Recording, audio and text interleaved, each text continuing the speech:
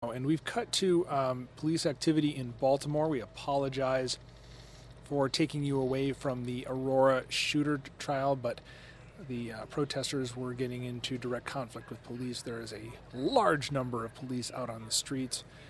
Right now, you can see the protesters here. Looks like they're throwing rocks. Some are holding signs. And things were escalating to the point where we felt the need to break in here. So we are monitoring this situation and the Aurora shooter trial. We apologize for leaving that. That is also a very important story today. But we felt the developing situation here was worth going to live. So we will monitor both situations and get to them just back and forth as we can.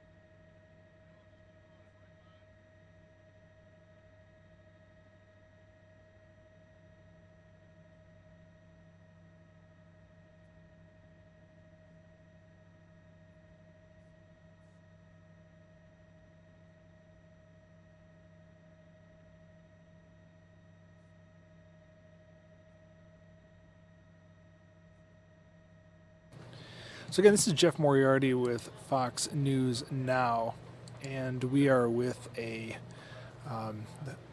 protest in Baltimore over the death of Freddie Gray has turned violent. What you're watching here are protesters throwing rocks. The police are retreating over the face of a large crowd, throwing rocks at the police. We're trying to get more information on this as we can. You are watching live scenes from Baltimore. So the protest of death of Freddie Gray, who died while in police custody.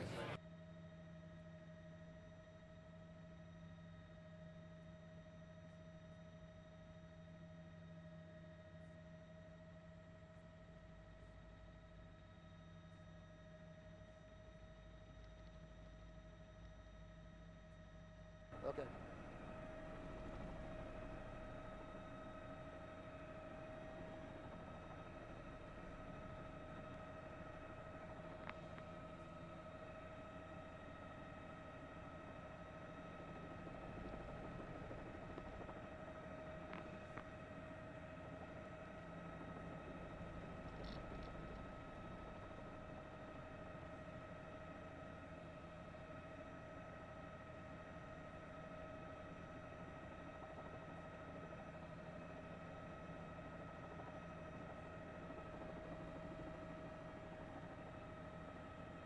Mary, we've seen this escalate from a lot of people in the streets and a little bit of damage to a 7-Eleven to some serious rock throwing.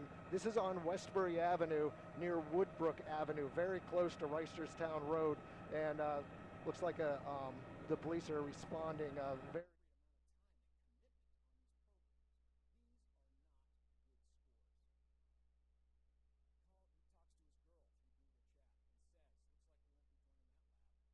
So audio that we are getting from the scene is intermittent, so there is no actual good audio feed that we have on this right now. We're going to stay with the visual feed and get as much information for you as we can. As you can see, the look like tear gas is being deployed by the Baltimore Police Department.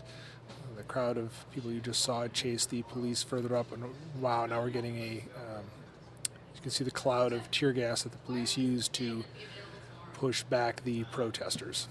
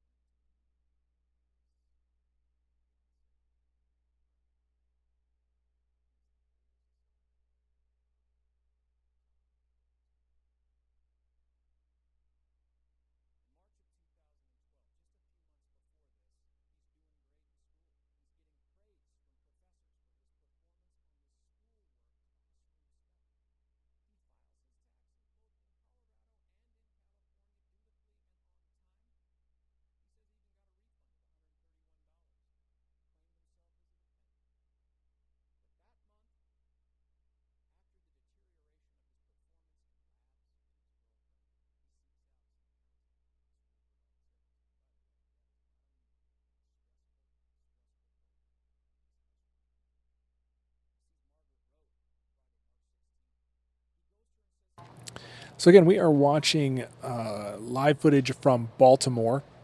This is aerial footage from an affiliate out there. These are protesters that were clashing a little while ago with police. There's a large police presence on the street, and they were throwing rocks previously at the police. You can see there the shot. They've sort of formed a bit of a phalanx. They have several armored vehicles up there. The police have previously pushed further down into the residential area and then were pushed back by the protesters throwing rocks.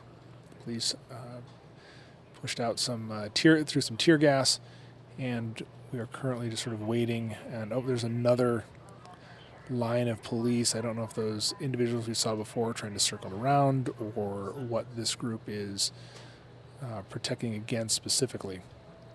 We're working to get more information on this.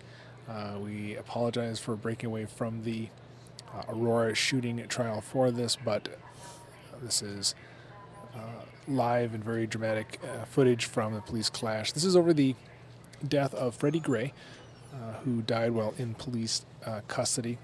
The police have admitted making mistakes in the handling of Gray, and it's caused enormous outrage amongst many of the citizens of Baltimore. So this is Jeff Moriarty with Fox News Now. We'll be staying with this as long as we can, and then returning to the Aurora trial shooting opening statements as soon as we are able.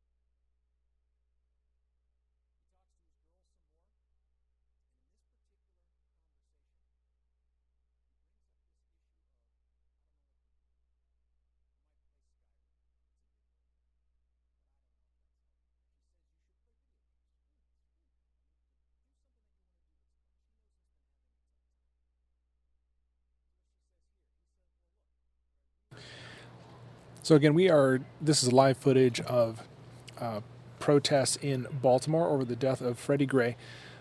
We saw just a moment ago protesters push back up to the police position where they had a phalanx in place. The police have shields. They are in full gear and were shooting tear gas canisters before. The individuals, the protesters you see here, charged and were throwing rocks. This is at least the fourth time we've seen individuals advance on the police position, throwing rocks and debris off the ground, and the police kind of push them back. So there's a back and forth going on right now between the locations for the police officers and the protesters. We will be staying with this as long as we can and bring you more information as it develops.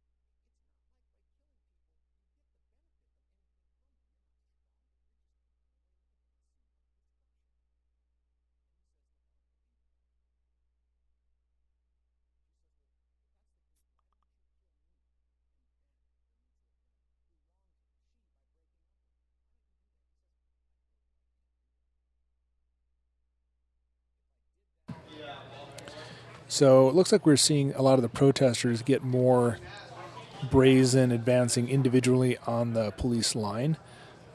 Looked like that person might have been hit with something. I don't know if they have rubber bullets or what's going on, but he then retreated. What's kind of mind-blowing to me is that just appears to be regular traffic there on the right. I don't know why that would not be completely closed down.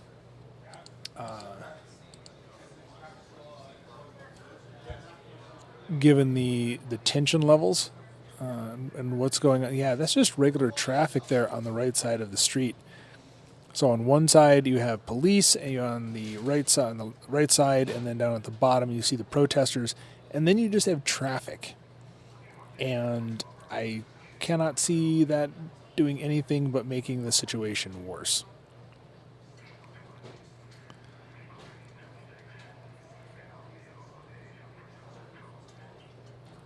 This is live footage from Baltimore. It started with a protest over the death of Freddie Gray, and now we've been seeing a back and forth between the police and protesters ever since.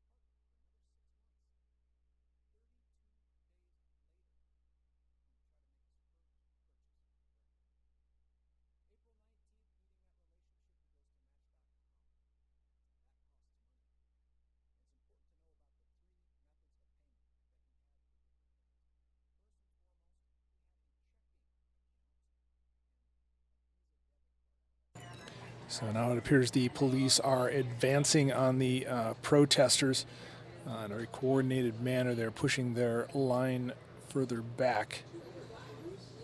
I still see some protesters advancing. There's someone there on the left side holding a sign. Somebody there in the middle of the street egging someone on, trying to encourage some action. And rocks being thrown again. You see a lot of rocks and debris in the roadway. This was from earlier clashes. These are live scenes from Baltimore. We'll be staying with this feed as long as we can as the situation develops.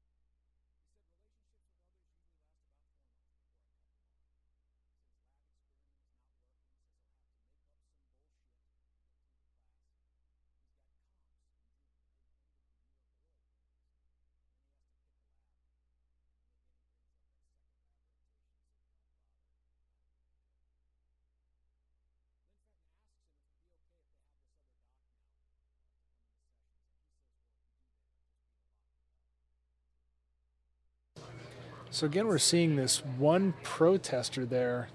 This is actually really fun to do play-by-play on it. And he just went out of the frame, but it almost looks like he has a sweater around his neck. But he's been out there instigating, really kind of pushing things with the crowd. He's kicking things on the ground, trying to encourage greater levels of action here. And you can see the police now do have that whole street cordoned off in both directions, which seems to make a lot of sense. They're turning people around as they try to get closer.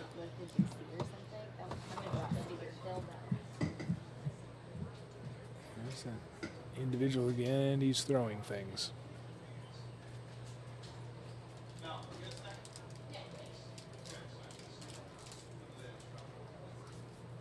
It's probably not a sweater, it's probably more like a scarf or something else. I can't quite see from here, but that might be something pulled up around his face to hide his identity. Now the police are marching forward.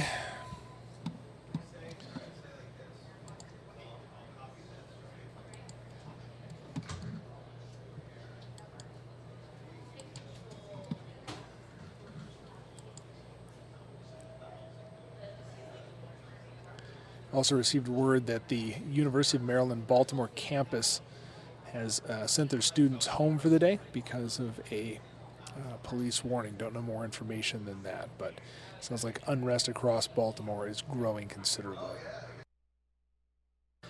Also, we have a report that at least one officer is hurt. We don't know how severely, and I don't think we actually saw that here, but it is hard to tell with the different footage. So again, this is Jeff Moyer with Fox 10 News Now. It looks like either pepper spray it looks like they were spraying out. You might guess based on what I've seen before, but I'm not clear who they're spraying it at, unless they're simply trying to get it. If they are upwind of the protesters, they might just be trying to get it, airborne enough to kind of deter people at a distance.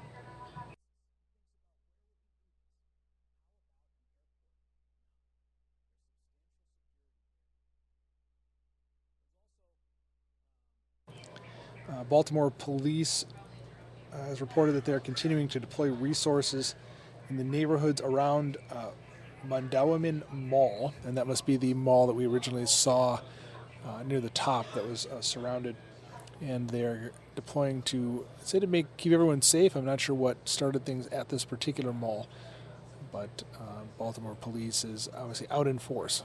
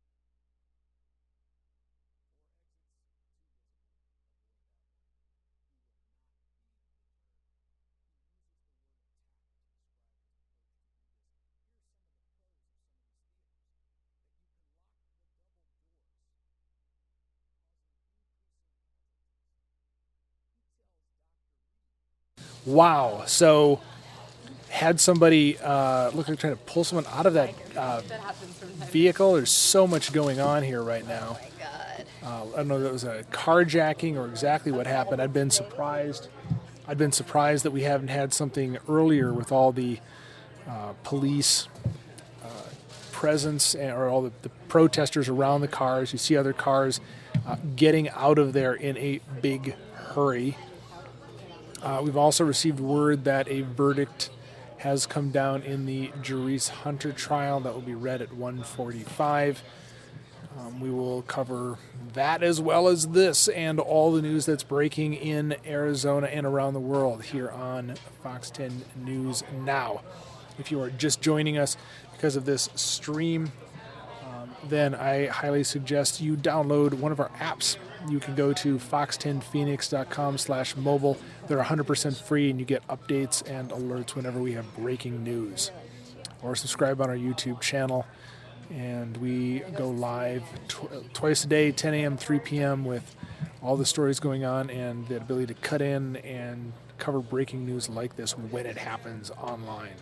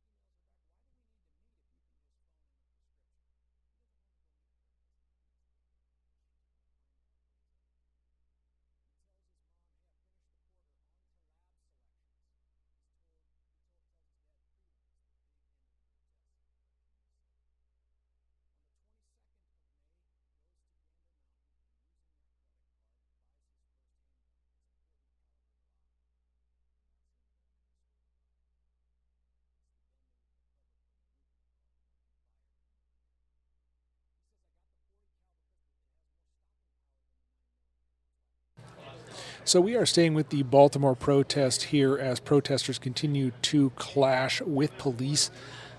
These protesters were protesting the death of Freddie Gray. When things got very heated, the protesters were throwing rocks. We have a report of at least one officer injured. Tear gas canisters fired into the crowd, which has retreated down several roads in Baltimore with the police in pursuit. We do have, well, I shouldn't say in pursuit, they are advancing, keeping a line, trying to get the protesters to disperse. As I mentioned previously, there has been a verdict in the Jerice Hunter trial. We don't know what that is. That is scheduled for 25 minutes from now, 1:45 Arizona time. We will not be able to carry that live due to some restrictions imposed upon us, but we will announce the verdict as soon as possible and feed that video back of the verdict and then play it for you as quickly as we can get that turned around in our system. But we will have that coverage for you as soon as possible. So verdict in Jerice Hunter in about 25 minutes. And in the meantime, we will continue with the video of the protesters in Baltimore.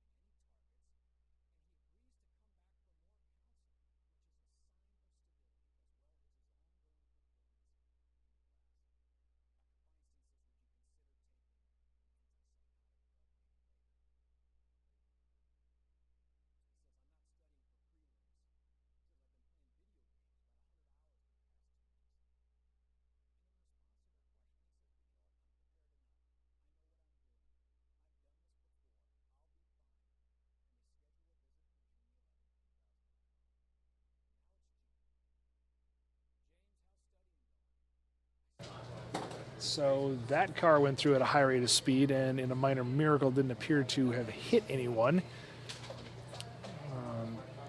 As the protests advance, now we see an active construction site here as the protests continue to move throughout Baltimore. They're hitting more and more areas where people just have either perhaps aren't even aware that this is going on in other parts of their city and having to deal with it.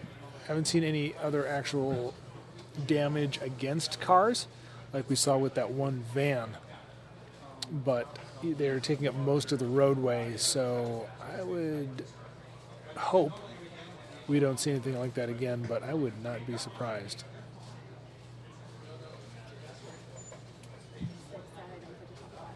They're picking up more rocks. That's a construction site, so if you're looking for debris to throw, that is a arsenal.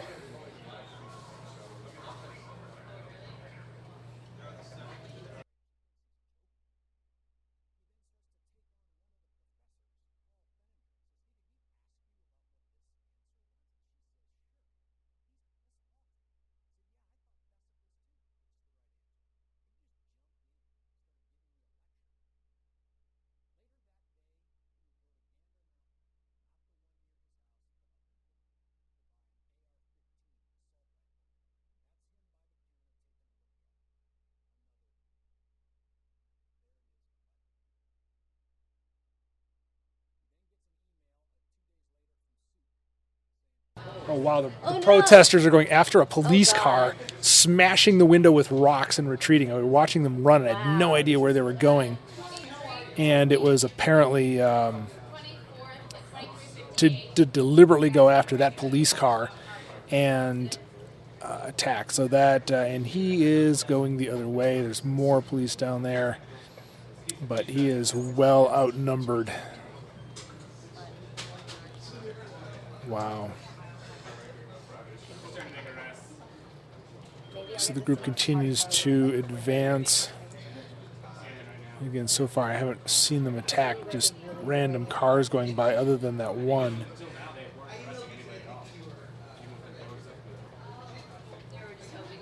After the meeting is hard because there's just a lot of laughter. Incredible.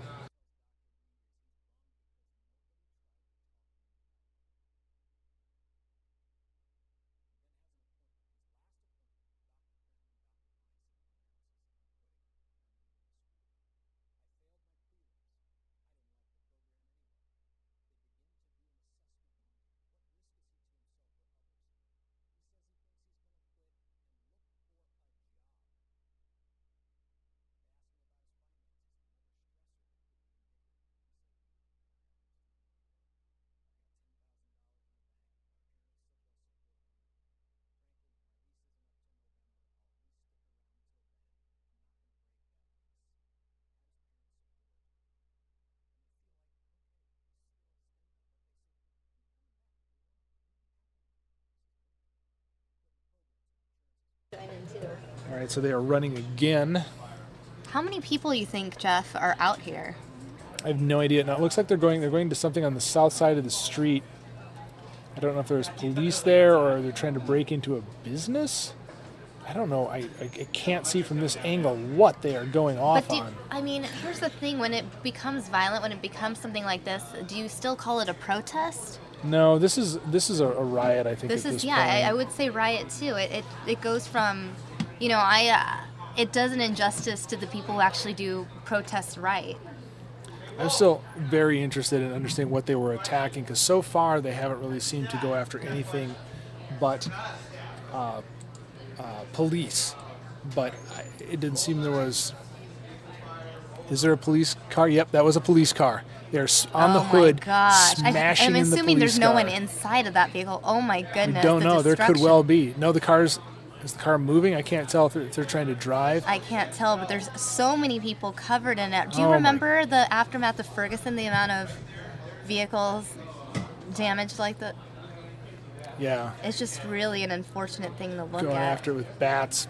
And Again, we are not clear. I'm Freddie sorry. Gray's funeral was today.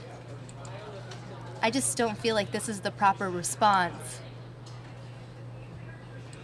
I don't think this is the proper response to anything, personally. Right. There's no reason to justify this. Protest all you want peacefully for days and weeks and everything, but this is just bad.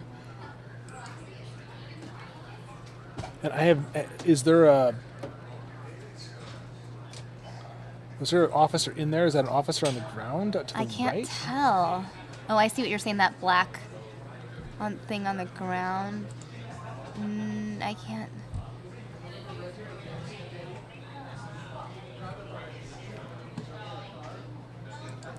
But in that situation, what do? Let's say, hypothetically, there was a police officer in that car in the driver's seat. Do you just drive forward? Then what happens if you hit people? Then there's a whole nother situation to debate over. That's insane. There's somebody going in through the left side of the car, pulling stuff up. Looks like they might have a shield.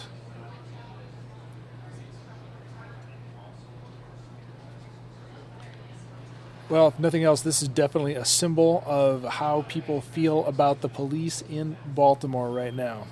That car is serving as a symbol for all of their frustration and rage. And I can only hope that the officer was able to get out of there.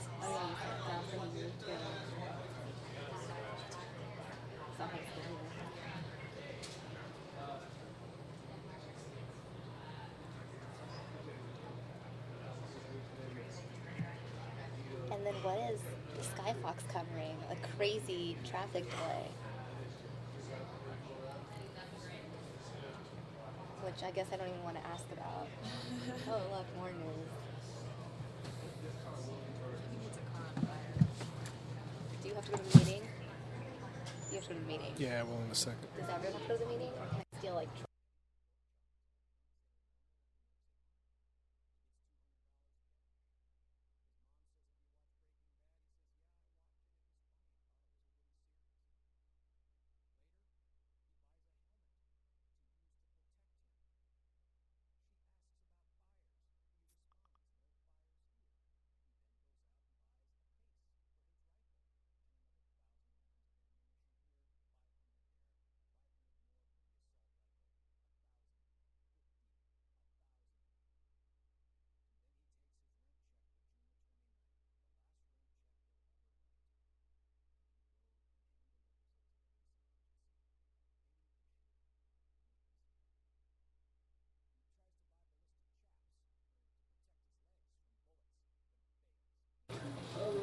And because whenever it rains, but it pours, we also have northbound I-17 is huge backup. There's a truck and trailer fire. You can see fire crews on the scene putting that out, and if Skyfox pulls back further, you will see exactly how far this is backed up. That's a local story.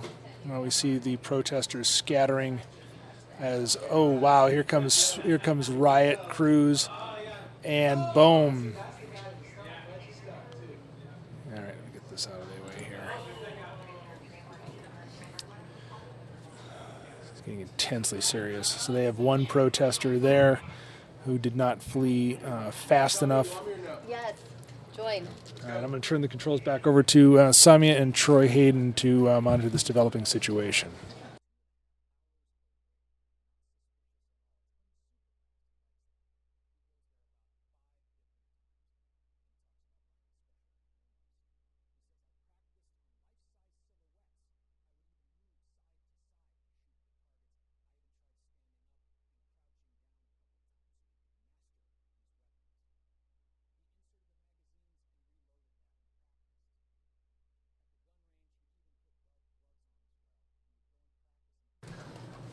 All right, everyone. Joining me now is Troy Hayden. Troy, these pictures are just crazy. Well, I've been listening to this on the way, and I just got into work. And then what we saw there, we're losing our signal, but what we saw there for a while was a group of protesters jumping on top of and destroying a police car. There we are, we're back on it now.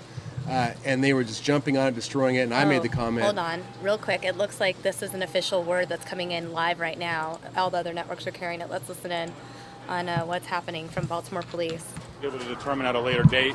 We're going to go back and do an investigation, and we will find the people that are responsible, and we will put them in jail. Who do you believe is responsible? Right now, it is a group of lawless individuals with no regard for the safety of the people that live in that community or the safety of our police officers who are there to ensure that the people who live and work in that area could do so safely. Were these the high school students? I don't know who's out there right now. That's something that we'll be able to determine as this event goes on. What we do know is that they're criminals. They attacked officers without provocation. They have no regard for the safety of the people that live in that community, and our officers are working hard to bring about order. Is this related to the Freddie Gray protest? We're not going to speculate as to what this is related to. We're dealing with the situation right now. You can hear officers responding out there behind me. Right now, our focus is making sure that the people that live in that community are safe and that our officers are safe. Can you speak to the size of the group that you're dealing with right now? I don't have an estimate of the size right now. Obviously, it's a large group of people spread out over a pretty significant area. Our officers are deploying as quickly as they can. Our primary concerns right now are making sure that our officers stay safe. I can't emphasize this enough. We have 7 officers who were injured during the course of this. They have broken bones. One of them is unresponsive. This is not okay. Our officers went out to that situation to make sure that the people who live in that community were safe, and we're going to continue to do what we can to make sure that those people stay safe. We have that obligation to the city. Yeah, I don't want to speculate about any correlation between the two. What we know is that this morning we received a threat. It was run through our intelligence section. That threat was determined to be credible, so we took the appropriate precautions of ensuring that that information was not only distributed internally to our officers here, but to law enforcement agencies nationwide. Right now, are you going to be taking throughout the night? To know what type of preparations you're going to be taking throughout the night if this continues? It's too early to know that. Right now, we know that we have officers that are still responding to that location. We're doing what we do in these types of situations to bring about order. You're going to see tear gas. You're going to see pepper balls. We're going to use appropriate methods to ensure that we're able to preserve the safety of that community. Can you talk about the genesis of how this came about this afternoon? I know businesses downtown closed at about 2 o'clock. That the Mondawmin Mall closed. Do you know exactly how this came together? Was this a planned protest or was this a spontaneous act? Yeah, I don't want to get into that right now. We're in the middle of this situation. Our focus right now, we need to let people that are in that community know that we're doing what we can to ensure their safety. We're sending extra resources and deploying police officers to make sure that that neighborhood is safe, that the people that are trying to get home from work can do so peacefully. Was it bricks, rocks? What were they hurt with, the officers? that's something that we're going to figure out. We know that rocks are being thrown. We know that bricks are being thrown. We know that our officers have been placed in harm's way, and we know that 7 of them have been injured. And we're going to do everything we can to make sure that another officer isn't. So again, you're going to see us use appropriate measures like tear gas and pepper balls. As we're able to provide more information later in the night, we will do so. Thank you very much. Let me give you the spelling of his name. Again, that was Captain Eric Kowalczyk. That's Kowalczyk. Captain Eric Kowalczyk. Please keep up with our social media sites. We'll be giving real-time updates. That's on Twitter and Facebook. Should we stay here for further updates? Now, are you guys come out again? I'm not going to tell you to stay here. If we have another pressure, it'll be up on something else. Yeah, the picture there. All right, well, we just heard a captain with Baltimore Police Department come out and say that they've had 7 officers injured in this rioting. And I wouldn't be surprised if that number grows. I mean, the riots haven't stopped. No, and for the first time since I've been seeing this coverage today, we saw a very quick use of force in that one small area where the protesters were jumping on top of the police car. I'm going to pull that protest back up right now. Yeah, so here we're looking at some more video. Now, this is coming in live. I don't know if that's smoke or if that's tear gas or what that is, but there's definitely something in the air there. You know, the thing that gets me about this, and for people who are just tuning in, this is in response to a young man who was arrested, I think about a week and a half ago now. Right. He was laid to rest today. That man was arrested, and then he died in custody. Well, there's another police unit that appears to be being attacked or looted. You know, and oftentimes, and this is a bad scene too, there's all sorts of things in these police cars. Oftentimes they'll have a shotgun. See, there's somebody's jumping on there and smashing the windshield. There's a shotgun in there. There can be weapons in there. There can be police computers in there, bulletproof vests, all kinds of tactical gear. Right. And that they've got this trunk open. Who knows? And what they're taking? Yeah, yes. Exactly. And now those things are going to be out on the street. And every time I see something like this, you understand that there's definitely an undercurrent of anger, animosity, just towards law enforcement officers. But this doesn't. What does this help. solve? It doesn't solve anything. No. It doesn't help prove your point. If anything, it just upsets people. It looks like we have lost that feed again. Hopefully, we'll be able to get that back soon. In the meantime, we will go full on our it appears, this sort of thing, when I watch it, and again, I've never been a young African-American male who's been beaten up by police, but it seems like an excuse to go out and just do damage. You don't need to do damage. We saw it with Ferguson. You don't have to destroy police vehicles. You don't have to destroy cities. It's not right. I mean, we've had people peacefully protest here in Phoenix over certain, officer-involved civilian deaths. Sure, but I feel like if you're going to protest, do it right.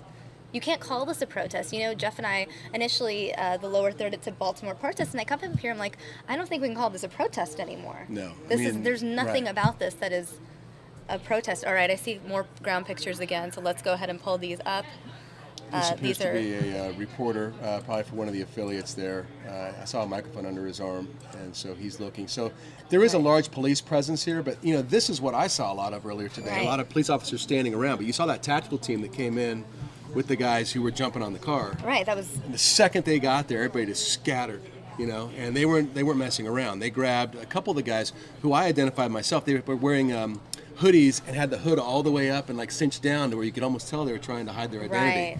And I said to somebody, we were watching the live feed coming in over here, and I said, watch this guy. He's going to set this car on fire. He's going to do something because he's hiding his face in and out of the car. Whatever he wants to do. Right. So they came right in and got him right out.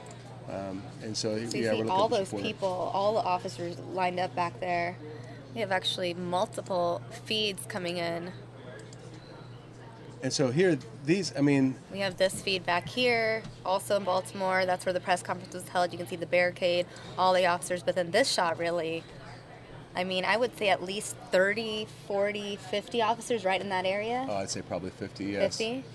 And now they're wearing tactical gear. There has been a reluctance on the part of the city to have them come out in full tactical gear. And we saw the response in Ferguson. Remember the backlash? People coming through with old military hardware, surplus hardware, coming through in tank-like things. Right. And people were saying, what, are we occupying our own streets? What are we doing? We're back live here. Police have moved So this is a raw shot of a reporter out there, and this is what you're dealing with out there in the field. So he's talking to somebody back at his news desk, and I'm sure they've got several different reporters out covering this. But where this reporter is at, oh, there they go. Now the police officers are on the move. So what they'll probably end up doing here is they'll try to sweep this street and move the protesters away from an area. So they're moving now. This is very interesting to watch.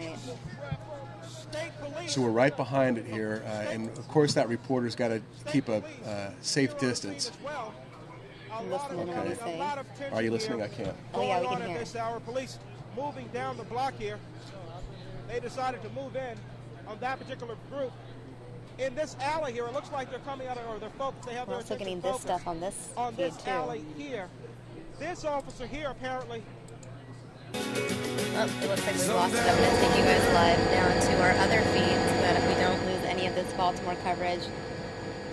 Now this appears to be more of a side street here than what we've been seeing. It looked much more urban in some of those other settings, or at least more of a commercial type area. This appears to be a residential area here, so I don't know exactly what they're looking for. Maybe they're looking for some of the protesters, rioters, people, students. I've heard them called students, young men and women who have taken off and run down. So we're losing all of our feeds. No, we got the other one back. Oh, okay. Again. Bear with us, guys. Yeah, you're very good at switching these things around. I'm very impressed. Once you've done it for 5.5 months, you figure it out. Well, whenever I watch these things, I do. I'm very thankful that we live here in Arizona. To be honest with you, I know that we have issues, but you made a great point. We had huge immigration issues here 3 or 4 years ago. I mean, to the point where it was boiling over, and we had, I think close to 500,000 people, if not more. Thank you, Michael. And then marching through the streets, but we didn't see violence. No. We did not see violence. Now we saw traffic interrupted. We saw some. Thousands of people can march, and that's fine. Right, and you are making a point. Yeah, and that people understand that, and that's the right way to do it. Because once you cross over then into really criminal behavior, and I remember during that immigration time, there were a group of young students, and they were, I believe, DreamAct students, but they were pretty well organized, and they set up right outside our station here, and they all lay down in the middle of the intersection, and I think a few of them had those, it's like a long, almost a pipe, like a metal pipe, where they handcuff their hands together inside the pipe, so they can't get to them. It's very difficult for them to pull, so they become like a human chain. Right. And they laid down there, and they definitely disrupted traffic. They probably frustrated a lot of people who were trying to get out. And they still made the news, but in the right way. They weren't destroying things. Right. They weren't trying to take on police officers. So it's, like I said, it's sad to me that we watch this. But again, at the same time, I'm coming from a place of a nearly 50-year-old white guy. So do I understand where all these people are coming from? I really don't. But I haven't lived their life. Right? Right. But I can say, sitting back, no matter what you've been through, I don't think it's okay to come out and hurt other people, destroy crimes. Somebody's business. Exactly. I mean, don't do things that are going to cause you to then get arrested. Yeah, because who are you helping at that point? You're not helping anybody. So again, we're looking at this live picture. And I don't know exactly what they're looking for here. I don't know either, but I know both feeds are sending us this, so they must be. There we go. We got some activity right here. Now that appears just to be a group of people standing around. I don't see any debris in that area. There are no fires. The windows all appear to be intact. And you heard the police captain come out just a short time ago and say, look, we've had 7 officers injured. We have broken bones. We're not going to take this anymore. So you would imagine that we're going to see a little bit of a ramp up in police tactics as we go forward on this. But if you're joining us now, you're watching Baltimore, Maryland. A young man was taken into police custody. There's been some debate about whether or not he should have been arrested in the first place, and he was arrested, and he ended up dying in police custody. Right. He had Within like a broken week, back and things like that. So that was not good. Are we on right now? Yes. Okay. And so now his funeral held today. About hour and a half, maybe 2 hours ago, and we're seeing a response. Now, reports I heard from other media outlets coming in is high school students were planning what they called a purge, and they kept saying, "What's purge? What's purge?" I believe, and I don't have anything to back this up, but mine. Did you ever see the movie The Purge? No, I didn't. Okay, there's a movie called The Purge. There's actually 2 of them, and the concept is one night out of the year, one 24-hour period, you can do whatever you want. Criminally, you can kill people, you can burn things down, whatever you want, and there's no ramifications. It's called the purge. Oh, who decides there's no ramifications? Just in this movie. It's fiction. Okay, I was like, what? Yes, and so it's a future time when lawlessness was crazy and they become super crime and punishment heavy. Right. But one day a year you can let it all out and do whatever you want. So that's what I think the purge is. By the way, I do want to address all you guys asking questions. What's the verdict? What's the verdict? As soon as I find out the verdict in the Jerice Hunter trial, I will let you guys know here on News Now. We are watching. Yeah, 1:45. Is that what we heard? Let me actually get my verdict? phone just in case Mia texts me. And I'll keep an eye on that too. And she did say she had her phone with her. Looking now live, so we're covering two breaking news stories. The Jerice Hunter trial, which has been going on for the last couple of months here in town. A woman who accused of killing her 5-year-old daughter, Jessie Shockley, in just a horrific way. And so we had a kind of a shakeup on the jury where we had a woman who was pregnant on the jury who had to leave for medical reasons, and we had somebody else come on that jury. And it was so quick, the decision, though. Well, you know, I mean, the thing is, the other jury, yes. Yeah, once we got the... Are we getting that... Right, because when the initial jury was deliberating, and again, we've lost that feed, so I'm going to go ahead and take us back here. I'm going to keep an eye on Mia's. With that initial jury, when they started deliberations last week, after they spent more than a couple of days on it, there was a lot of concern. Suddenly, today, you have a new juror. Right. They have to start an entirely new deliberation process, and here we are just a couple hours later. Right, 51 seconds ago from Mia, we are sitting in the courtroom. Jerice Hunter's not here yet. No family either. Wait for verdict to be read. So that was 51 seconds ago. And so remember, she's in the courtroom. Those of you who tuned in for the Jodi Arias verdict, it was scheduled for, I think, 8:30, and we waited about 15 minutes for that one as well a few weeks ago. So. Not surprised it's not on time, but we do have these images back from Baltimore, so I'm going to continue to carry these live for you guys. I want to read what some of the viewers have to say about these. Yeah. I'm looking at some other feeds that are up from different news agencies, and it looks like there's a large group of people going into a drugstore or something on the corner over here. So the rioting is not over. The protest.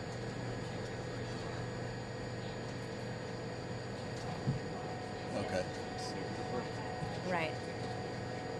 One of the jurors gone. And you'll let me know when it's coming in and where we get it. Okay, so we were just told by our executive producer, Steve Levi, that we're not going to be able to take you inside the courtroom live when they read the verdict. We will have it tweeted Get the live. verdict, and then we'll play what happened inside the courtroom as soon as that video is fed to us.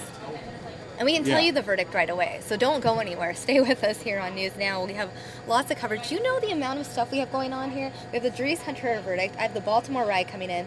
Here we have the opening statements in the Colorado shooter trial that we were carrying previously, which just went to the backside after all this other breaking major news happened. Yeah, and opening statements are always interesting because you kind of get an idea of what the case is going to be, on both of them.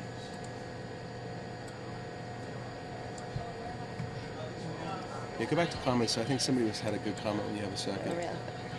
So again, I've got Mia's Twitter stream up.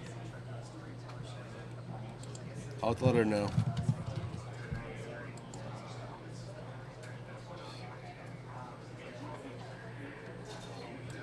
And it's Mia Garcia Fox 10 if you want to follow Mia directly. I'm telling her we're all watching your Twitter feed. Hey, we could go live. Steve just got an email from Karen Era. Guilt phase verdict can be aired. It can be? Oh, wait. After it has been read. Same rules. Yeah. All right, guys, I want to read some of your comments. Yeah. All right, Halala426 saying white people have not been oppressed by blacks the way blacks have been oppressed by whites. Not saying I agree with the rioting as much as whites can't have the same pent-up anger. I Just agree. realized we have lost that feed from Baltimore again. Oh. Well, they're spotty over there, aren't they? I know. Yes, I mean, and you know what? That's an excellent point, and I keep bringing it up. I think that's why it's hard for a guy like me to understand. Right. And I've always had a good relationship with police, and I know that not everybody has that. Right. But again, as that person just said, was it Halala? Halala. Yeah, you're right. At the same time, you can't go out and commit criminal acts. That's not helping anybody out. And You know, and like I said, in a way, I mean, I totally understand the anger, but it's how you vent the anger. Right. And I know, you know, I've heard from a lot of people that they feel like they're powerless to do anything else. You know, they're not. Maybe I don't know. You'd think that there would be like a local political leader. I hate to bring up Reverend Al or whatever. Right. That's who you think of, though. You think of Al Sharpton. He gets stuff done. I mean, love him or hate him. He does things the right way. Sometimes. I mean, sometimes he's a little. Yeah. He's not out in the streets of Baltimore destroying cars. That's what I mean. What'd you say? He's not destroying cars. That's all I'm saying. No. He has his own issues. But what he's really good at doing is organizing. Mm-hmm. So, you know, he'll come into town and he'll have his people get everybody together, and the next thing you know, you're looking at tens of thousands of people, and you're looking at boycotts of different things, and you're looking at some real political action. But I mean, the Reverend Al even, I don't think, would want to be associated with what's going on down here. Absolutely not. And it's interesting because this has been an ongoing, you know, conversation that we've been having in the media and as society nationwide for the past year, ever since the Michael Brown shooting in Ferguson with the Eric Gardner death in New York. In fact, Eric Gardner's family members were at Freddie Gray's funeral today, is what I heard. And it's just interesting because there's so many different responses. Because I remember, you know, when we were covering Eric Gardner protests right here on News Now, they took up a lot of those streets, but relatively peaceful. Then you have the guy that's so angry that he shoots 2 cops dead in response to Eric Gardner, whose name he called him Eric Gardner in his Instagram. And those are people that are just looking to fight, looking to cause, you know. Or they're right on the edge anyway. And that's what I mean, and it's terrible. Pushes them over. It's terrible, and it's like, it's unfortunate how people can respond to the same circumstance in such different ways. Well, what's sad to me, and you're going back to, you know, 5 or 6 months ago, but I mean, think about 50 or 60 years ago. You know, you're right. I mean, people were marching in the 50s for civil rights. Martin Luther King would 60s. Not be down with us by any means. This is not. No, but what I'm saying is, it's now we're looking. How many generations is that? It's probably 3 generations now since all the civil rights marches. Right. I mean, you're looking at elderly grandparents who are probably part of those marches, and they've got kids, and so it's like it's their grandkids. So they're still having the same issues. And, you know, that's a failure, I think, well, I don't want to... From our community, from their community, from all of us. Right. Oh, gosh. Oh, my gosh. What's going on here? Right here. What the heck? Okay, this looks like it's our ground footage. And it's screaming. Let's get...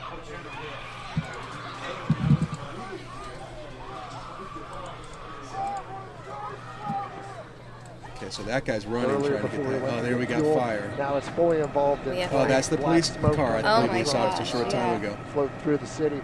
There's still a large group of people. We should listen to that. I'd like to hear that helicopter. I don't know if I can take it. I'm going to just ask.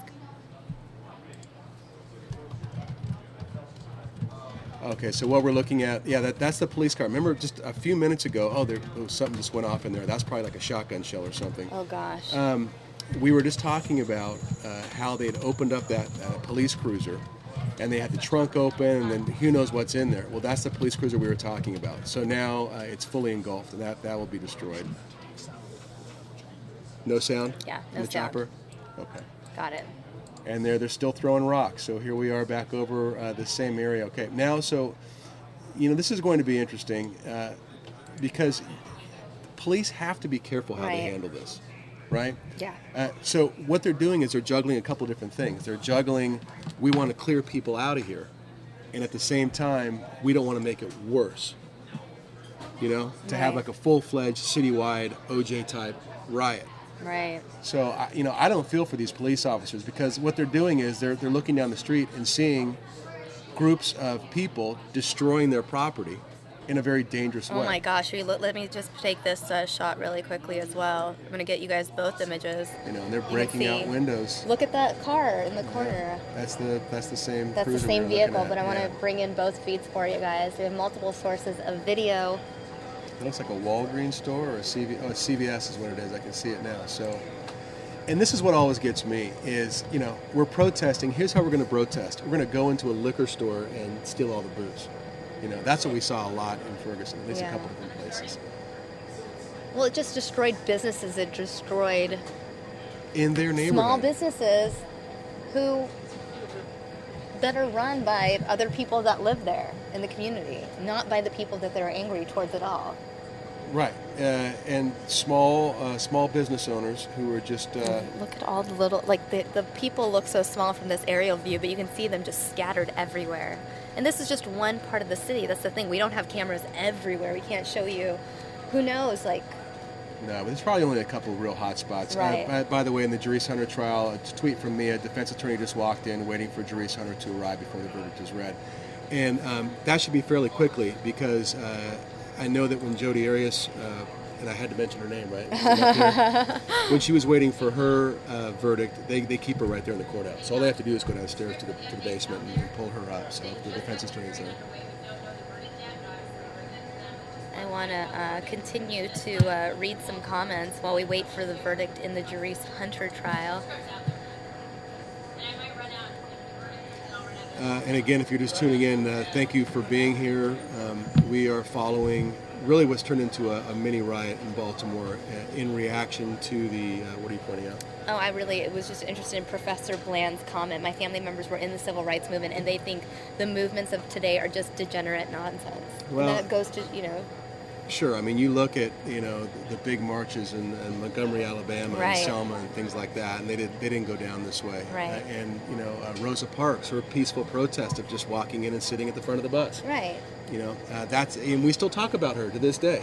She didn't throw a rock. No, not at all. If you want to actually make history, you have to do it the right way.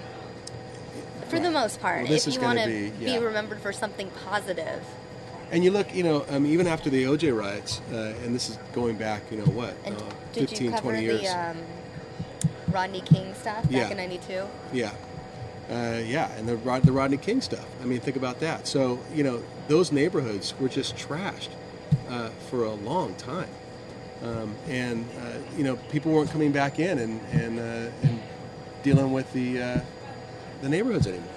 I'm reading just some of the chatter here in the YouTube box, and someone's mentioning that people are stealing from CVS. Again, I don't have any official confirmation of that, just reading your comments. That's what we saw. So, I mean, now you've got the two, these are two different scenes. Oh, no, the CVS, I think, is right to the left of this, right? Is it?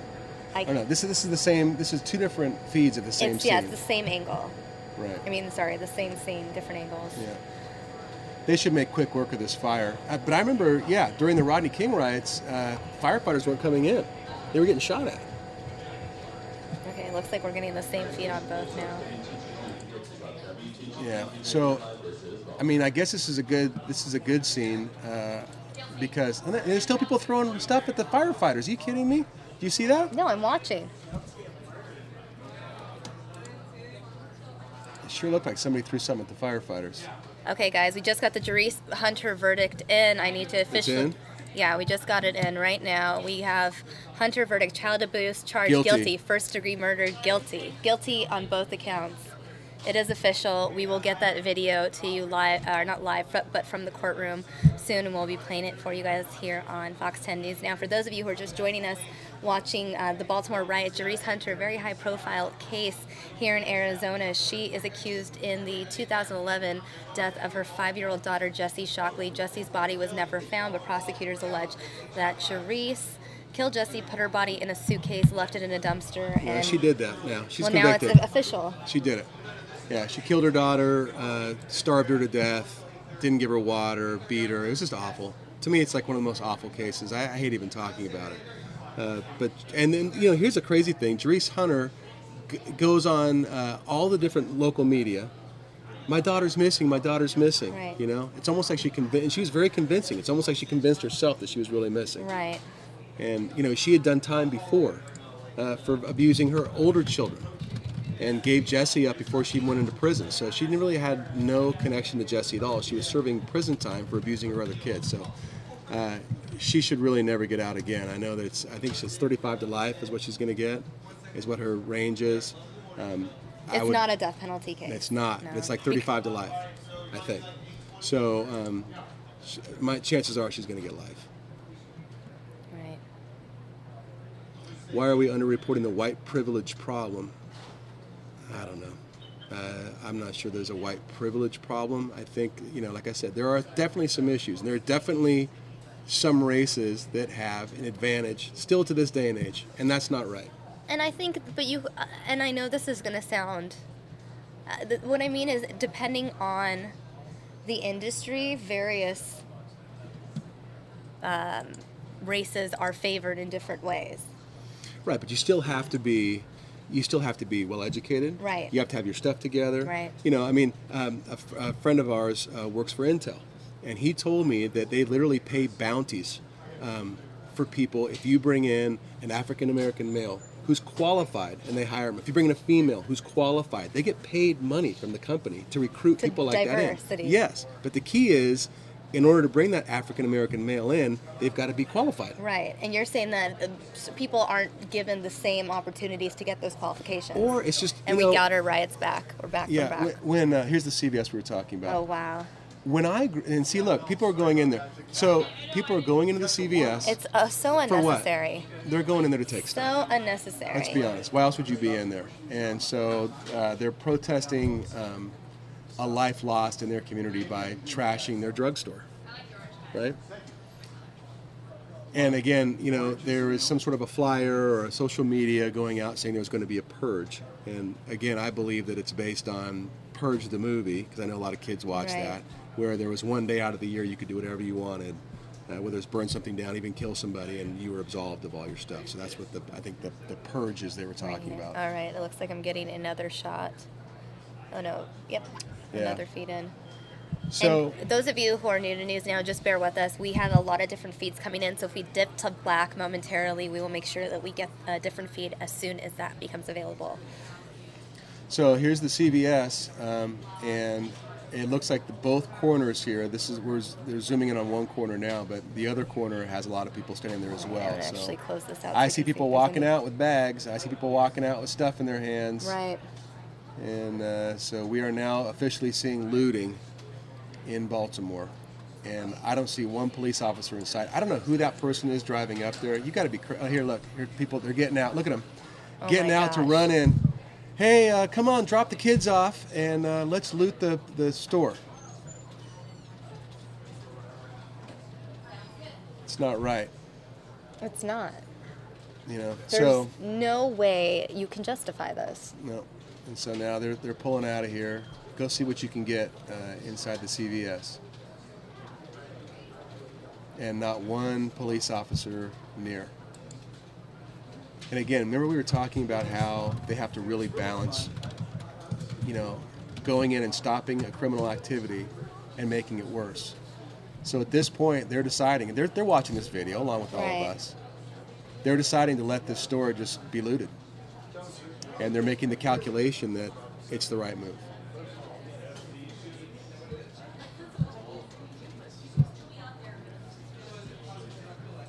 But you know what? Here's what I will say. The fact that we keep seeing the CVS store over and over again, I think is a good sign. That there aren't other locations, right? Yeah. Usually because we do have multiple sources of video, and if both video sources are giving us the same scene. Right. Again, let's go back. You can see the burning car, the police car, the same one we were looking at earlier. Now, is this the same police car that was... All right, we lost the picture again. Bear with us, guys. We will work to get that back. Was that the same police car that we initially watched get destroyed by all those people, all the rocks being thrown? I mean, I guess we wouldn't... I'm sorry, I'm reading what you say. There's a lot of chat going on. No, I find it interesting that our chat room... But... You know, no, what I was saying is that police car that's burning, is that the same one that was attacked, or are they attacking multiple police vehicles? I saw two different police cars be, destroyed. Right. One of them, it was a white car, and it pulled up, and they all were jumping on it and smashing its windows and things. And then the second, there were two. There's a van, and then in front of the van was a smaller unit. You have our feedback. And that unit was burning. There was the unit in front of the van. But before it burned, like I said, which I thought was interesting, actually disturbing, was that it was all open and they were looting that police car. So you can get all sorts of things there. You can get, like I said, scanners, police computers, tactical gear, whether it's a bulletproof vest, ammunition. Sometimes there are extra guns, you know. And, what is this? That is a helicopter, and maybe it's evacuating somebody. It almost looks like a medical, or is that a, what's it say on the side?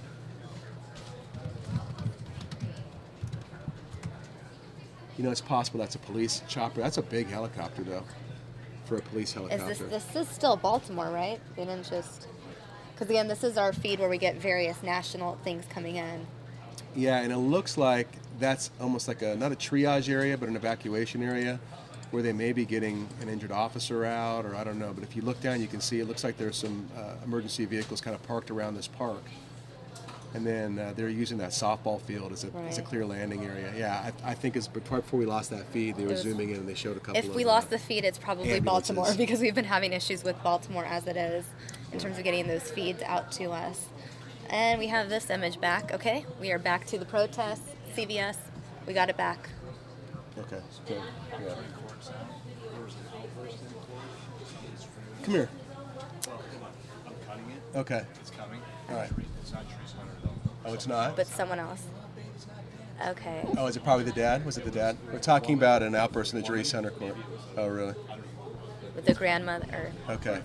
Grandfather. Maybe we got to get Steve Levi to take the mic every once in a while. He comes over here with great info. He refuses to. Does he refuse to? Yeah, but we do give him shout-outs on air. Steve Levi. But Steve just let us know someone Jerice just Hunter. outburst. Right. So we just told you Jerice Hunter was found guilty of the charges against her, but when that guilty verdict was read, there was an outburst in the courtroom. We were forbidden from showing you live video, live streaming, and so what we're doing right now is we're taking that video that we got, we're putting it into our system. We call it turning it around. So we're working on getting it. So stay here, and we'll have that for you in just a second.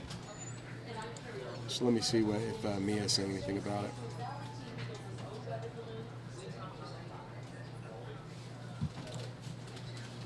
And I don't know, can you pull up Mia's that picture right now, just for the viewers who don't?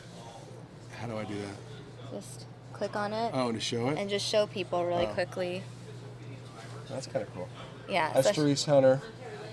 And then that's Jessie Shockley. That's her little 5-year-old daughter. Right.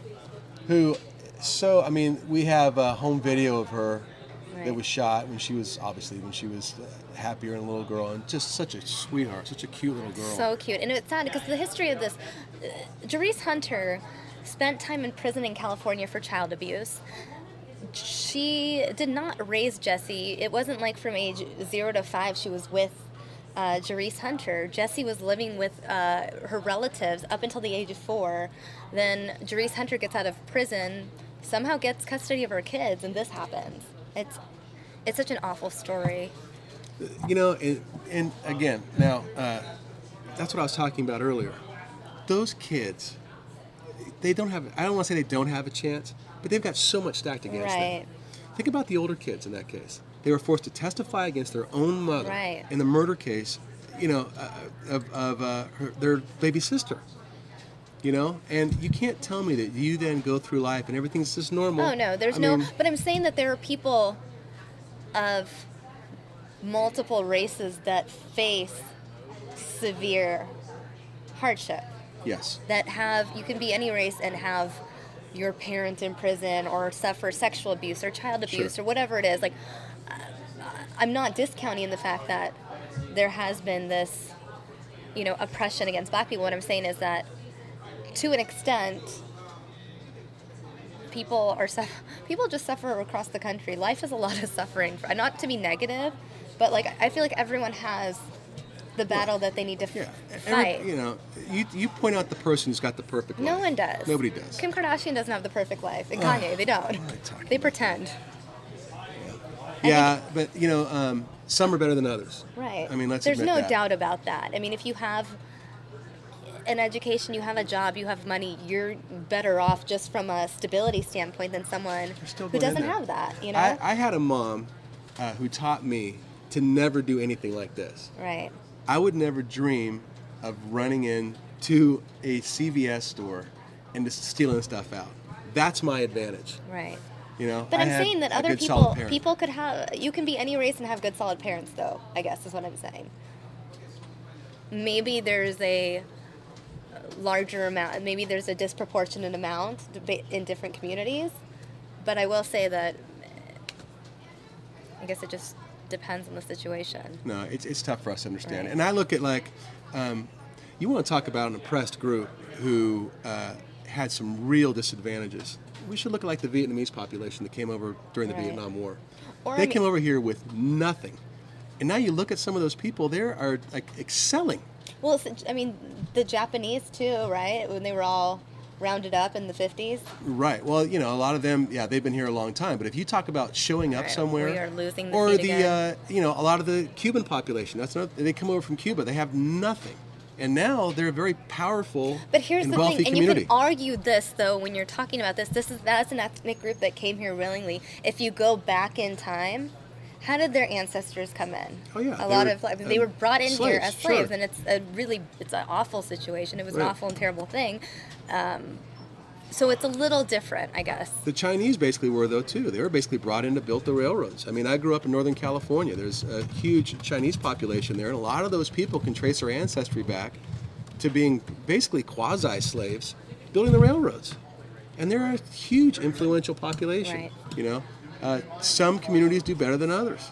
And some communities have, you know, some real disadvantages still to this day. And I think it really comes down to what's inside of you. Okay, I just got this Jerice verdict in. It's only 2 minutes. We're going to step away from the Baltimore riot for 2 minutes and bring you this Jerice Hunter verdict. I'm going to pull this up for you guys.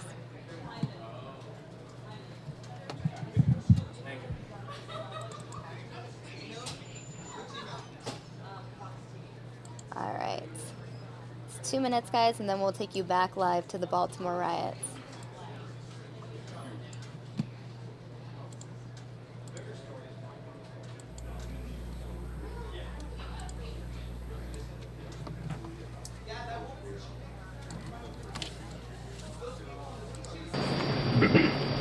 We, the jury, duly impaneled and sworn in the above entitled action, and upon our oaths, do find the defendant, Jerice Hunter, on the charge of count 1, type 1 child abuse as follows.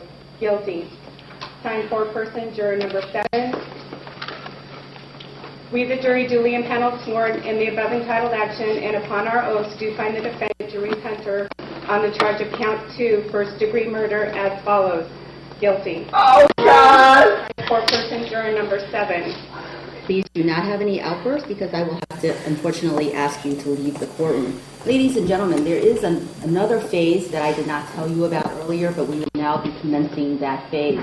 Do you have the jury instructions? Oh, I'm sorry. I forgot to ask the poll. Yes. Are these your true verdicts, so say you won and all? Yes. Thank you. Would either party like to individually poll the jurors? Yes. Go ahead. And ladies and gentlemen, the clerk will now ask you a question. All you have to do is answer yes or no to that question. Juror number My 1. baby is not dead! Excuse me. You will now... God, stop looking for her now. She's black! She's not dead! Please remove her from the courtroom. She's not dead! You racist! My baby is not dead! Juror number 1, are these your true verdicts? Yes. Juror number 3, are these your true verdicts? Yes. Juror number 4, are these your true verdicts? Yes. Juror number 5, are these your true verdicts? Yes. Juror number 7, are these your true verdicts? Yes. Juror number 8, are these your true verdicts? Yes. Juror number 9, are these your true verdicts? Yes. Juror number 10, are these your true verdicts? Yes. Juror number 11, are these your true verdicts? Yes. Juror number 12, are these your true verdicts? Yes. Juror number 13, are these your true verdicts? 14, Yes. sorry. Yes? Yes. And juror number 15, are these your true verdicts? Yes. Thank you. We will now begin the next phase, but I would like you to disregard the outburst that was just here in this courtroom. It has nothing to do with Ms. Hunter. She was not the one that needs out. Okay? Please hand out the jury instructions. All right, Troy, so that was the clip. Again, that outburst coming from a family member of Jerice Hunter. It's unclear which family member it was.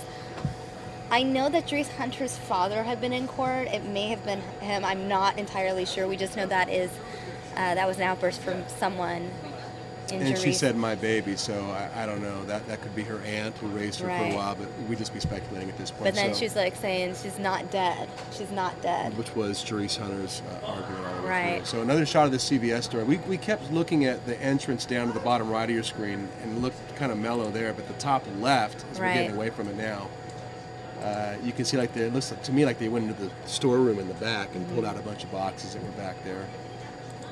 And again, this business is just being destroyed. Is that crime scene tape they've got up? It looks like yellow crime scene tape, doesn't it? I wonder if officers are finally moving in there. Yeah, it looks like there's some sort of crime scene tape that's been put up there, but nobody's heeding the crime scene tape. I wonder who put that up, because I haven't seen a police officer anywhere near this. Baltimore Riot we've been following for the last couple of hours now. Yeah, for those of you just joining us, this is in response to the death of Freddie Gray. Freddie Gray was laid to rest earlier today.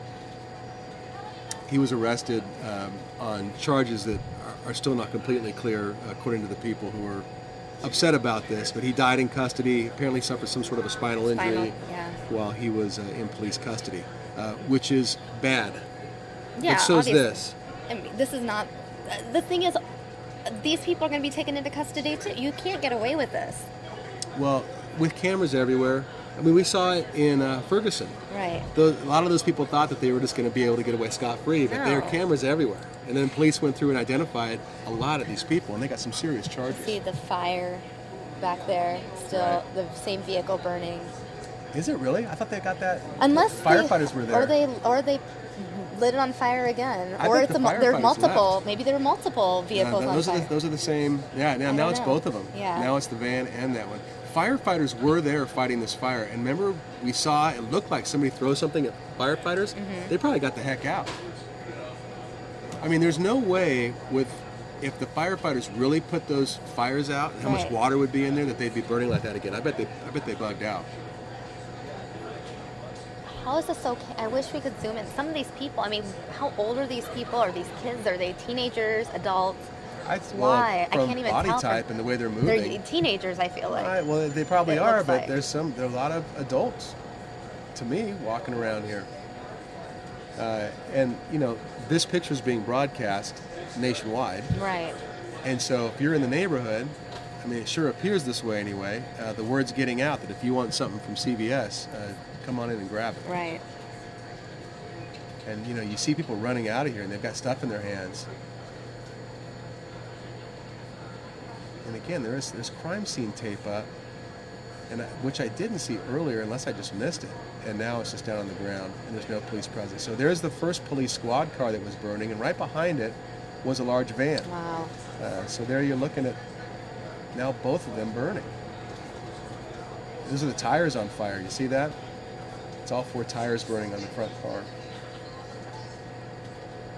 Nobody around those. Everybody's going for the free stuff at CVS. And, you know, it's a mob mentality, and they're not thinking into the future. But this doesn't help anybody else's cause. Not at all. And all it does is reinforce stereotypes that a lot of people have of different ethnicities and communities. So there we see the people going in the back door. Obviously, people going in, I shouldn't say obviously, I would imagine somebody who went in the front door went into the back room and opened up that back door. And so you saw a whole bunch of boxes, just like a storeroom. Look at this guy in the middle of your screen, that whole box of stuff. Okay, now they're taking off. I bet cops just showed up, so let's watch this. This could be interesting. Baltimore, #1 trend on Twitter right now, trending nationwide. I'm going to see if it's the #3 most trending topic in the world right now. Oh, I can imagine so. Hashtag Baltimore Riots.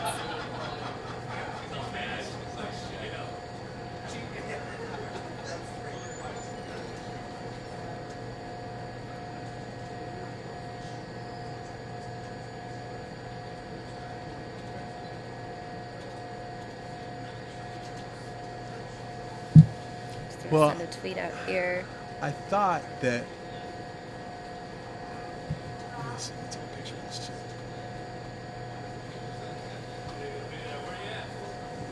For Twitter.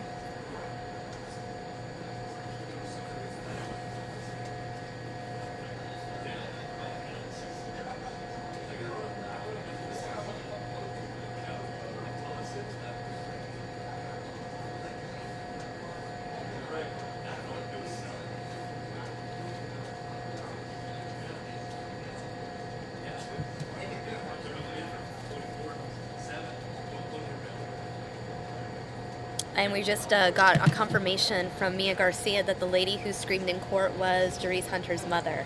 Was her mother? Yes. So it was the grandma. Yes, the grandmother of Jesse Shockley, the mother of Jerice Hunter, who was just found guilty. How are they spelling Baltimore? Oh my gosh, are you looking at this now? It's chaos again. I guess it's always been chaos since we've been streaming. The Baltimore Riots are trending, yeah. And you have the link.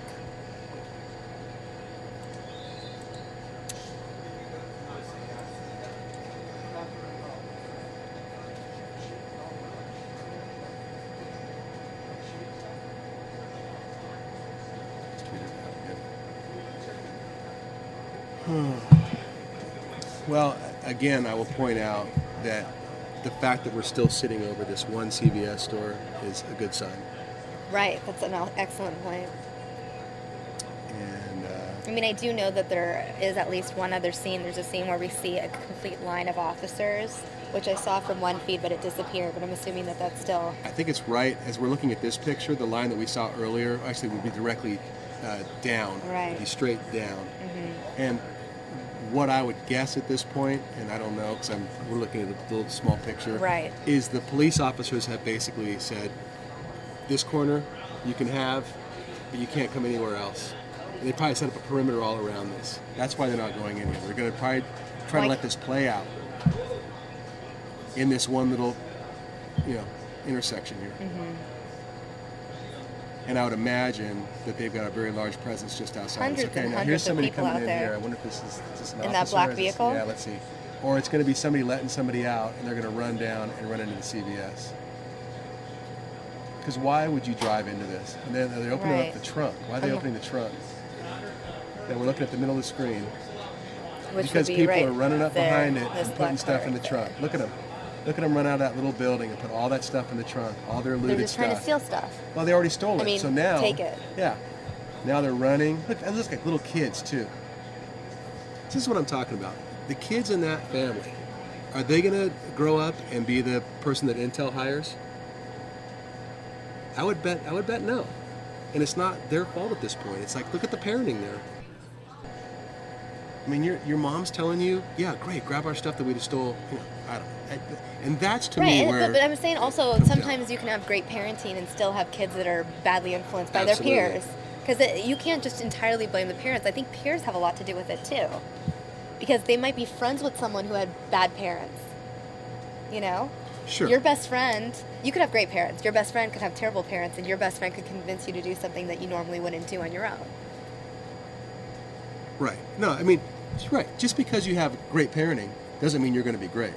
And just because you've got really crappy parenting doesn't mean you're going to be a problem to society. You're just typically at a disadvantage. But I tell you what, if I'm betting money, I'm betting that more people with good parents do well in life. That's not CVS. What is this? Or is it the same CVS from a different side? Yeah, no, it's a different building. This is it. Are you sure? Yeah, those are the two cars burning. So CVS no, I know, is to your but left. I know. See, I'm talking about the green building. Oh, yeah. There are people surrounding this building with this green sign, so I wasn't sure. No, like I said, I think they've given this whole intersection to the rioters. And like I said, they're going to let it. I think they're going to let it play out. That looks like an ambulance coming in right now. Let's see what happens here. Man, you hate to see emergency workers get caught up in this kind of thing. Right. That somebody's coming in. You know, you talk, or maybe that's a police unit. And for those of you just joining us earlier today, we heard from Baltimore police. We heard that 7 officers were injured in the clashes. So far, that was an update at least a half an hour ago, more than a half an hour ago. So again, we don't know. Remember we were talking about the other police car? So I didn't realize how close it was. So this is all in that same intersection. Right. I thought that car would be burning by now. That was the one that was attacked and pelted, and we saw those people jumping on it and just destroying it. Right. Yeah, I'm surprised it's not on fire. But yeah, look, see that guy at the bottom of your screen there next to the little motorcycle? That's an adult. And the way this guy's walking with that big bag full of stuff, that doesn't look like a kid to me. And those women on the right, those look like older women too. You're right. Maybe kids know better than that. Oh, or, you know, it started with the kids and then it got ugly fast. And a lot of people with questionable judgment are seeing this as an opportunity to get in and do something like this. Look at the number of people out there.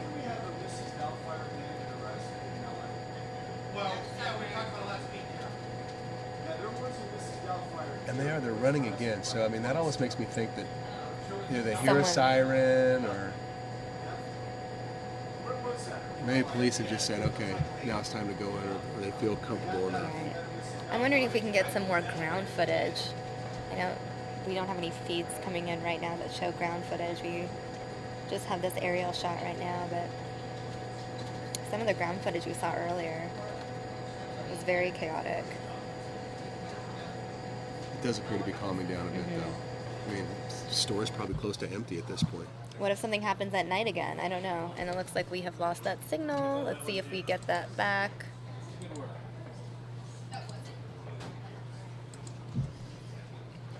All right, guys, we will work to get that signal back for you guys from our affiliates out there in Baltimore. You're not Jeff. There we go. And there we go. We have it back. Again. And it's gone away again. What about 36? I'm going to go to 36 right now. And there goes the other one again. Oh, so right, we can definitely this shot, or the shot we saw a second ago, was smoke from the police car. Okay, I'll show that one. Yeah, so that's smoke from that police car we see burning. So right. This is looking at that intersection with CVS towards the top of your screen. And then the building with the green front is near the bottom of your screen, just to orient you there. And I was thinking maybe with this, we could see where the police officers are. It's my thought that they're probably just off screen to the top, and just off screen to the bottom. Right. And trying to. There's another fire that's been started. We're doing picture-in-picture now, so. Oh, okay. So the fire that was. Oh, right. That is a new fire. Yeah. So. Same area, new fire. Right out in front of the CVS. Sure. Yeah. And a bunch of different liquid. That looks like milk, almost like white, right? And the CVS sells milk, doesn't it? Right. It does. So that's probably a bunch of milk. What is that? That's just trash in the back, or just stuff they've stolen? I bet it's pieces out of the CVS. It's terrible. It doesn't appear that too many people are going in and out. Now here's a good shot. So the little tiny screen is another really good shot of the back of the CVS. Right. And you can just see that all. I might just take that screen in full for a moment so people have a more clear look at it. And look at this, backing up the SUV. Are you kidding me? Are you serious? Oh, sure. And here comes everybody. It's like a whole other way. I mean, what could be left in that place? Or maybe the person in this SUV, now here they all go running again. I bet, are these cops? Well, they don't look like it, do they? I'm going to say maybe even undercover, but everybody took off. Now they're back again.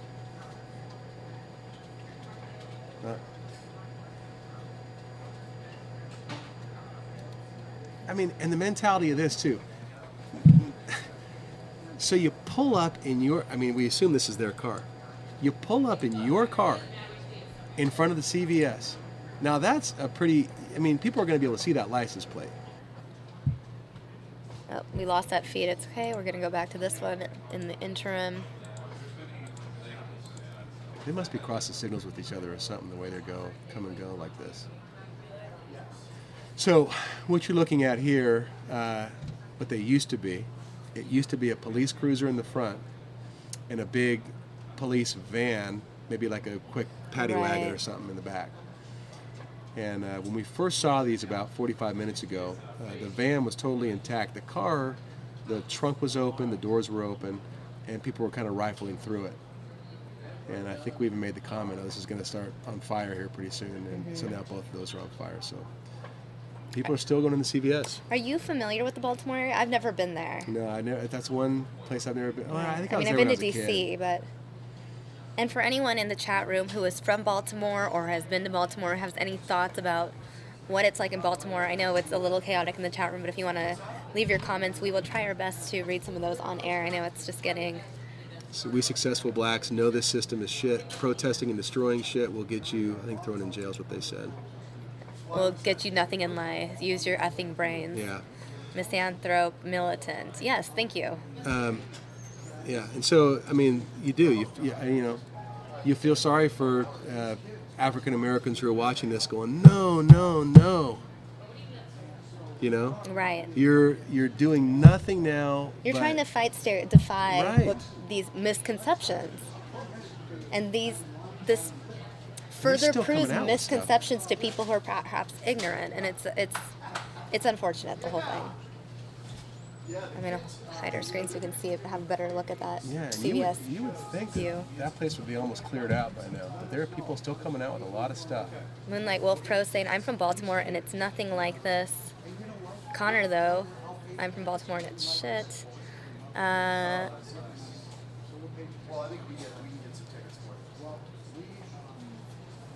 see. Artificial flavors. I live in Baltimore. I'm pretty close to the riot, so tonight is going to be hell for me. Dylan Britton, what's it like in Baltimore? Just like this, except everyone is. I can't. These chat is it's going too fast. Oh, and it looks like we have a better view right here. I'm going to switch over to that. So this is that back area right there. Right, the back of CVS. How do you know it's their cars? You're right. I mean, what? So then they stole the cars too. That wouldn't be good. But like I was saying, is you back up your car here to drive up to the scene of a looting scene. Right. And fill your car with stuff. I mean, look at this guy. He's coming in with a suitcase. So awful. So awful. I want to read a couple more of your comments. Moldy Lunchbox saying, I'm from Baltimore. I'm absolutely terrified. I have 2 kids. I'm worried that they won't loot. She's worried what? People are making jokes in here, and that's the thing. You start reading it and it sounds serious, and then Alexander saying, serious moment. This is really sad. This whole thing is sad. This should never have happened. Yeah, and forgive the ignorant people who are on there making racist comments. Let's try to elevate the conversation, everybody. Right. I get the jokes. This bums me out, really. And it is puzzling that at this point, when we've been watching this happen for, 45 minutes or so, that, here comes another car coming up to the party. Another guy saying, hey, is there anything left? Look at that, just streaming in from all over. Probably different parts of the city. And that one group in the middle of your screen, look at all the stuff they have. Right. And that guy walking away to the top of your screen, look at that, he's got like boxes of stuff. That's crazy. And let's look at the smoke coming from this fire again. Wow. That's the amount of smoke that's coming in. That's a different car. You're right, because there isn't a car behind it. Mm-hmm. So what do we see now? At least 4 cars on fire? 3. Well, no, but remember we had the 2 next to each other and then that one in the middle of the road. Now this would be the 4th, right? I only remember 3 on fire. The other one was just kind of crunched. Okay. Well, that wasn't a vehicle? It was some other stuff? The thing that was burning in the middle of the road, yeah. Yeah, no, that wasn't a car. Okay. 3 cars on fire, though. And you're right, that doesn't look like a police vehicle. Unless it's an undercover vehicle. Sure. Wow. Man, you see that? Yeah. Yeah, that was something. Maybe it is a police vehicle. Maybe that was some sort of an ammunition or something going off. We'll see. This will be an interesting shot to see how far away this is from the scene. That must be several blocks, doesn't it? If we're going back over the scene now.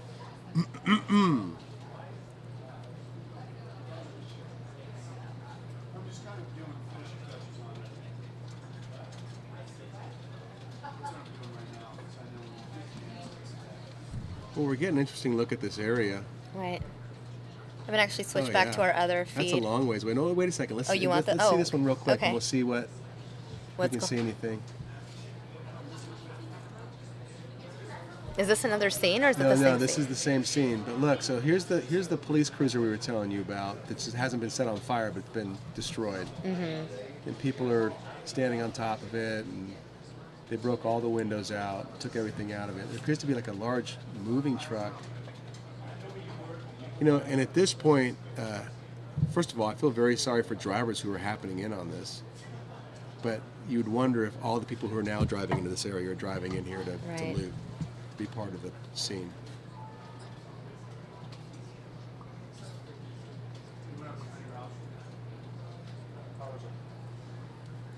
Villarreal just tweeted me. I'll read a couple of my tweets. People were tweeting me. Sure. Why do these people not face consequences when they do things like this? Is this behavior not illegal? Authority, and you know what I said earlier and what I believe, and again, I'm not in there with the police tactics, Right. but what they're basically saying is, take this area. We're going to try to contain this to just this area, because the gamble is, if they come in here and try to push everybody out, granted they'd be saving a CVS, at least partially, but they could lose some officers. Mm-hmm. You know, then you're taking on, you know, violent protesters head on, and that's something that they want to avoid unless they see like obvious loss of life. See, now I think there they are, right there. Remember we were talking about them? Yeah, this is what we were looking for. Okay, so yeah. they're staying just outside of this intersection, and they're saying, "This is it. You have that intersection, you get nothing else."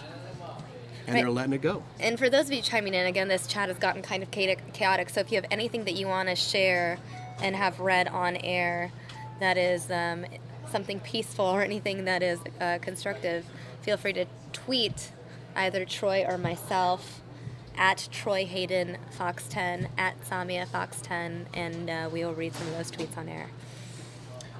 Terry Laval is saying, we're talking about Jerice Hunter now, because we had a verdict today in the Jerice Hunter case. Do you like that shot? Which one? You pick. I'm going to just show you guys a quick look at this. This is... It I don't looks like even a know what that barricade. is. Okay, What is on fire right there? I did a lot of reporting out of a helicopter, Right. which you don't get to talk to anybody. You just got to look at stuff and Right, figure things describe out. it. So what I'm thinking is they built some sort of a barricade. See, cars are going around that, but oftentimes in a riot situation, you'll have protesters build a barricade that will keep, they think, police units from coming in. And so it looks like they've taken a bunch of different stuff there, whether it's just out of the CVS store or whatever it is, and tried to create a barricade across that street. And part of it's on fire. Oftentimes, especially like in the Middle East and different places, you'll see them put tires like that, and they Right. set the tires on fire.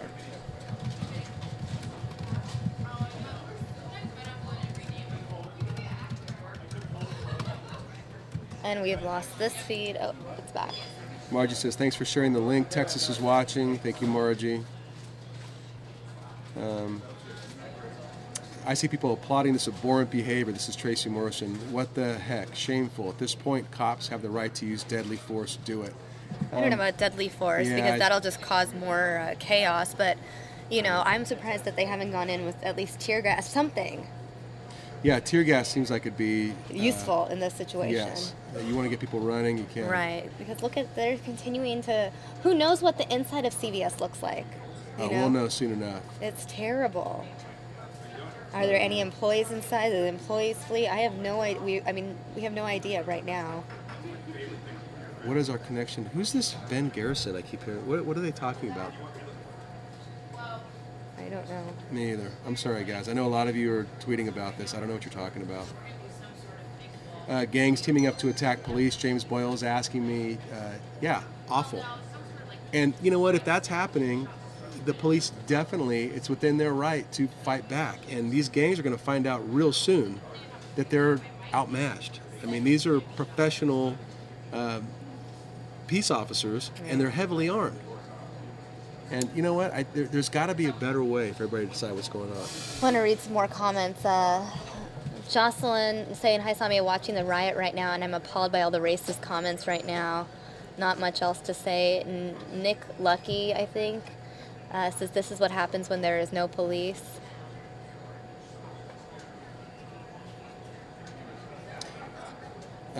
Yeah.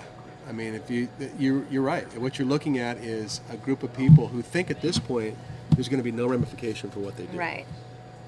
So, and they're all running again. So let's see what's going on here. Oh, looks like another store got opened up. See, this is too bad. Oh, no. So what is this? Pay bills, debit cards, a check cashing place? Cash. Oh, gosh. I wonder what they'll be able to get in there, though. Oh, my gosh. You know, they have safes. So I'm just wondering, is anyone in this crowd armed? Look at them breaking windows. Look at them breaking those windows out.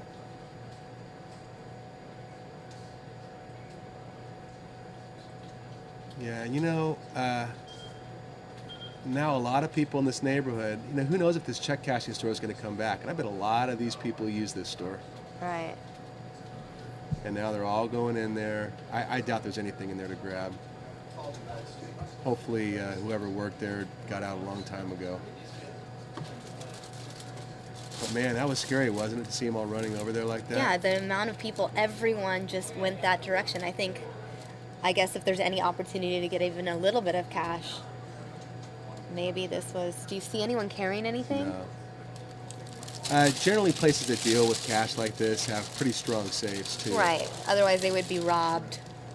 We would hear about more of them. And these guys don't appear to have any means of getting a safe out or a safe open.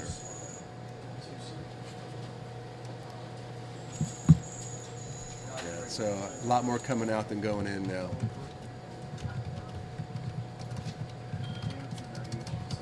What's this, Michael? Okay.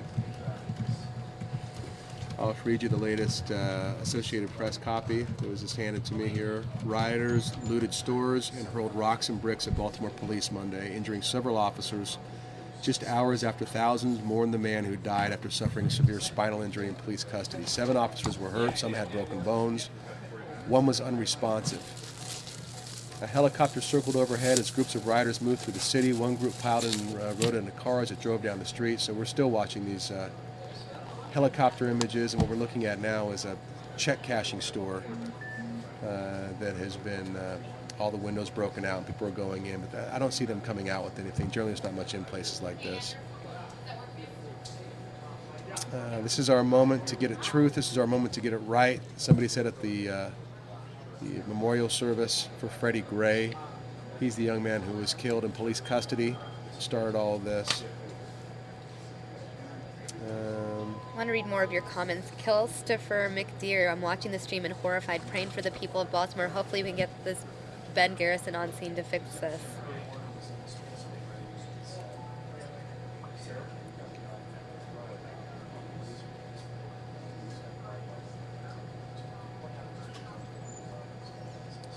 Alexander Dempthenor saying, I feel for everyone in Baltimore. I guess all we can do at this point is pray, huh? Looks like the police are just containing them till they get tired. Yeah, and you know, what they've done is, in my opinion, they have given them this intersection. Well, now look at this. Now they're kind of breaking out of that containment zone. I think if you see rioters moving out of this zone, then we're going to see some clashes with police. I don't think police can allow some of these looters to get out of this area. And if they do, they're going to have some real problems. Right. You know, if people believe that they can now go with impunity throughout the city and do what they've done at this intersection, you could have something really, really bad.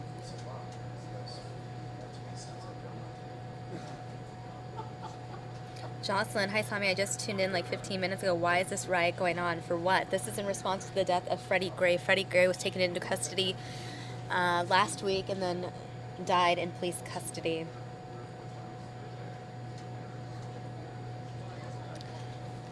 Yeah, and so, you know, and this has been building now. Recently, of course, we've had things that go back, you know, decades. Mm-hmm. But recently, we had the suburb of St. Louis, where you had a black teenager shot. He was unarmed by a white police officer, and that police officer wasn't charged. And then we had rioting there. We had a similar incident in New York, and we saw mostly peaceful protests there, although a couple of police officers were murdered, and the man who is accused of doing it said he did it because of what happened in New York.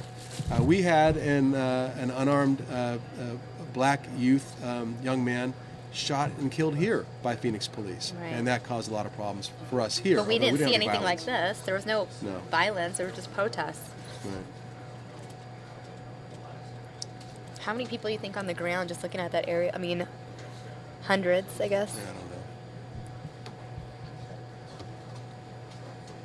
know. So, you know, my point on this is that's what we're looking at. We're looking at communities really across the country already dissatisfied, already on edge.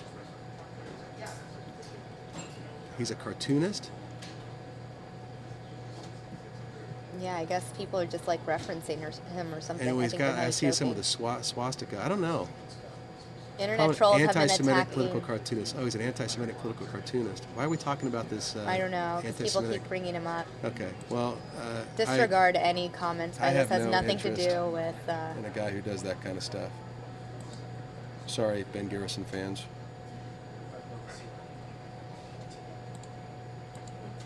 Again, we got to try to elevate the conversation, all of us. You know, we all need to tolerate each other, whether it's Bruce Jenner wanting to become a woman or whatever else is going on. Just, you know, just start focusing on what we can all contribute to the things that we all care about, you know. Clean water to drink, clean air to breathe, kids, healthy kids, you know, enjoying life. And instead, it seems like we always are concentrating on the differences. All right, it looks like we're having some technical difficulties from this feed. Until that's stabilized, I'm going to take you guys back to this other feed that we have. Why do we have to do this? Everyone is now crazy, according to BudBud222. Don't destroy CVS is the hashtag there. Watching the feed here in Iowa, how do you think rioters will get past police perimeter Ben? I hope they don't. And if they do, it's going to have to be a trickle of people kind of going out one by one. I don't think police can let a large group get through. I think that's where you're going to see a stand.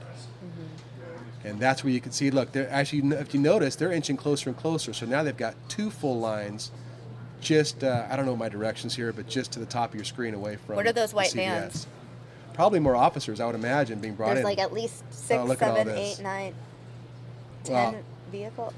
Now, again, let me just throw some things out using my experience. I think what we're going to see here is a huge contingent of police officers getting out, probably. Right. And they will then move in and clear out that area.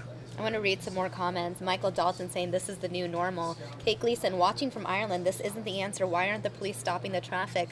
Ben Bex Triad saying really interested to see the long-term effects of this destruction.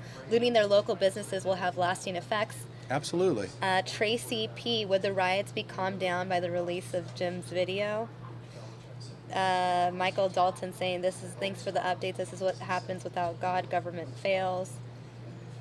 Lots of various opinions. Feel free to tweet them to Troy and I. We will do our best to read them on air. Well, this is interesting. I'm not seeing a ton of officers pour out here, which I thought we would. So I got just a couple. Maybe, no, it looks like there's more. Okay, here we go. Yeah, and these guys are wearing full riot gear. All right, so what I think this is probably SWAT teams assembling from around the city. And it's surprising they weren't here a little bit earlier. But when, and I've been around SWAT teams, they don't just like show up and they've got all their gear on and stuff. It takes a while to gear up. It takes a while to get everybody together. It takes a while to get all their tactical gear. But now we're looking at probably 24 cars. So these officers you see to the bottom right of your screen, they've just been holding the perimeter. It's my feeling now that you're going to see these more heavily armed and protected officers come in and start clearing the streets. So they're getting together here. They're going to talk about it. They'll have some sort of a plan put together. You'll probably see them organize, and then they'll come through and move everybody out. But yeah, you can see these guys. So, and you know, you feel for them because they don't want to go militarized, you might say, too quickly, because that makes everybody upset. But we saw what happened here when they just kind of hung back. Now you can debate it. You can say, well, look what happened to that intersection. I mean, it's destroyed, and it mostly is. It's not on fire yet or anything like that. But then you could, on the other side, you can argue, yeah, but it's one intersection. It's not the whole city. So what they did worked. So I think they'll look back, yeah, this is a huge contingent of tactical officers, probably 24 cars. And look at them. I mean, these are not, you can tell by looking at the way they move. These are the SWAT guys. And when I hang with SWAT guys, you want to talk about hanging with some, I hate to say, I don't know, like badasses, what do you even call them? These guys are no joke. They're athletes, they're fit, they're gung-ho, and, you know, they're usually the last line of defense. And, if you've got a problem, nobody else is going to come in and solve it. They know that they're it. Right. They got to solve it, and they're not going to mess around. So we're looking at an intersection in Baltimore that right now is completely occupied by, I would say, maybe 1,000 protesters. I don't know. Maybe that number's high. Several hundred. They've gone into a CVS store. It looks like they've cleaned that out. Right. They've set 3 different cars on fire. At least 2 of them are police units. We've seen rampant looting.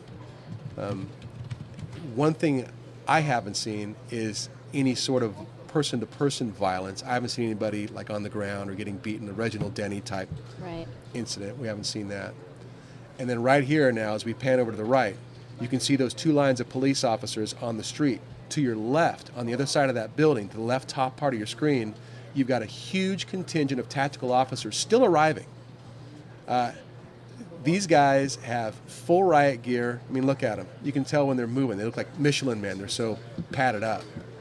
These are the guys who are going to go in, I think, and sweep this area out and get these looters out of here. And I don't think they're going to put up much of a fight. Right. The looters are. Are you getting other tweets? And I'm sure you've gotten some while we've been chatting. I haven't really looked at them. Let me see. Brittany's saying, this is also sad. My prayers go out to all the police officers and the people of Baltimore not involved in the riot. Right. I'm with you, Brittany. I mean, think about that.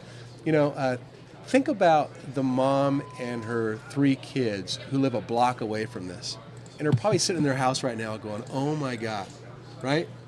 The people who are not taking part and thinking, is my house going to burn down? I can only imagine.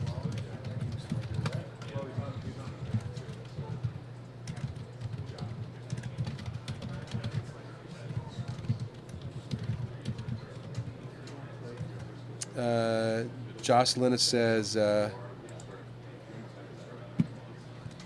I'm watching the riot now, Troy. I tweeted to Samia about 2 minutes ago, and she read my tweet out loud. So there you go. Now it's been 2 of us. Griffin Toombs is asking, are there any other businesses being looted besides the CVS and the other one on the feed? Not that I've seen. So we've had a check cashing place, and the CVS were the most obvious, but there didn't appear to be much in the check cashing place. Here is the barricade that they had set up, and right there's your first wave of officers, and right there's your second wave. And it looks like that back area now is falling back, and they're just holding that first area, that first wave.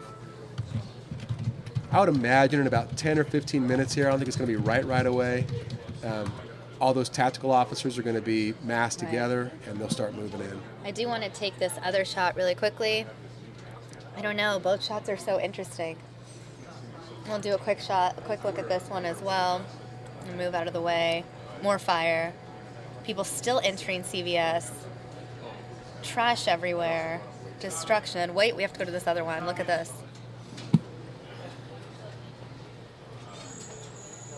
Okay, well, it looks like what we said was going to happen is happening now. So I believe,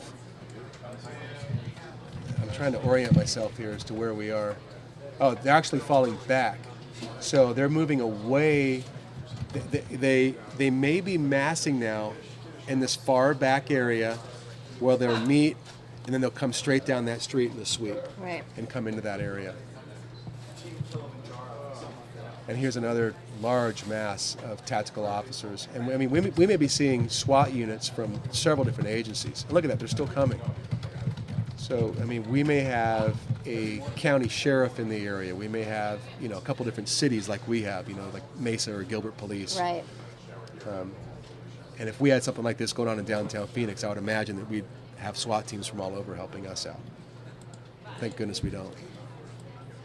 By the way, for those of you watching, we have disabled the live chat because it has gotten a little bit chaotic. But if you do have something you want to contribute to this conversation, tweet us. Tweet us at Troy Hayden Fox 10, at Samia Fox 10, and we will do our best to read those tweets on air. You can also tweet at Fox 10 News Now. Niche Lucky said it's rumored the mayor encouraged this. Truth to that, I've heard the mayor speak a couple of times, and that would really surprise me. No, there's no, I mean, you don't want to destroy the city that you're running. No.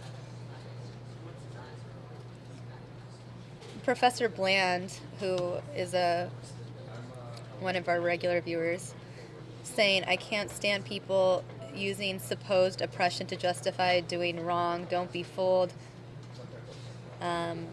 Abdul Hakim saying, thoughts out to Baltimore. Is it true the anarchist group, the Skulls, are involved? I think it's way too early. I mean, I think we're giving conspiracy theorists can have a field day with this. I've found in decades of reporting news that generally the simplest explanation is the correct one.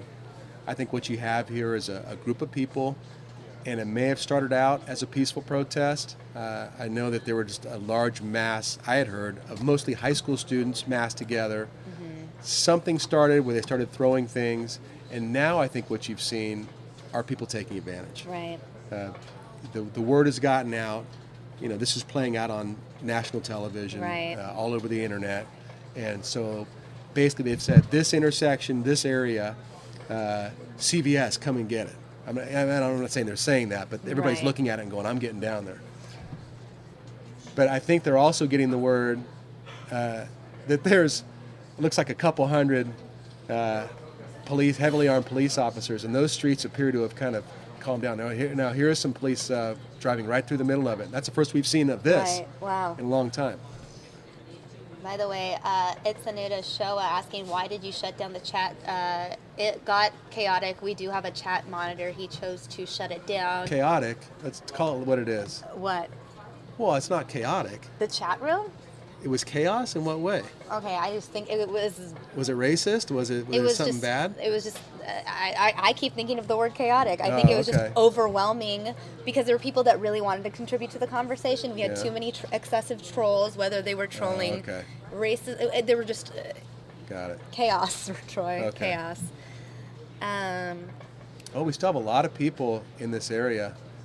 They won't be there for long. And then this always becomes kind of an interesting scene as well when you have these tactical units, and we saw it in Ferguson, where they're basically sweeping the street, and then people all take off, and then sometimes they get back together in another place, and then they sweep in there and get rid of them there. Right. We have Paul tweeted both of us, Troy, saying, the people who are looting on camera, what are they thinking? Is getting caught part of their plan? Paul They're Town not tweets. thinking. They're not thinking. Yeah. That's what's going on. Right. Joshua saying, pretty ridiculous what's going on. Hopefully the police put a stop to this soon. Yeah, I think we're real close to it. Okay, so here we go. It looks like we've got our first group of officers. See how the other officers parted ways for these guys?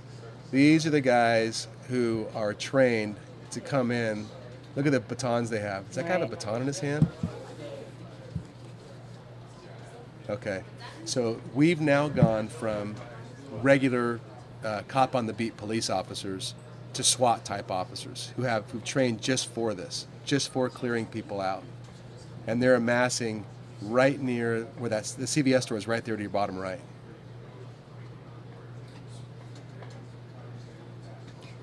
I don't think that they're going to meet much resistance at all. As a matter of fact, it looks like, well, they just had something. Is that a Molotov cocktail maybe? Well, I think it's the same thing we're looking at over here. Look, in this shot right here at CVS. Yeah, that's same different. Corner. That's new, because remember the old fire was up right, here. Right.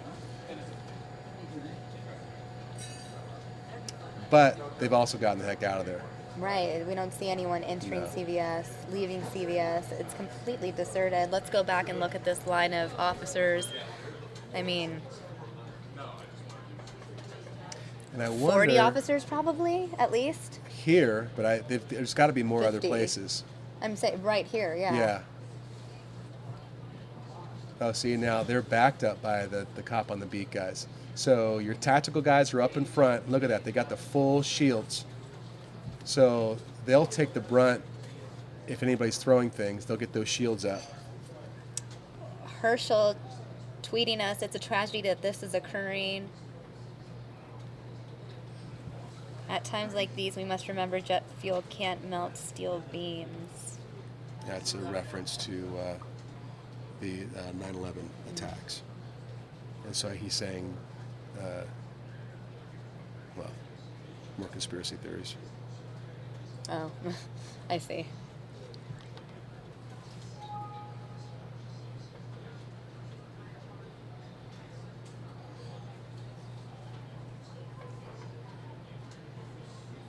Salacious says, how can you really say there's no white privilege now?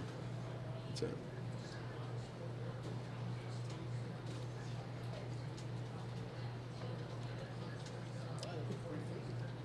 Joshua, pretty ridiculous what's going on. Hopefully police put a stop to this soon. Salacious just tweeted you as well. just how fit are the, yeah. Did you get the same tweet? Result of racial tension induced by white privilege.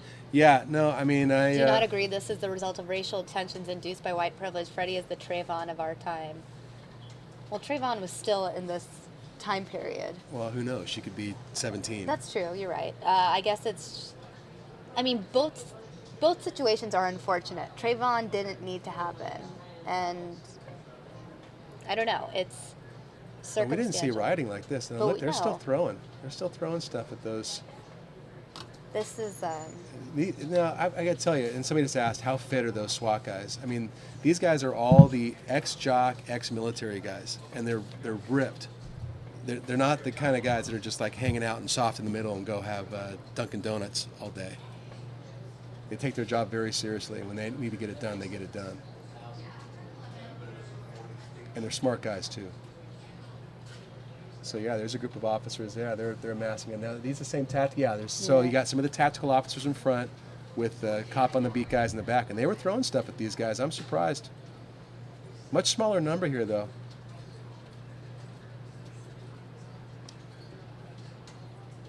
Do we know which intersection this is happening at? Junkie Food Guy wants to know. I did ask about that. I know that someone was working on this. Let me just check in.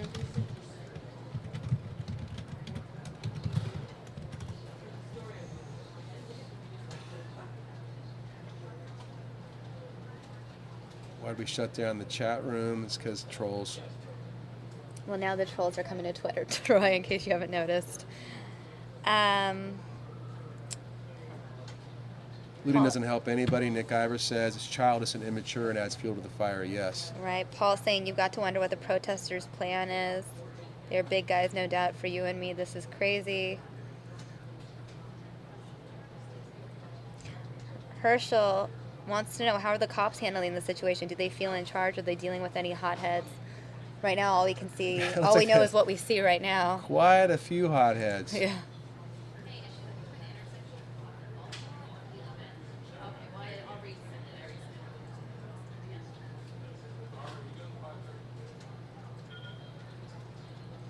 Michael Dalton, you guys are giving the protesters a bird's eye view. Pretty sure they're not on their phones right now. Well, you never know. They might be. Well, you know what? I hope we are giving them a bird's eye view, because what we're showing them right now is a whole bunch of force that's going to be coming at them real soon. Here's another group moving in. Now, is this the back of the CVS? That looks like the back of the CVS. Yeah. Okay. Mm-hmm. So look, they've got them all the way down to the CVS now.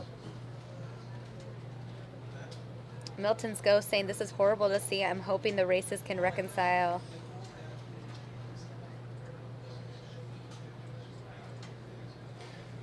Well, here's what I will say.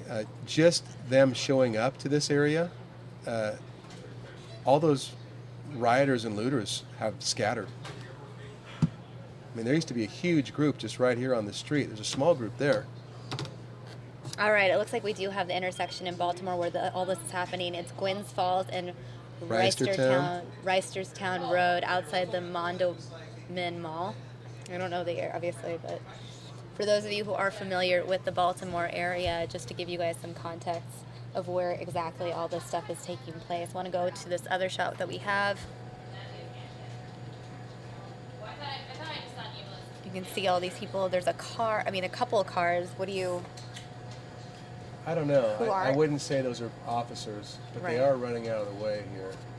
I mean, it's possible they are. I just don't know.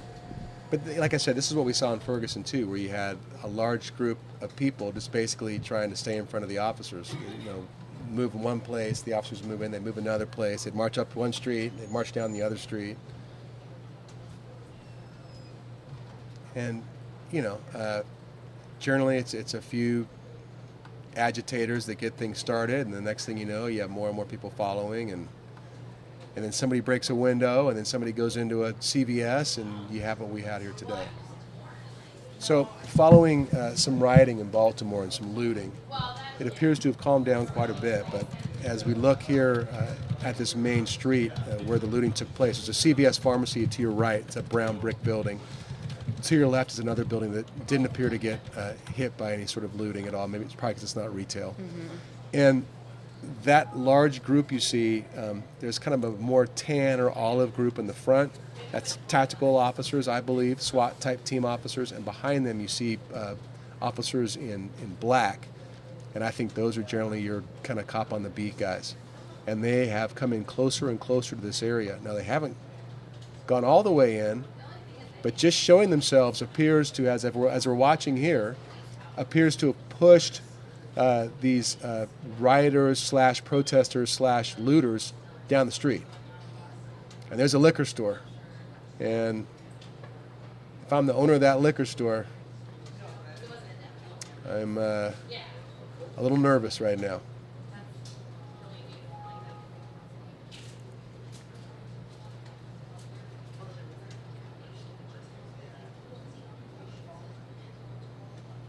So we talked earlier, Samia, too, about a lot of students down here, and now it appears, at least what I'm seeing here, to be all adults. Right.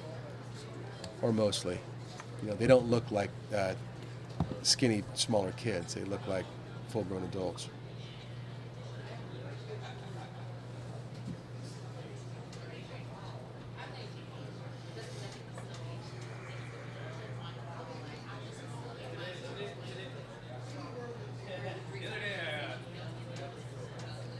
I feel sorry for the families of the officers that just arrived and passed through the police line. Margie says scary. Well, Margie, you know, I wouldn't worry about those guys so much, to be honest with you. They can handle themselves, and this is their job. This is what they do. One thing that Steve pointed out, the sun sets in Baltimore in 1 hour and 50 minutes. It's 4:55 local time here in Arizona. Safe to assume the cops would want this handled before the sun sets, right? Yeah, well. Who knows? Michael Dalton had an interesting question. Don't know if you would know the answer, or not the actual answer, but your take on it. How much does something like this cost the city and taxpayers?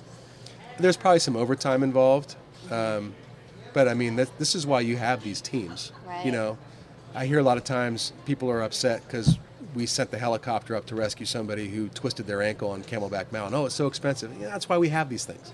I mean, we have tactical units because stuff like this happens. So all these guys are being paid, but you may have some overtime. I mean, the real cost is going to be whatever happened to that CVS store. I mean, that could be $500,000 of merchandise or above, right, plus all the damage to the store. Speaking of the store, Niche Lucky chiming in again. I think it's interesting that no building has been lit on fire like in Ferguson. Right. Hopefully it stays that way. Right. Not yet. But we have seen 3 cars burned. Juan Sanchez says, I've lived in Baltimore for many years. Used to go to that CVS to buy protein shakes. So he's sad.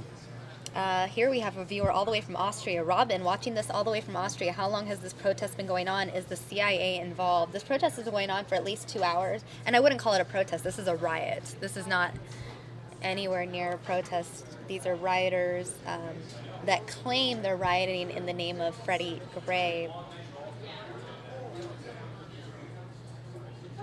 But yeah, I know we've been covering this since about 1 o'clock. For 2 hours straight, we've been carrying these live images from Baltimore. Nick Ivers says that violent protests don't serve to create dialogue. Violence does nothing but add fuel to the fire. Very correct.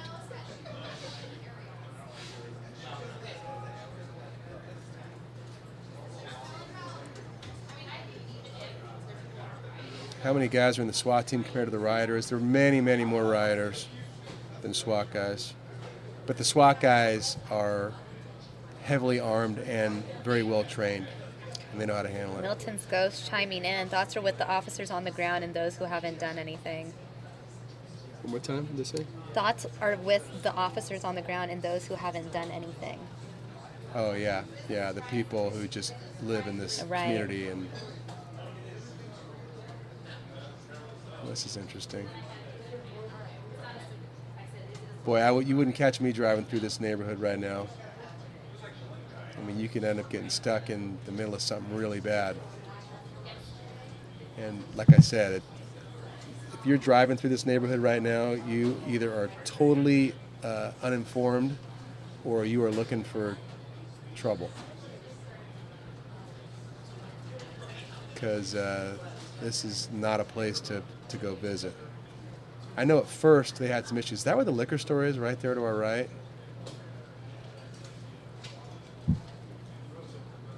There was a corner liquor store right in the area. On the same.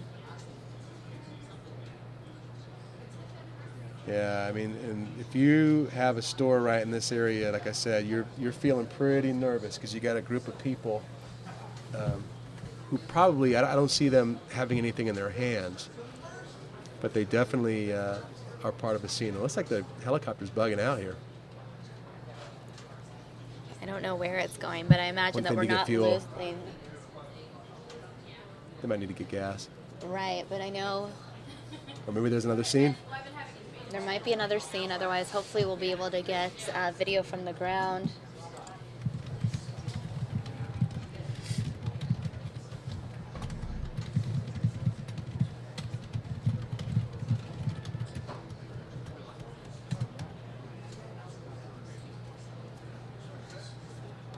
My guess is they're not going to another scene right this second.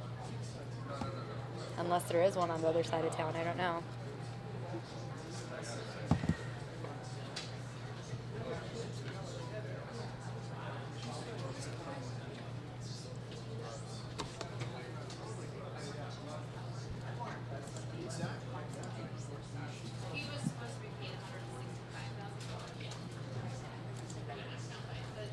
What? Yeah. All right, it looks like we have lost that feed from Baltimore.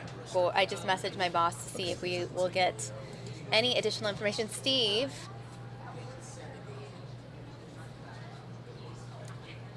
I just messaged you, but we just lost the Baltimore feeds. I don't know if we can cut some video or get another feed in. I don't know if JR can call someone. Okay. We're working to get more video footage from Boston. You reading some of the tweets? Yeah. I know it gets overwhelming because some are actually, people are serious, some people are just kind of taking advantage of Twitter. I'm getting a lot of tweets as well. Michael Dalton, how long will you guys keep broadcasting? We'll be broadcasting for the next few hours. Okay, we have it back. We have a great shot. Look at this. There we go. Perfect. This is the ground shot. All those officers lined up. But you can see now these are the guys I was talking about, more the regular beat type officers, and they've got helmets and things, but they're not with all the tactical gear like those other guys. So these are the officers who are kind of staying behind in the rear. It's too bad we lost our aerials. I'm sure we'll get them back. I'm going to have to go in a little bit. Okay. Maybe we can rotate you out for John. Okay.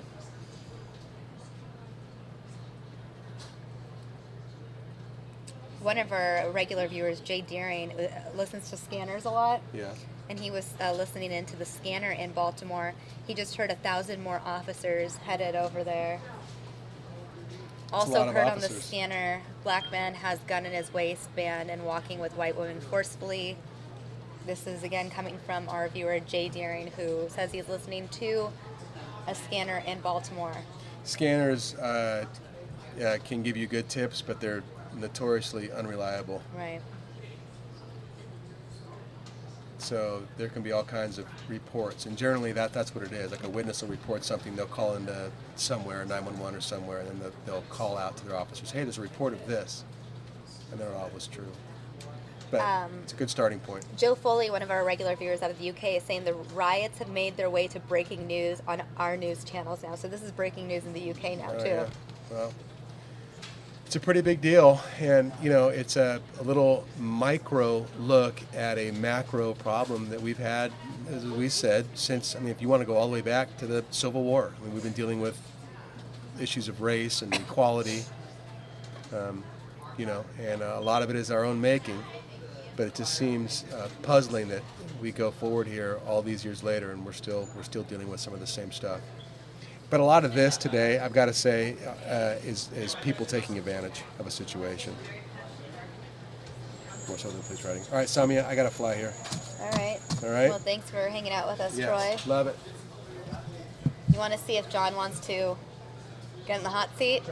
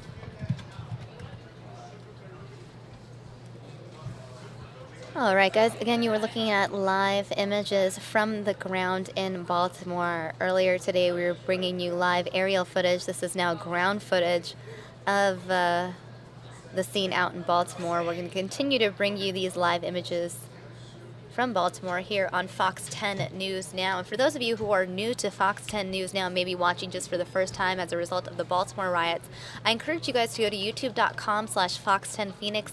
Hit that subscribe button. We carry a lot of live coverage here, not only local Arizona news, but national news, international news. We continue to have live coverage here on Fox 10 News Now. So if you like what we're doing here, make sure to sign up. Make sure to subscribe on on youtube.com/Fox10Phoenix. You can also follow at Fox 10 News Now on Twitter.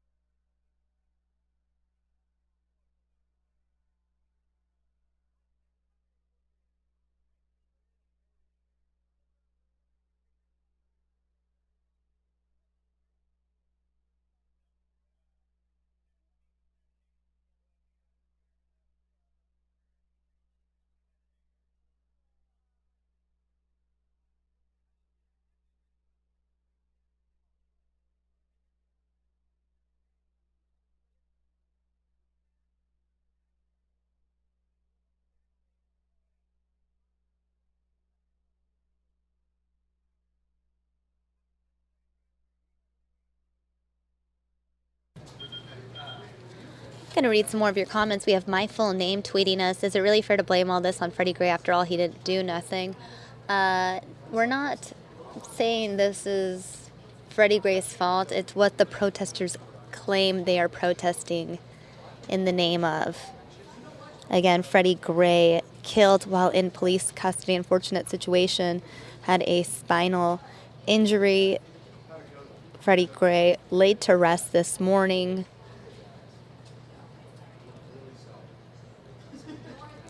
And this afternoon, riots break out in Baltimore.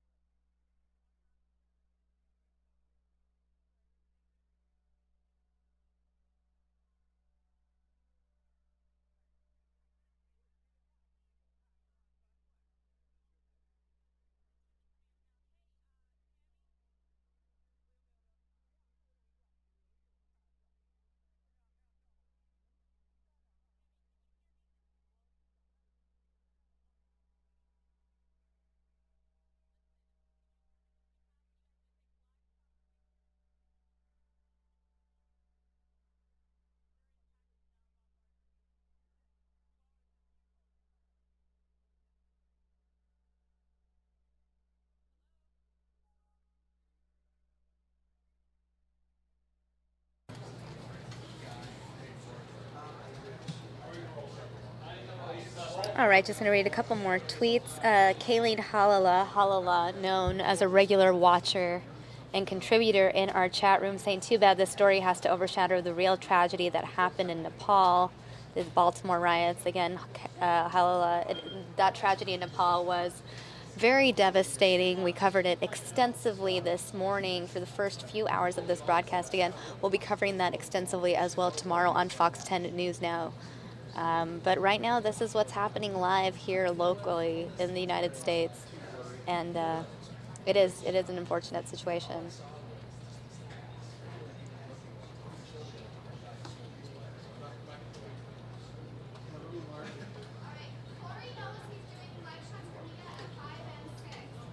Rose Star Nils, I'm from Norway. Why are the riots in the U.S. so well? Rose Star Nils, I don't have that answer for you.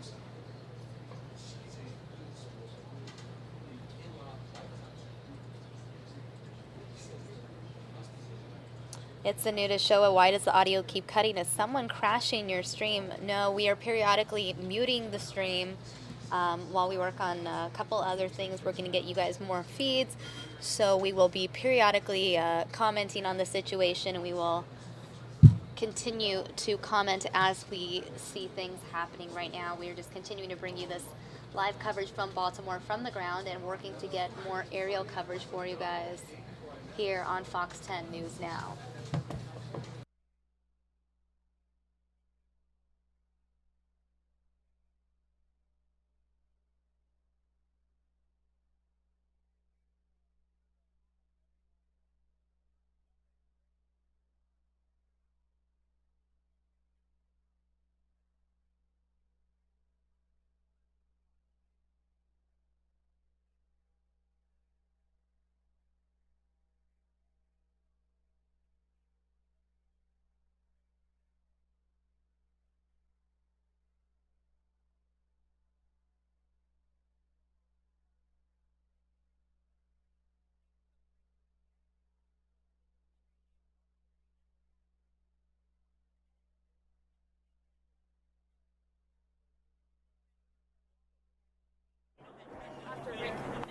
They just canceled the Orioles game.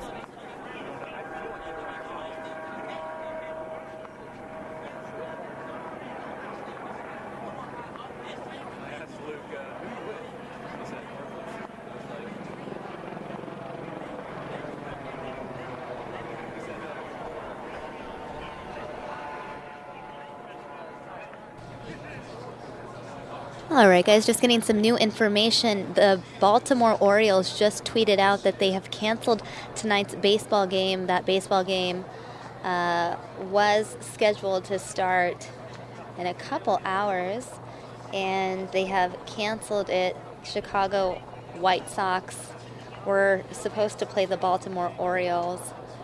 Unfortunately, that game has been canceled as a result of the riots taking place in Baltimore.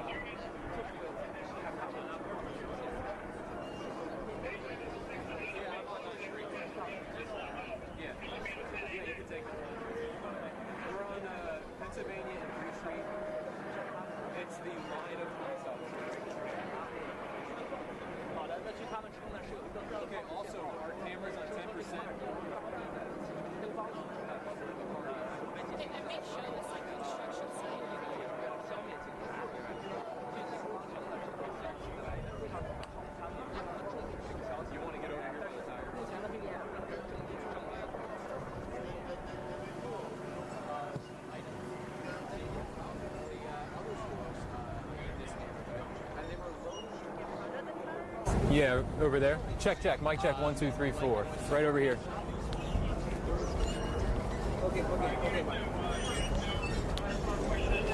So we can see the smoke from here with the city skyline. Okay, come into us. Stand by.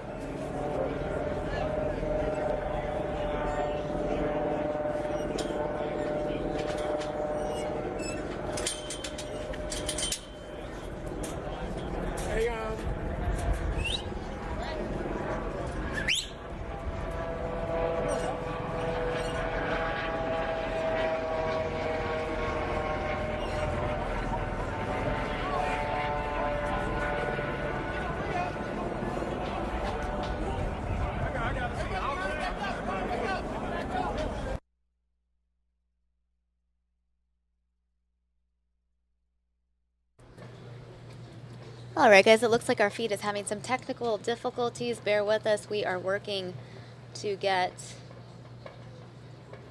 this feed fixed.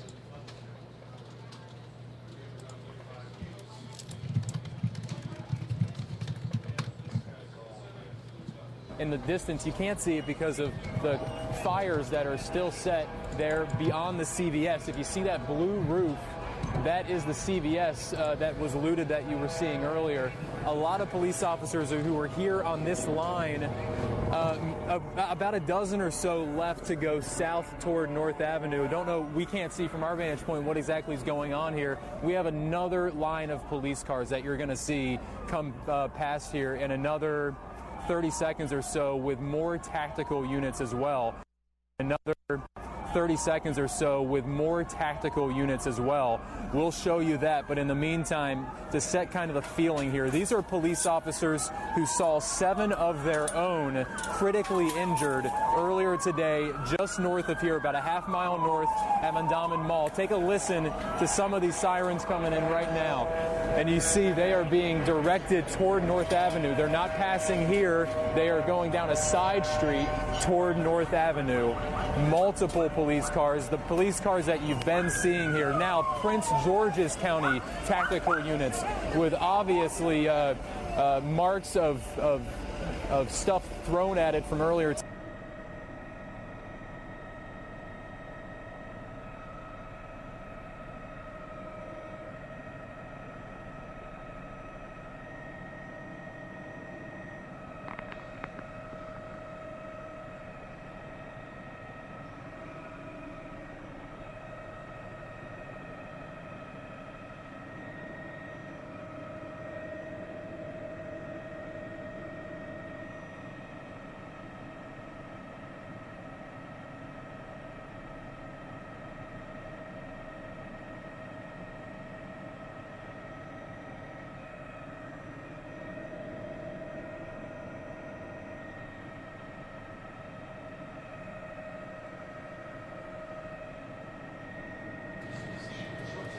Oh, wow, guys, looking at these images, it looks like that CVS building, smoke coming from it.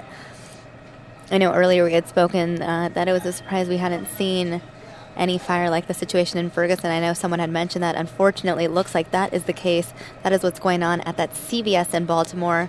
Earlier today, we watched as hundreds of people looted this CVS. Now we see a ton of smoke.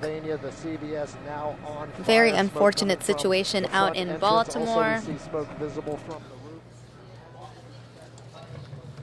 For those of you familiar with the Baltimore area,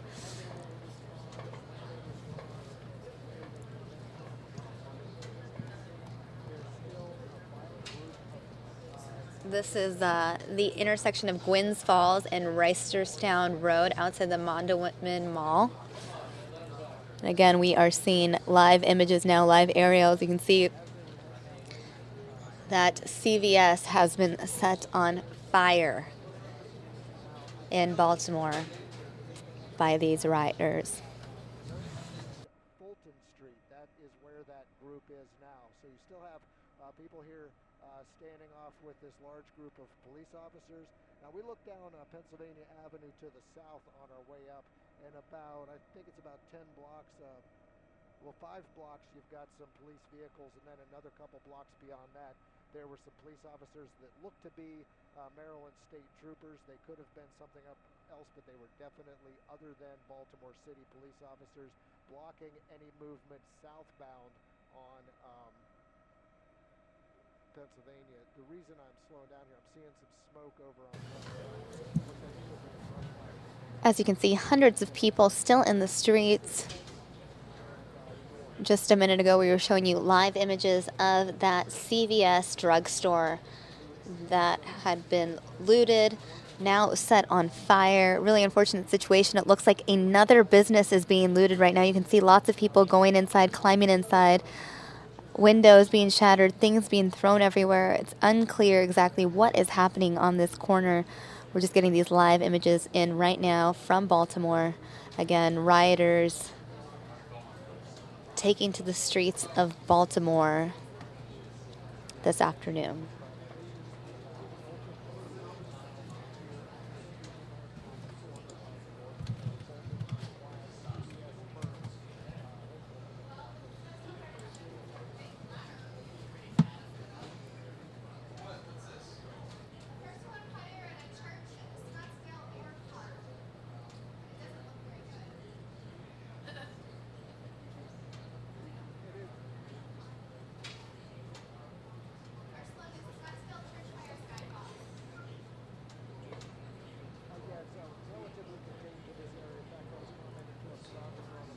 Okay, guys, I'm just going to read some of the highlights that I'm seeing from the hashtag Baltimore Riots, give you guys an update on what I can confirm thus far. I am not going to be reading your comments on air right now. I'm going to be working to get more information on what's going on.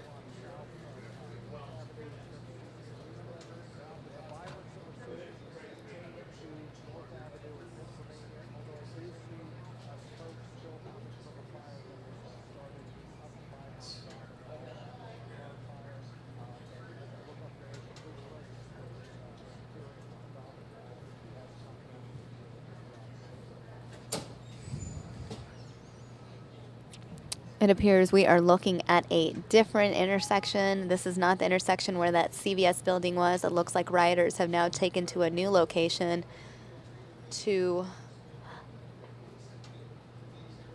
what appears it looks like they are looting another store or stores. We know that several police were injured seriously. So far, we have confirmed at least 7 injured. Again, that update was 2 hours ago from Baltimore Police. We have not gotten an update recently about the numbers involved.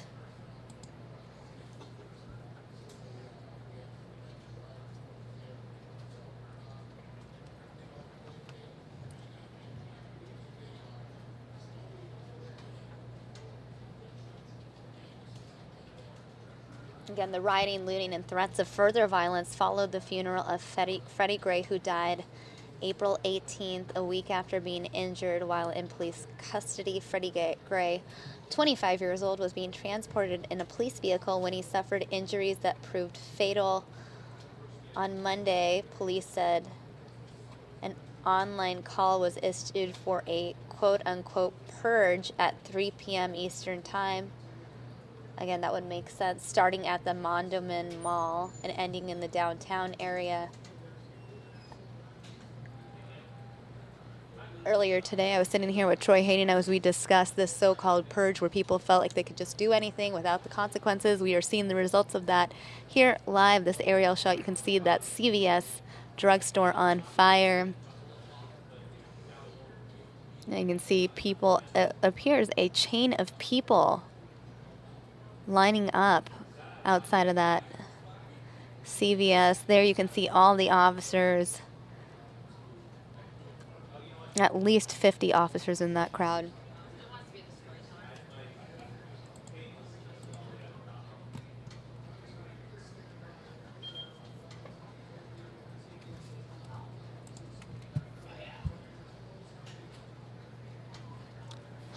Quoting Baltimore Police Captain Eric Kowalczyk, calls this group a group of lawless individuals.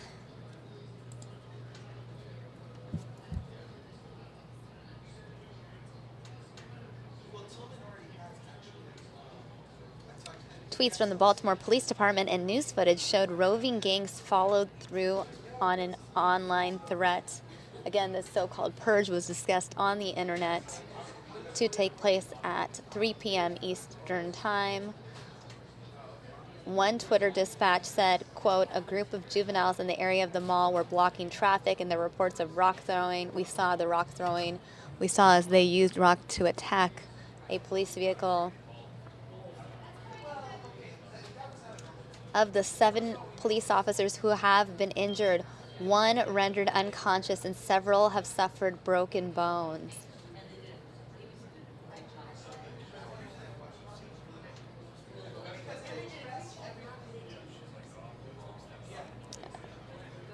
Baltimore's police captain says, quote, they have broken bones. One of them is unresponsive. This is not okay. Our officers went out to that situation to make sure that people who live in that community were safe, and we're going to continue to do what we can to make sure that those people stay safe.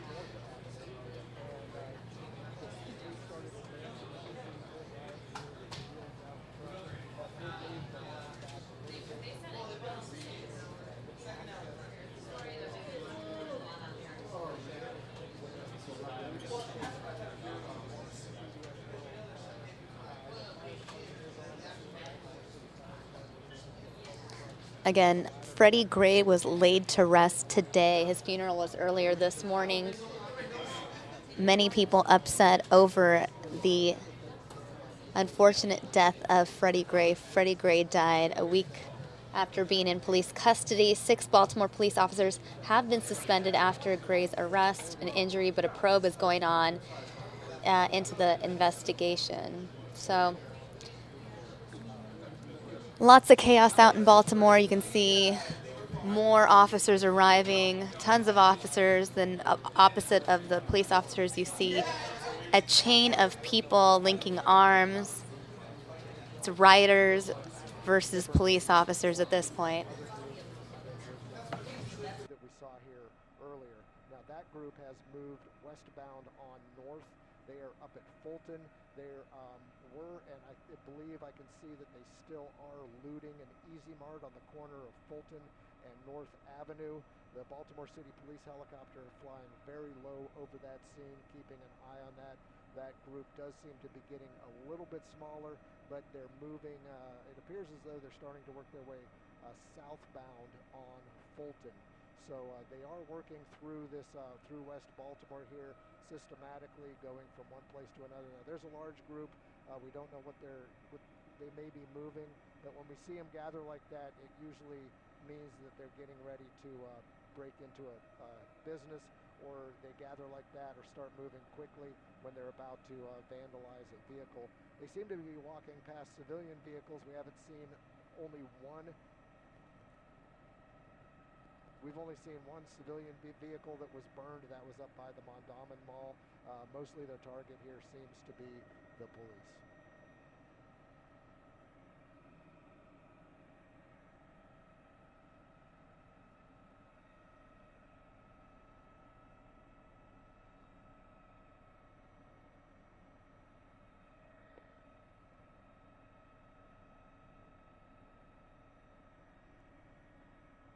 Well, it's more of a face-off because you could see that the people who were in the suits may have been keeping the rioters from approaching the police, but the police, when they advance forward, they move that line back as well. It's very important for the police to allow the fire department to get in here to take care of this CVS, so that's why they moved when they did. As far as we can tell, they've pushed that line back far enough where at least they've created a line of safety for the people near that building, because people that are not dressed in firefighting gear have no reason being that close to a burning building, and that's everybody knows that. All right, based on other information I'm seeing that rocks, bricks being thrown at police or have been thrown at police.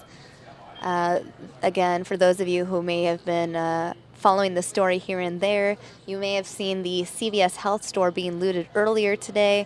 Well, that smoke right there, that is a fire. That is the smoke coming from the CVS building that has now been lit on fire. Really unfortunate situation after it was looted. Now, what may be completely destroyed as a result of these riots out in Baltimore. Earlier today, we saw at least 3 vehicles on fire, 2 of which I can confirm were police vehicles. It's unclear if that 3rd vehicle was a police vehicle, perhaps an undercover police vehicle. It was a black car that we saw on fire.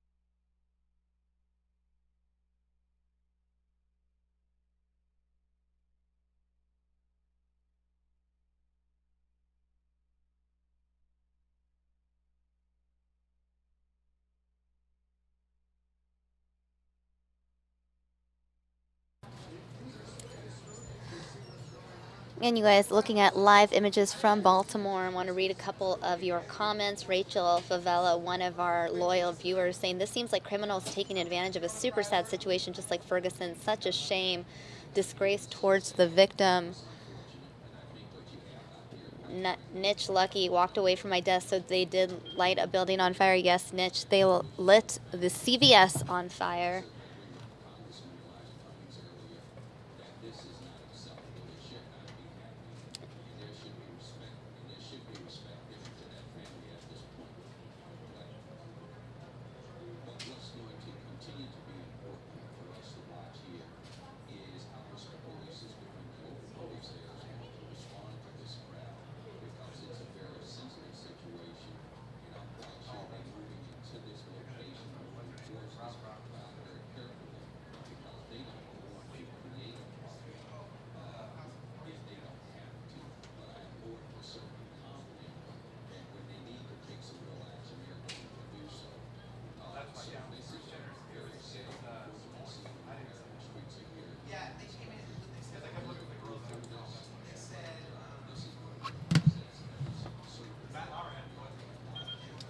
All right, and those of you who have been with us throughout the morning and afternoon, just want to give you an update on the Jerice Hunter trial. We did tell you earlier, around 1:45, we learned that Jerice Hunter was found guilty of both child abuse and first-degree murder. We have now learned that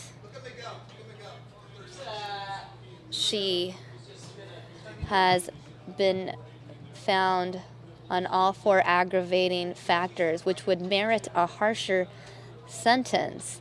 1, crime was unusually cruel and heinous. 2, domestic violence committed in the presence of kids. 3, fraud in the community by reporting that Jessie was missing. And 4, something about a parental relationship of trust between Jessie and her mom.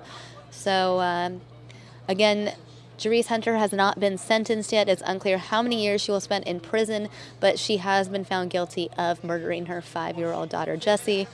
And that is just an update on the Jerice Hunter trial that we have been covering extensively here in Arizona since March 25th.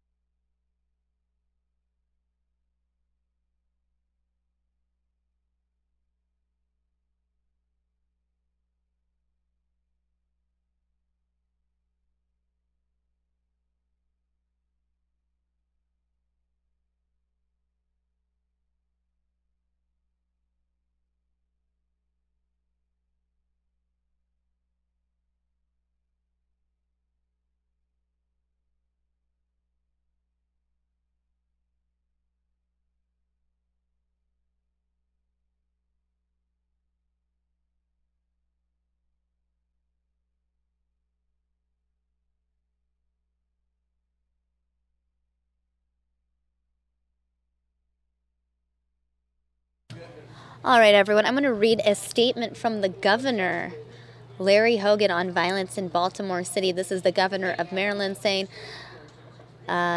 this is the official press release. Today's looting and acts of violence in Baltimore will not be tolerated. In response, I've put the Maryland National Guard on alert so they can be in position to deploy rapidly as needed. I strongly condemn the actions of the offenders who are engaged in direct attacks against innocent civilians, businesses, and law enforcement officers. There is a significant difference between protesting and violence, and those committing these acts will be prosecuted under the full extent of the law. My thoughts and prayers go out to the men and women in uniform who are actively working to stem this violence and several who have been injured in the line of duty.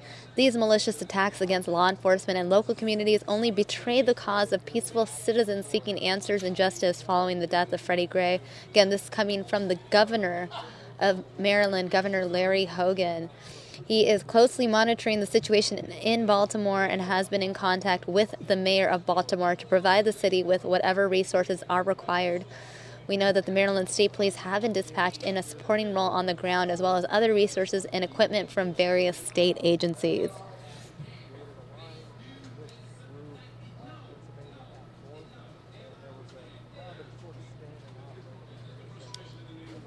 Also, reading reports that rioters are hurling things at firefighters as they try to put out the fire at CVS, rioters throwing bottles at police lines. The Gray family attorney has issued a statement, family begging people to stop this. That is the quote, begging people to stop this.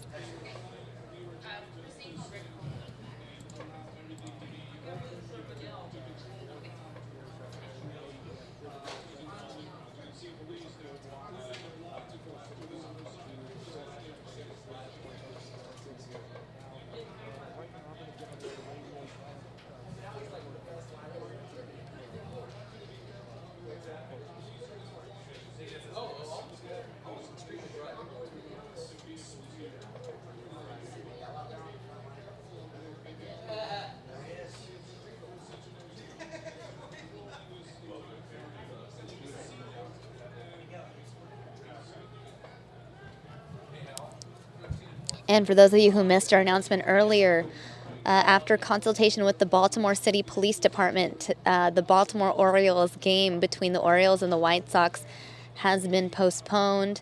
An announcement regarding a makeup date will be made.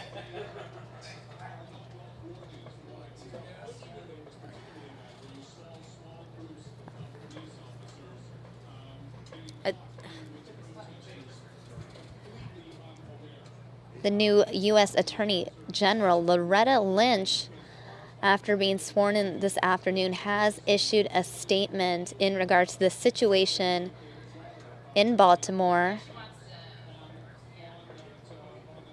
The Attorney General thanked the President, then updated him on several issues when they met this afternoon, including the events occurring in Baltimore following the death of Freddie Gray, which the Department of Justice is currently investigating. Again, this is a press release coming from the Office of the Press Secretary at the White House. Attorney General Lynch assured the President that she would continue to monitor events in Baltimore and that the Department of Justice stands ready to provide any assistance that might be helpful there.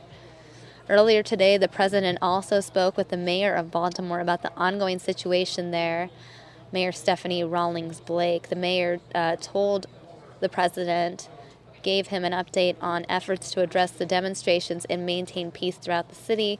The President highlighted the administration's commitment to provide assistance as needed and will continue to receive updates on the situation from Attorney General Lynch and White House Senior Advisor Valerie Jarrett. Jarrett also spoke with the Maryland Governor Larry Hogan today. Again, that information coming from the Office of the Press Secretary at the White House. Reading from the Associated Press, Freddie Gray's family's attorney in shock watching the Baltimore violence, urging people to stop what they are doing. Unfortunately, it's still a very destructive scene here at in this specific neighborhood of Baltimore.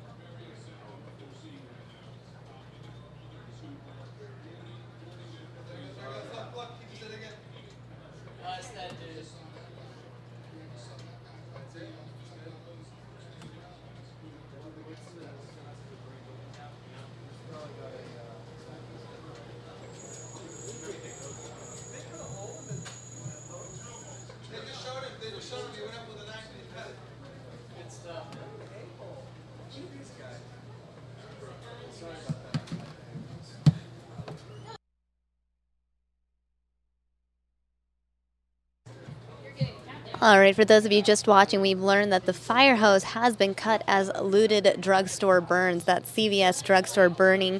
Now the fire hose has been cut.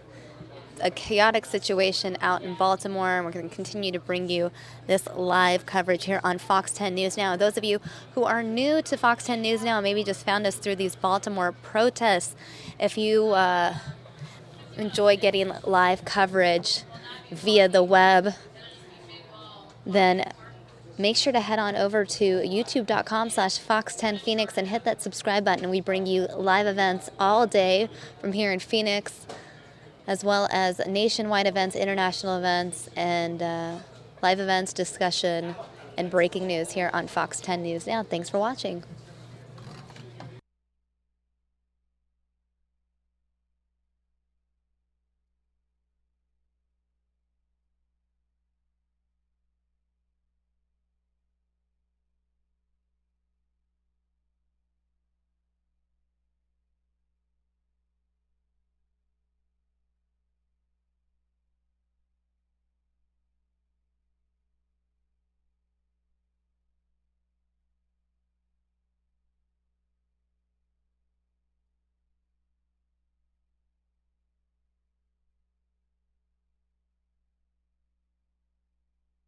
On another station was, hello, it's Troy, I'm back.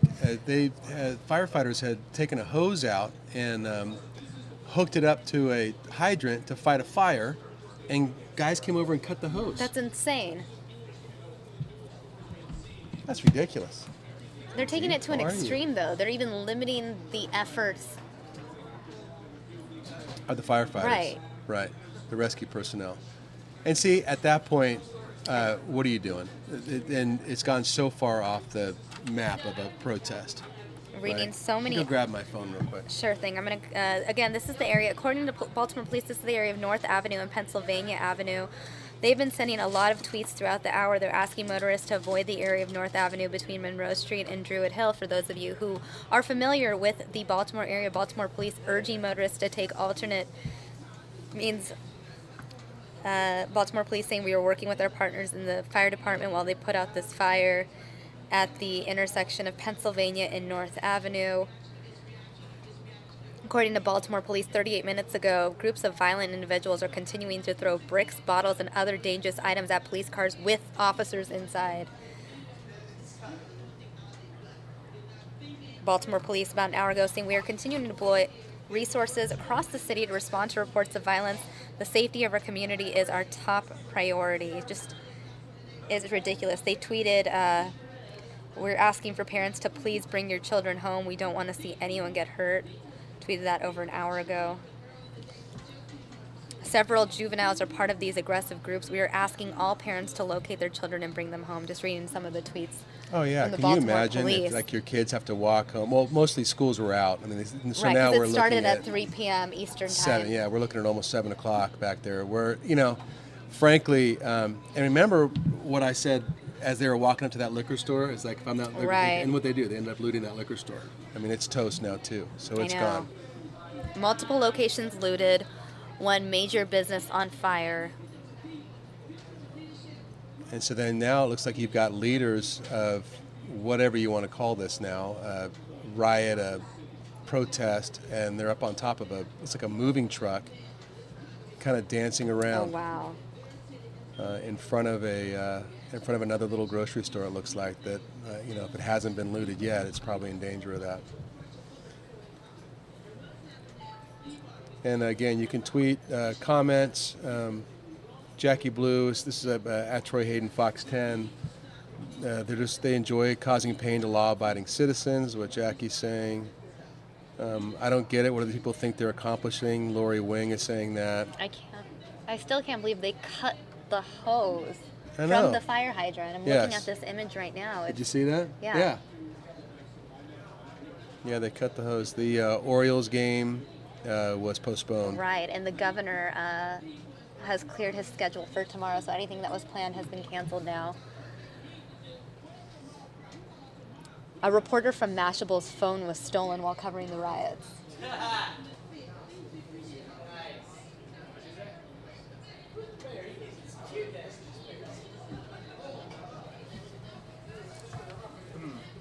Hey, Hal. We have.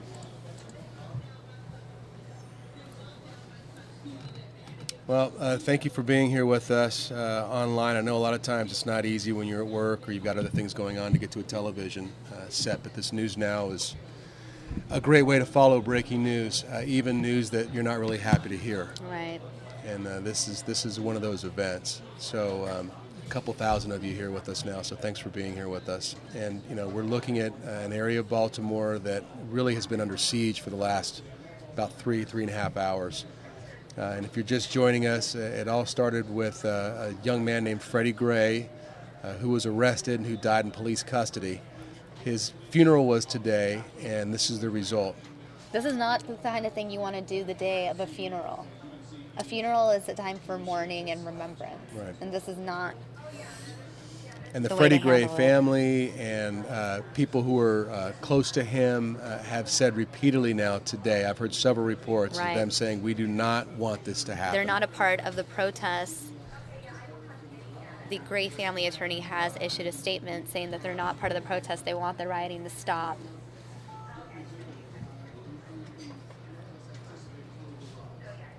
Fox News is reporting that the Maryland governor has put the National Guard on alert. Mm-hmm.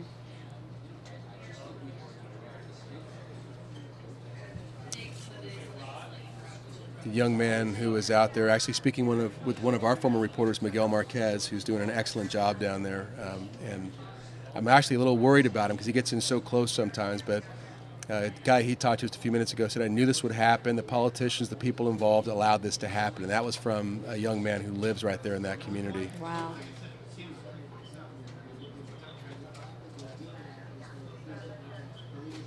Yeah, I mean, when you start cutting fire hoses, you know, and these are, and you know, that fire hose could be the difference between a firefighter living and dying. And you're depending on that water stream, depending on where you are, obviously. And then you've gone so far beyond the pale of protest or anything else. So what we saw, now they appear to be running away. So just like we saw in Ferguson, what we're probably going to see is a game of kind of cat and mouse, if you will, in a way, where a large contingent of officers will move in and move the protesters down the road a little bit, and then they'll go down side streets and alleys because it's, you know, it's almost impossible to clear everybody out of here. This is a residential neighborhood. Right. Right? It's a little commercial sector of a residential neighborhood, and where are you going to put these people? Want to acknowledge one of our viewers watching from the UK, Ivan, saying, this is reckless and provocative behavior that ignores the wishes of the family. Horrible. Absolutely, Ivan, and thank you for watching all the way from the UK. Everybody on my feed is talking about that fire hose incident. That has really fired some people up. It's terrible.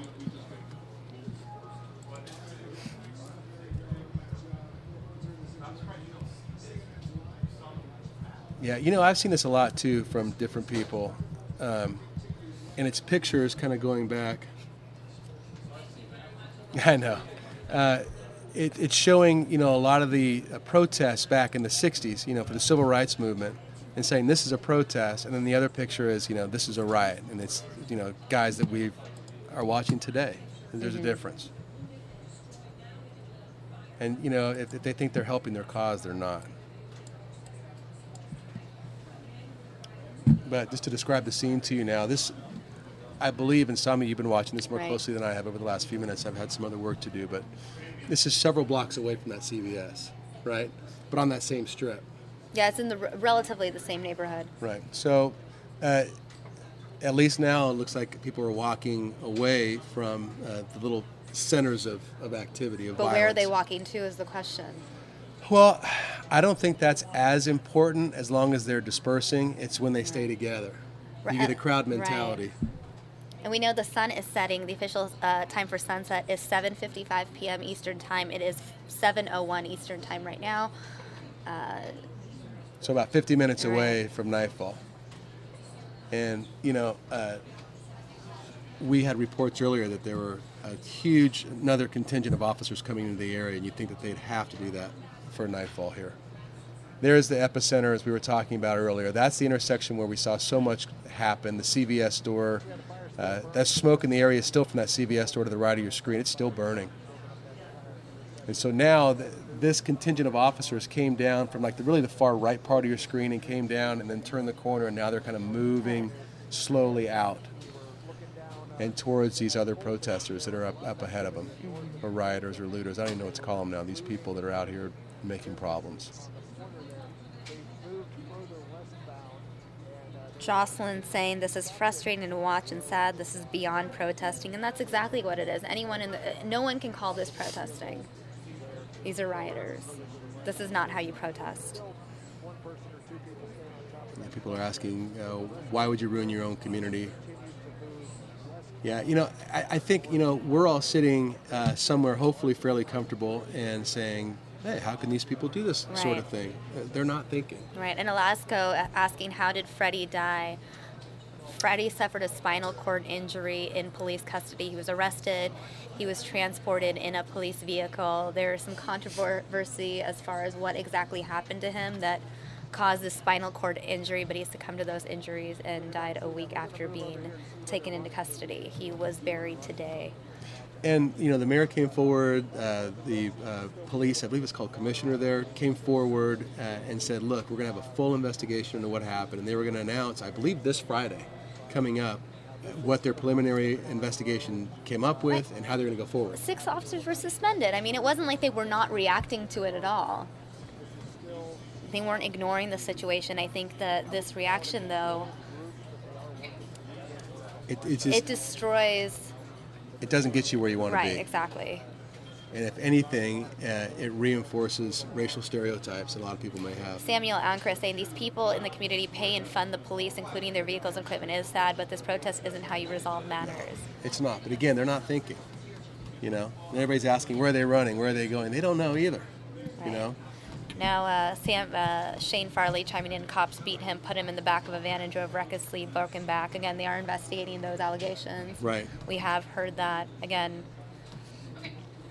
we were waiting for the full investigation from the city. But again, you wonder how a otherwise healthy young man ends up in police custody. What are people running from now? Well, they're running when they see officers, and they may be running because they've done some things they're not happy about. Now they're all going in this back door. Are we looking at another business that's getting looted?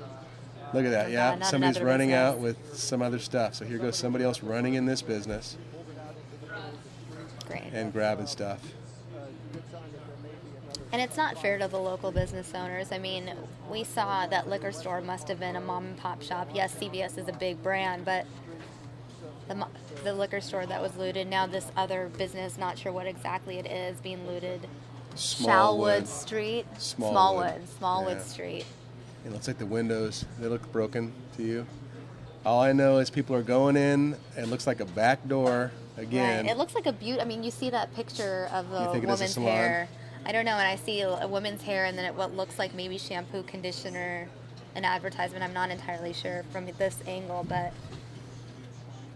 it says beauty something on the at the front entrance. And they're going in the back door and they're coming out with stuff again.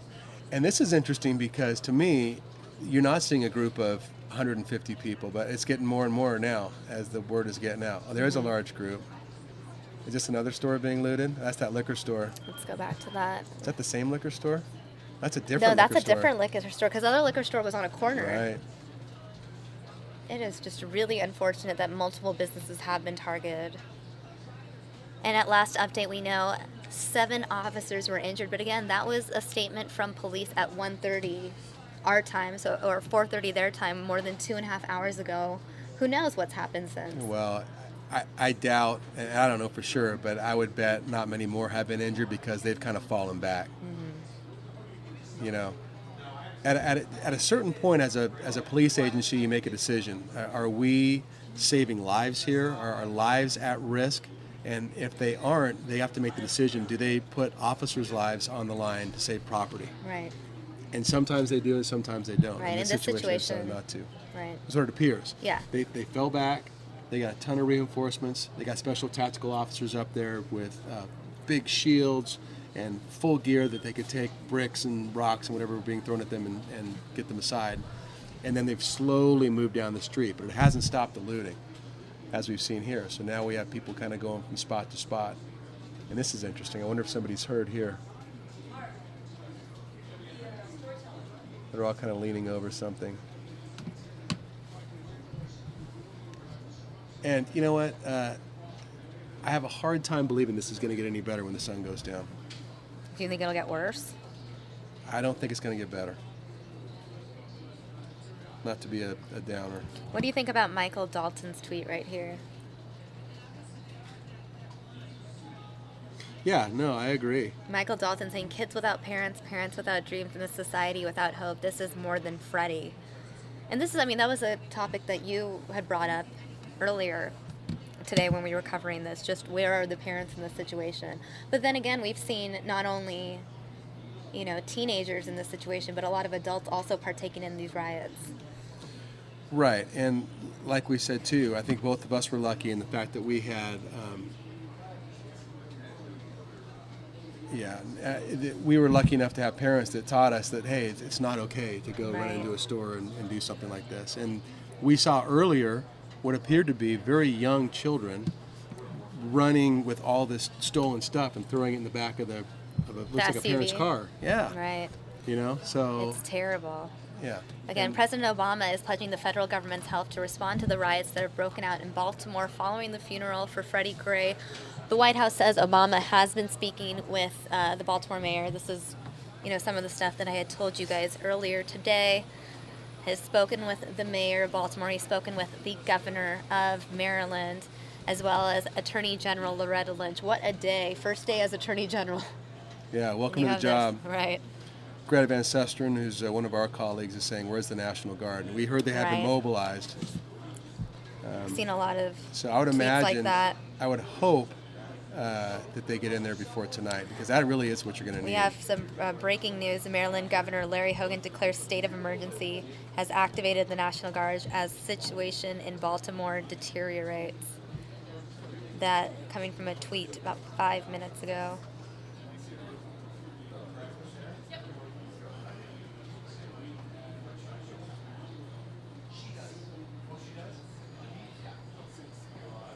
I'm just looking at all the different tweets. I haven't seen much new news. I mean, the stuff that's coming out here is what's happening as we're watching, which looks like another.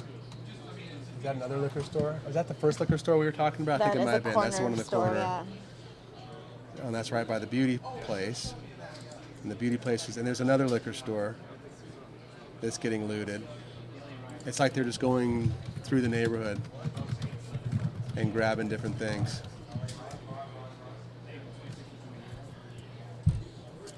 Although I don't see it. Maybe is it cleaned out already? Maybe I don't see a lot of people bringing stuff out of that store.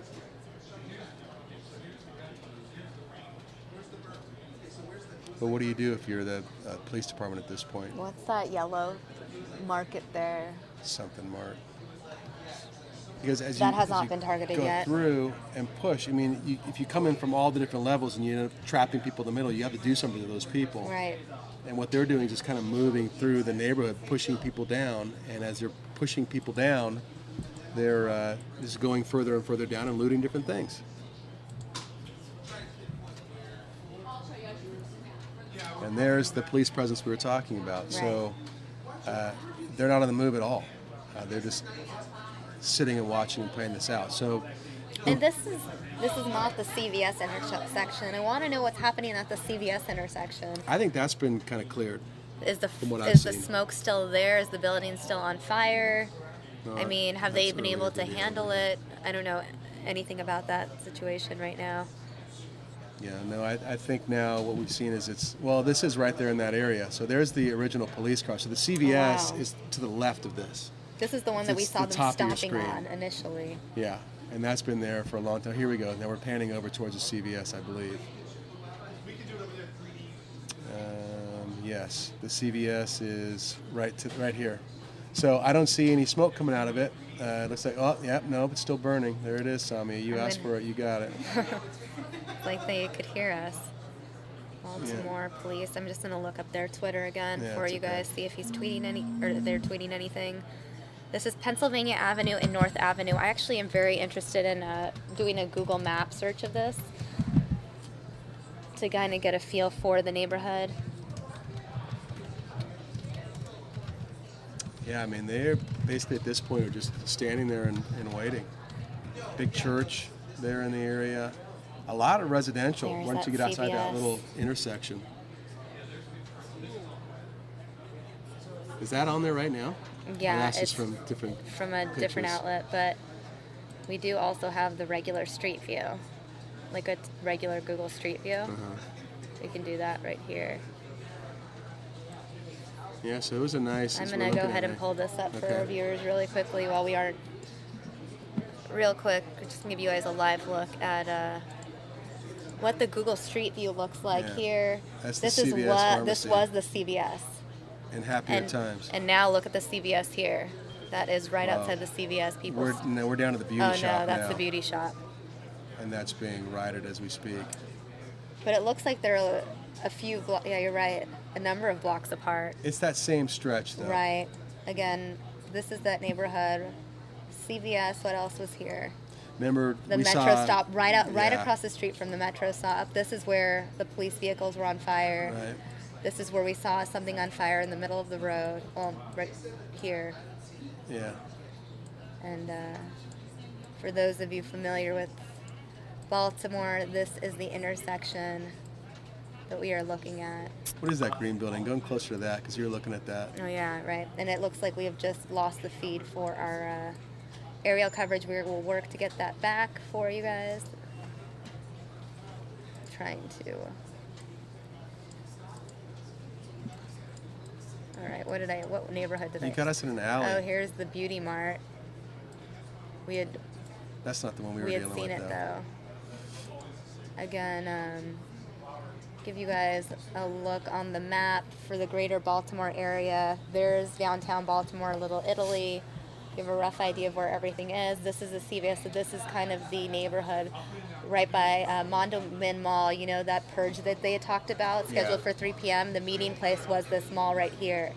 And in regards to the purge, they were starting at the mall and they were supposed to end up in downtown. So I imagine they were going this route. But a lot of them, and then downtown's here, but no, they never made it to downtown. No, because a lot of what I heard was a lot of them got off at the metro stop. Right where the CVS was. Yes. And they got off right there, and that's when all this stuff. All right, it looks like we are getting our live images back. So I'm going to bring that back to you guys. Busy day. Well, there it goes again. So we are about a little over half an hour from dark. I know, and who knows what could happen. I know I was here when we covered the chaos in Ferguson back in November. That was actually the first night we did News Now ever. Oh. And I was here until probably 8 o'clock at night or so, at least, because there was so much going on even at night.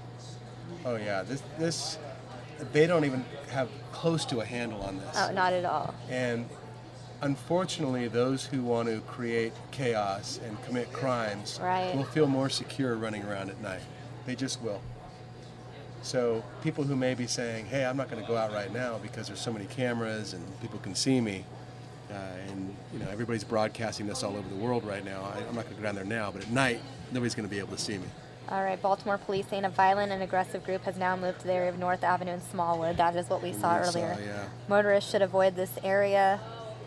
That was the last tweet from Baltimore police about 3 minutes ago.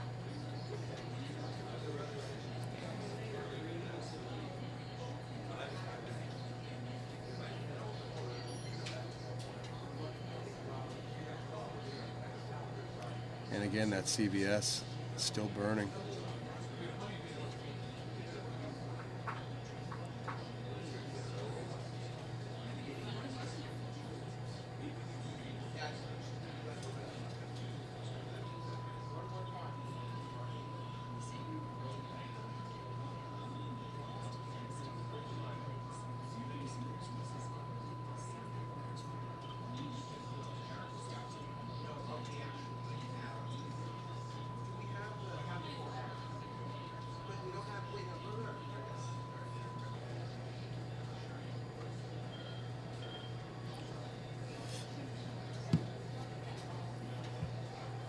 And that smoke there, is that the CVS corner?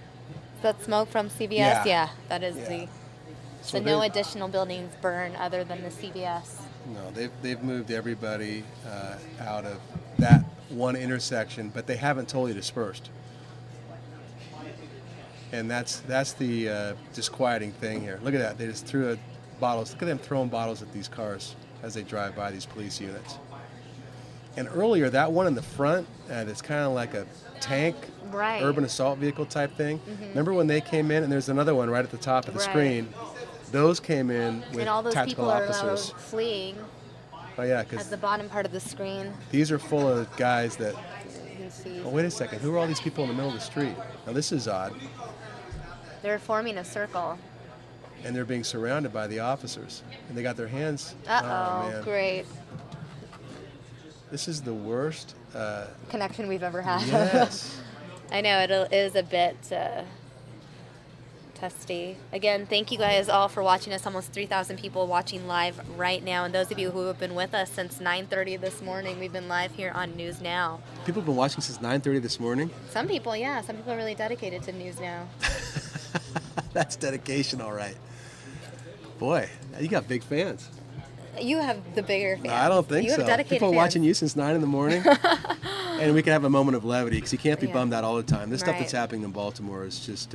absolutely terrible. It is awful. But real quick, I do want to just update viewers who may have missed our verdict. Jerice Hunter found guilty on both accounts. Yes. Child abuse and first-degree murder. And they found that all 4 aggravating factors to be true, is what Mia Garcia tweeted.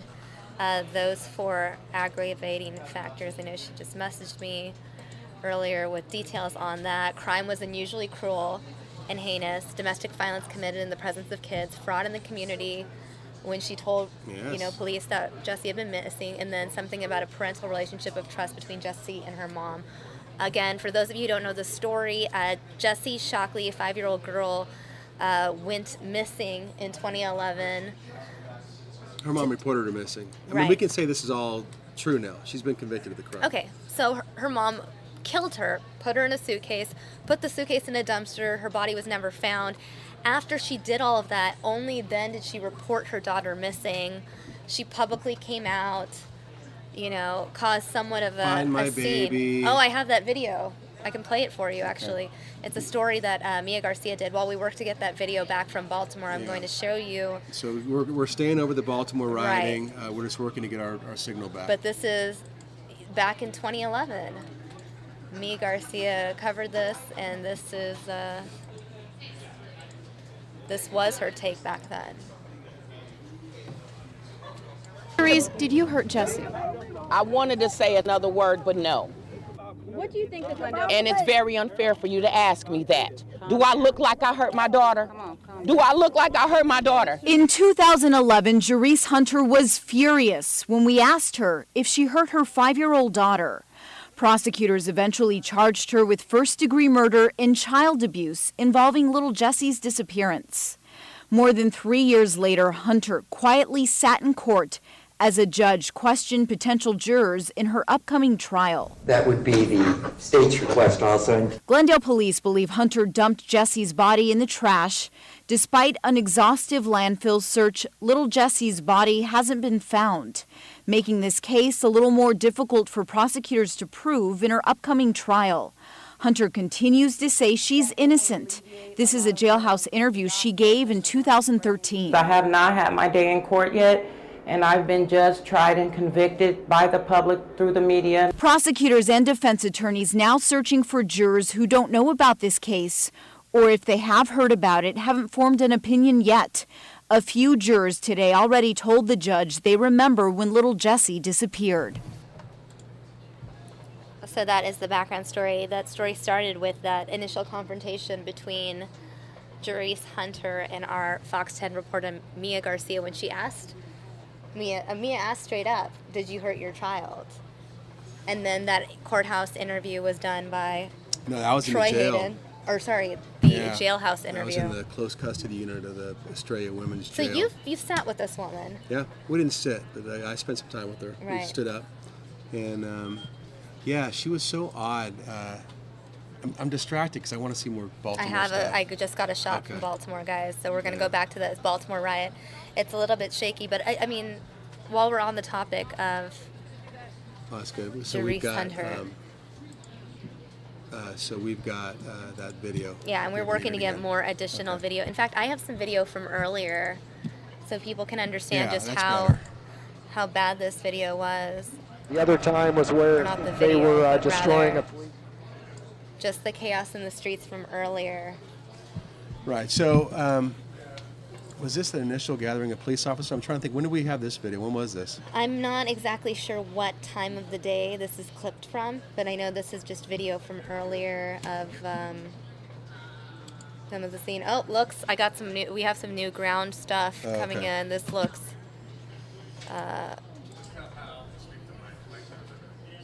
All right. Well, this appears like to be more right down active that video, main strip. yeah. I'm And gonna so just pause this.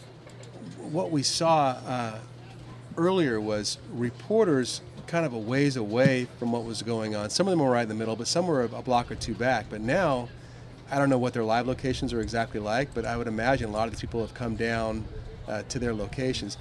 This group appears to be pretty mellow. And there's another. You can look at the group of sky, you can reporters. see that it's almost sunset based on. The camera can also play tricks too by irising up and things. They use an iris where they can make it almost look, daylight when it's almost dark. Right. Oh, okay. So this is the CVS. Okay, we're looking at live video now, but the video we're showing, when we come back to that old video, we can update people on when that was. It was taken really kind of right after everything peaked, and at least in my mind, when the CVS was really kind of the scene of this whole thing. You know, as I'm watching this, and I'm looking at everybody, you can't help but wonder what it would be like to be standing there. So there's your line of officers right there. And that's fairly imposing. And I'm trying to think, I'm trying to see, are they facing towards? They are behind are those? I'm sorry, I'm having a hard time seeing exactly what that is. But you can definitely see the emergency vehicles behind them. Right, all those lights. Oh, you know what that is? That's down towards the CVS, because I saw the ladders. And there's the church that we've seen a couple of different times. So as we look back down here, you see those ladders in the distance. North Avenue, because everything happened along North Avenue. Yeah, I would say that. And you can see the smoke right in the middle of your screen. That's the CVS store that's burning still, that they've been trying to get a handle on for a long time. So I bet a lot of those, there we go, they're zooming in. Yeah, and those are definitely officers, okay, facing back in this direction. So I would imagine at this point, they're protecting the firefighters to get in there and get that fire out. And it looks like you got journalists mostly standing right up next to them. And there's even a guy to the right of your screen who's cleaning stuff up off the sidewalk. Mm-hmm. But, if the people we see here were taking part in the riots, or if they're just coming down there to see what's going on, they're definitely giving a respectful distance to the police officers. I mean, if I lived in the area, there's no way I would go outside, because you just might be accused of something you didn't do. I think it's in everyone's best interest, if you want to see what's going on, to stay inside and watch TV. Right, but I mean, what if this was, what if you're looking down there and the 10 people on the corner, a former reporter of ours, Miguel Marquez, was saying he's been in this area for about a week and he feels like he knows the whole neighborhood because everybody's kind of out. Right. And there are neighborhoods like that. I know Phoenix isn't really like that so much, but there are definitely cities and neighborhoods where if you go out and hang out, there are people spend more time on the sidewalks. It's out and a about. very East Coast thing, especially. It looks like we have lost that feed. Now we have another feed.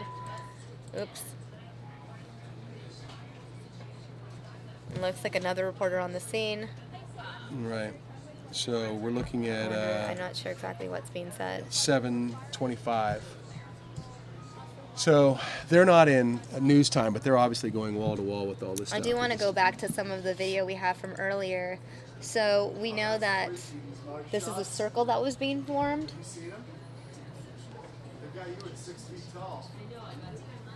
Yeah, so this was... now I remember this. So we saw the CVS store it was still being looted actively at this stage. And what we saw behind that was a massive presence of these tactical officers. Mm-hmm. And there they are starting to kind of move in and move back behind What's interesting is we look at this shot right here and we see those officers lined up as well, going back to our previous Right. So they came through and cleared out the back behind the CVS. They came around the building you see on the right. And then so this whole area now, this is, again, probably an hour and a half ago, you don't see fire trucks here. The CVS is not on fire. Right. This is before that. Yes. So, I mean, it is interesting to think about that at some point, with all those protesters and rioters gone, somebody got back in there and started that on fire. You would think, unless there was some electrical problem or something that started it, you know, due to the damage inside. And this is what we saw. So that big presence of people coming in, of officers and tactical officers, and everybody kind of moved out of that one part of the neighborhood, but they just kind of went down the street. And there's the church we keep seeing over and over. And they started looting in different places. I want to read one of the viewer comments. Edgemaster saying these riots are wrong at a time when investigations are still ongoing. They should put aside the violence. Right, this just happened on a day where Freddie Gray was laid to rest. Right. You know, we've seen riots, you know, in Ferguson, for example, when, you know, when the officer kind of got off the hook, is what they believe, you know? Well, now those riots were crazy. We're no longer talking about Freddie Gray and what happened here. Now we're talking about an idea. A bunch of criminals, let's be honest, who are breaking the law. And now, using this as an excuse. Sure. If they would have had some sort of a peaceful, I mean, even if they chained themselves together in the street, blocked traffic, that sort of thing, right, we'd still be talking about Freddie Gray and what happened and why the community's upset. But now we're talking about criminals who are destroying property and, you know, risking officers' lives. 7 officers injured. One of them apparently was fairly serious. They were having problems with consciousness and things, like they were in and out of consciousness, is what we got reported earlier. Broken bones. So, you know, this is very serious. This is beyond anything else, a protest. And there's the church again.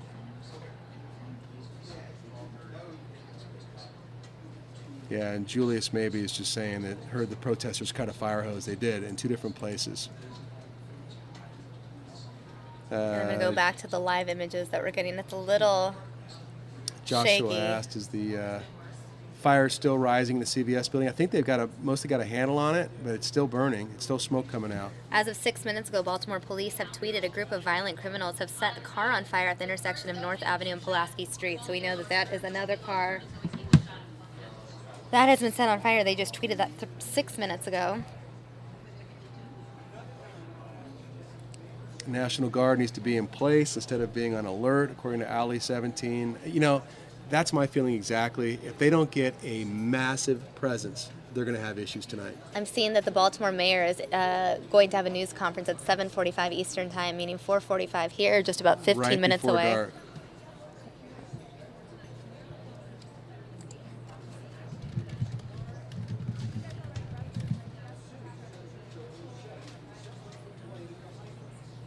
John Hoffman says, this is just the dancing, hot dogs, and popcorn. The real show starts after dark.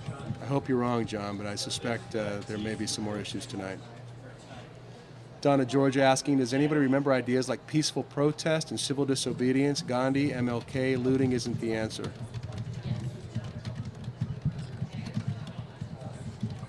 I agree, Donna.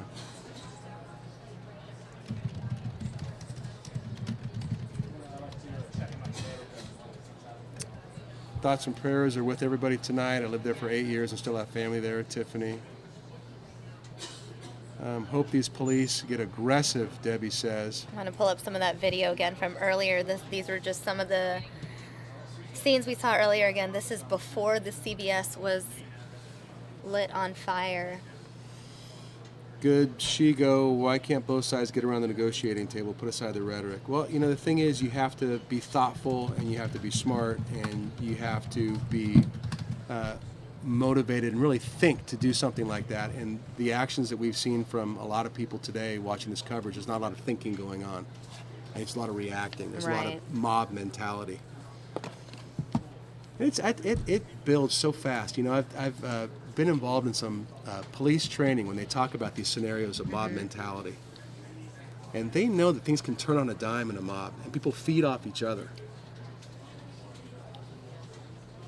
And so one of the things they try to do is, you know, like what we're seeing here, is try to break it up, try to get the mob apart. Because you'll see, I mean, the issues that we've seen are when large groups of people congregate and get together. Right. Real quick, I want to look at these live images we're getting, and they're zooming in on the police that are there. You can see, I think you can see weapons drawn. I see some nightsticks and things. I don't think they're going to have guns Is out that at the this hose point. that was punctured? It I- must be if they're zooming in on it. Yeah, I'm not sure if that is or not. But I don't know if that is the intersection where CVS is because I don't see any smoke.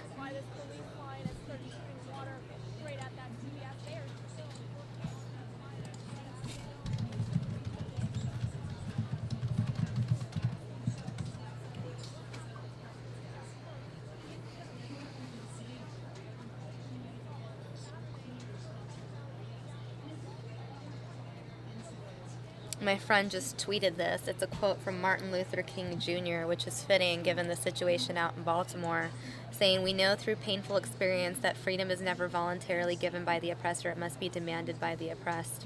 But there are different ways to demand. Right. All right, the New York Times and BuzzFeed are both talking about National Guard being activated. Right. State of emergency, it's not new information. It's now the #1 trend worldwide. Earlier it was the 3rd most trending topic in the world, most in the United States. Now it's #1 trending story in the world.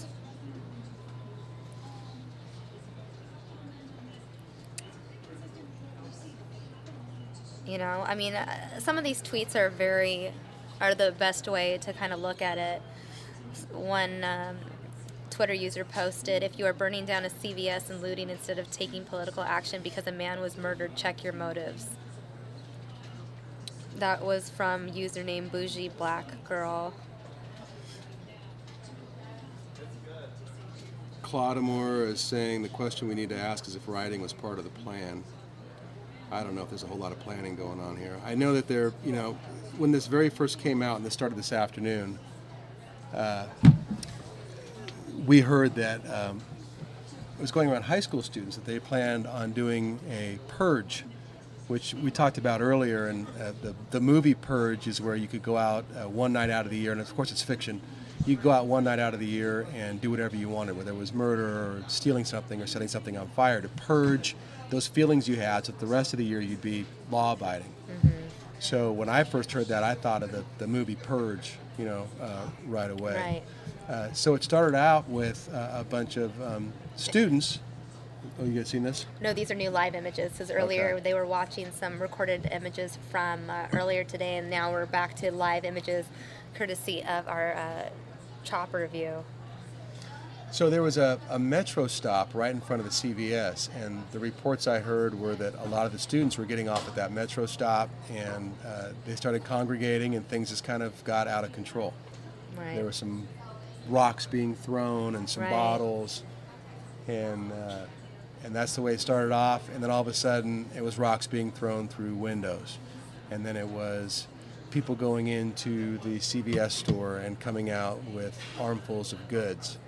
The police fell back, and they really haven't confronted any of these protesters, looters again since that time. They've stayed back. I want to read just a couple more tweets. Claude Moore messaging us saying, "They've set fire to a drugstore. Do the rioters think this gives them power over the police?" No, you know, what they are doing is they're focusing the attention of the world on their city, but it's not in a positive light at all. Right.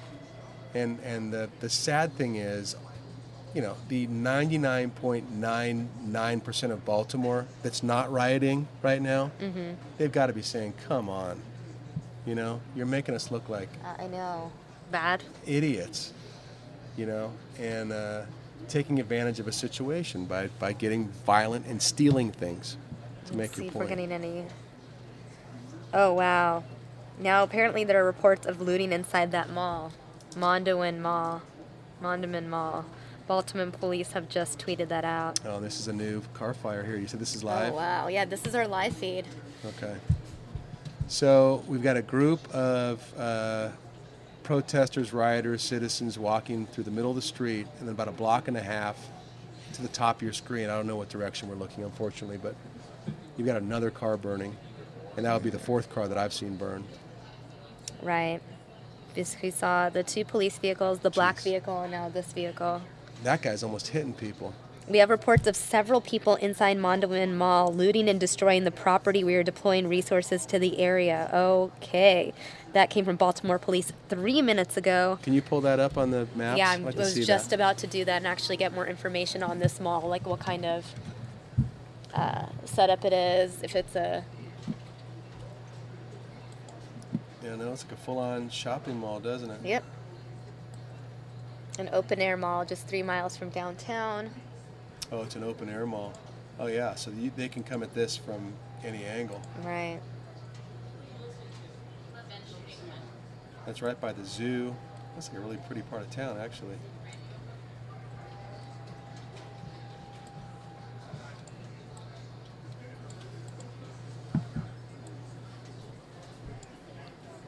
So this crowd is definitely on the move. And still kind of organized. Right. Because these are the live images that we're looking Right. at. Which can't be what police want, to be honest with you. Absolutely not. I'm just going to get some more information about this mall so we have a rough idea of what exactly could possibly be looted. I'll pull up the directory.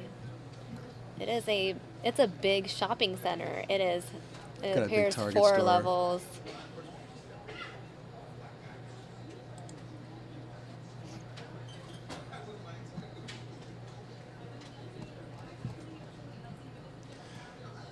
So yeah, I mean, this really is kind of a nightmare scenario for Right. police, because you've got this one area, and it looks like about a mile away, another spate of rioting has broken out. Did they say how many people were involved?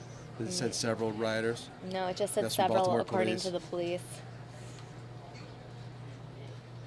Looks like it is an old, we do know, okay, well, we lost this live feed. Hopefully we will be getting that back in just a second. In the meantime, I want to show you guys some footage from earlier today. Again, this is rioting footage from earlier today. In fact, while we're on the topic of the Mondawmin Mall, that apparently is now getting looted, I'm going to pull up the Google Maps for you guys. You can see this is a Google Street View of this mall that is being looted. You guys see just where this mall is relative to the rest of the area. Mondawmin, Baltimore, and then how far? Yeah, I mean, show that CVS store again. That wasn't that. It was right down the street from it. Right, but I just want to kind of figure out how far this is from DC. DC, yeah. There it is. There's Washington. It's a bit of a distance, but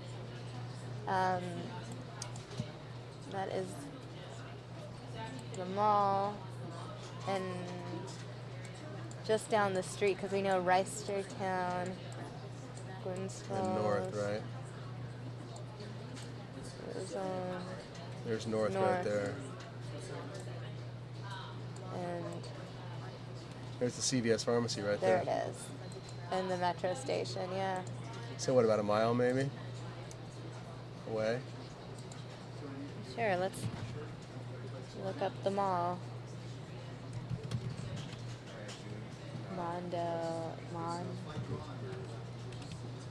The mall to CVS. It's a 2-minute metro ride. Walking, it is 14 minutes. So 7/10 of a mile. Yeah, and I'm going to go back to these live images now of the riot in Baltimore.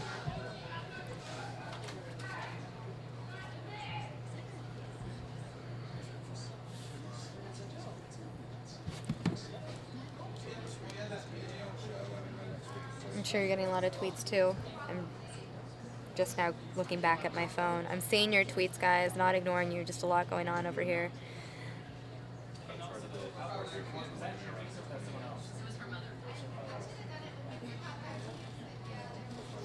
Yeah, CG says, and I agree, at least with surveillance and photojournalists, there'll be facial evidence of looters and fire hose destroyers. The guy who cut the fire hose, I didn't see it actually happen, but Carrie Right. Lake was sitting next to me. She said it was the guy wearing the gas mask that had been running around. All So I right, don't it know looks if like Remote 18, we are getting the press conference that's about to start. That looks like a press conference is being set up, guys. The mayor is scheduled to speak in 4 minutes. looks like everyone is setting up for the press conference. Both our feeds have now moved on to this, guys. We are just minutes away from a press conference from the mayor of Baltimore.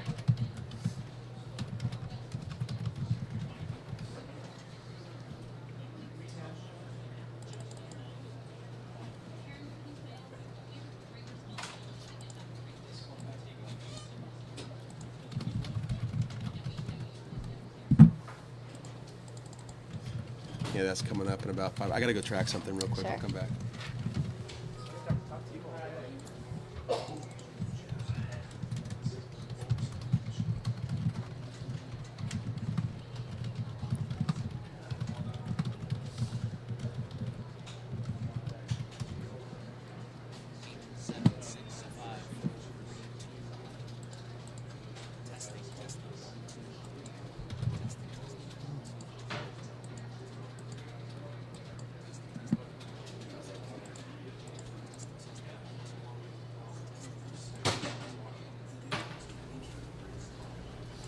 Good. Good. All right. Cool.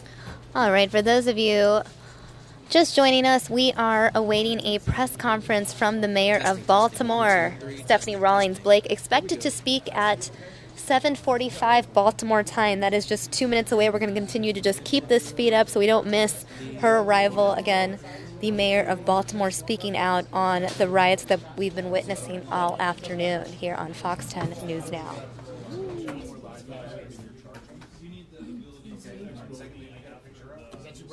Yeah, a little bit. Just angle that. Okay, you see the mayor. So is Keith Fox still down in City Hall? I think so. Do you have his number? While we wait for the press conference to start, I just want to read a couple of your tweets. Radar Love chiming in saying many locals are saying that many of the rioters are not locals and that they don't want them there. Testing. Interesting 1, fact, 2, 3, Radar 3, Love. 2, 1. Test. 3, 2, 1. Sean should be out there greeting them, so he'll be right there. Sean wasn't out there? He should.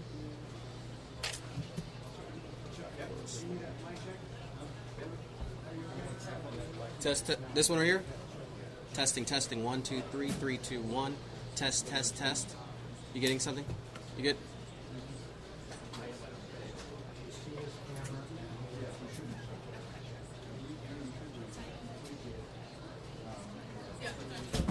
Okay, Chuck, wait. Let me give you.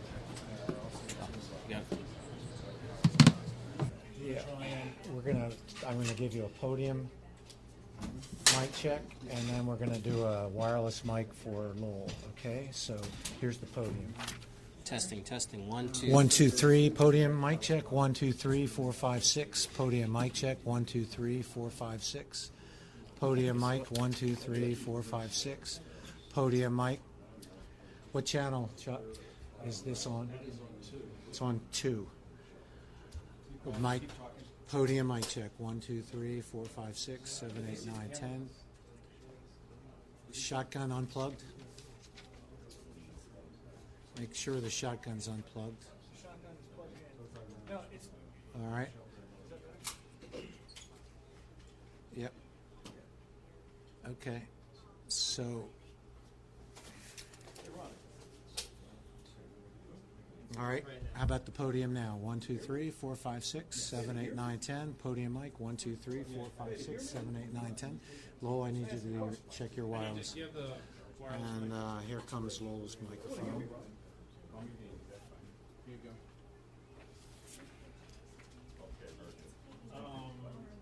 This is a mic check. 1, 2, 3, 4, 5, 6. Check. 1, 2. 1, 2, 3, 4, 5, 6. Check. Channel 1. Good. It's not coming through. Except for the background. Sorry. This one. Well, you're gonna have people filling in here, so that you don't have to worry about this. So you're gonna have a bunch of people filling in right here. So this will disappear. This will disappear. Mic check. 1, 2, 3, 4, 5, 6. Mic check. 1, 2, 3, 4, 5, 6. Check. All right. 1, 2, 3. Check. Chuck, did you pie down your channel 2 for that mic check?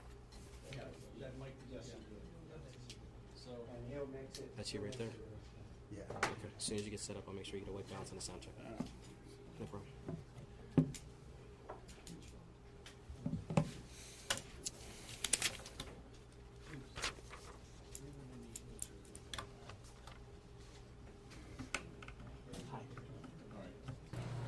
All right, again, for those of you just joining us, we were bringing you live coverage of those riots in Baltimore. Well, now we have taken you to the staging area where the mayor of Baltimore is scheduled to speak. Well, she was scheduled for 4:45, so she should be there any minute now addressing the riots that have taken place in Baltimore. Officially, a state of emergency has been declared. Lots of just destruction in the city of Baltimore. Really unfortunate situation. We're bringing you a lot more live video after this press conference wraps up.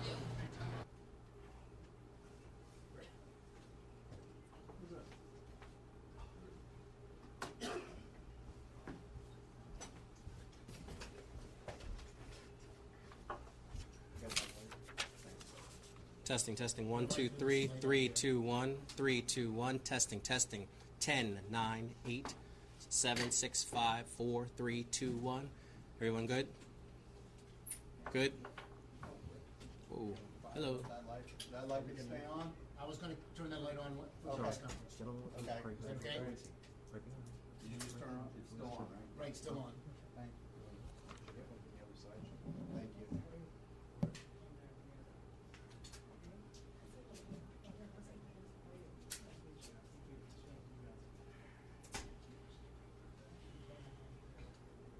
Thank you.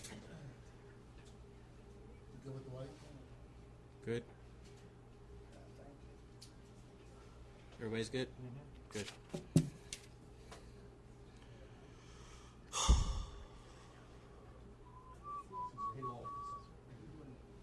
Another mic check? So guys, we're about 5 minutes out. I'll try to give you a 2-minute. When we're hot? Yeah, I'll let you know. Yeah. In other words, that's the only communication I have with the station. Can you tell them? Yeah, I'll cue you. What's up? Okay, you want to tell them that so they... I'll just. Everybody got it? 5? 5 minutes. Oh, I got you. They said we're within a 5-minute window of this thing starting. So just let them know. 5 minutes. 5 minutes. Okay. Yeah. Okay. No, you want to tell them that... Yeah, I'll just. Yeah, you want to tell them so Okay. they know so they're not- Yeah, we know. Yeah, we know. Huh? Yeah, we know. What? Oh, that's right. Tell them that. Okay. Everybody's good? It's his cell phone number. He's on his way up to Main. So he's not. Everybody's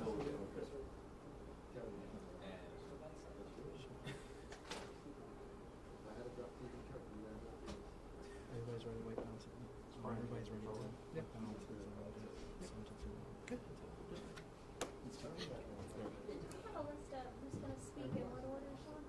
So it's my understanding it will be the mayor, followed by the council president, and I believe, I'm not sure who from the police department. I'll get you the stallion on the name.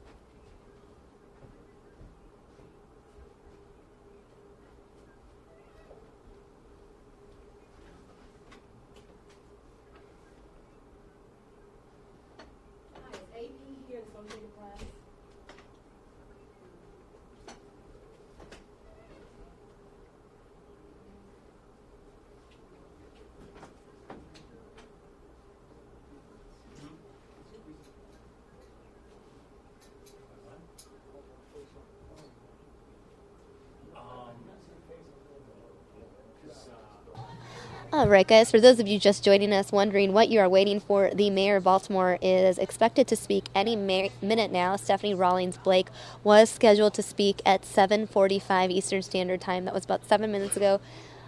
She should be at this press conference any minute.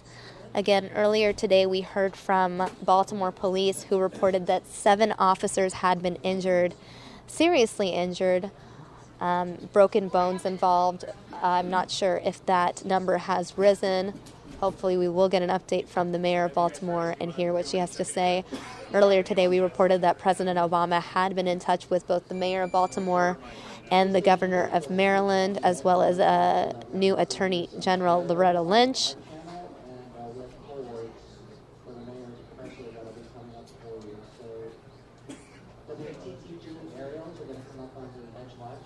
Oh wow, guys, we are getting live aerials from the mall that's getting rioted. So real quick, I'm going to take you guys live there now. This is the mall, the Mondawmin Mall that I was showing you guys earlier, these live images. Again, we will switch back when the mayor speaks, but right now we are looking at these live images of that mall that the rioters have moved on to.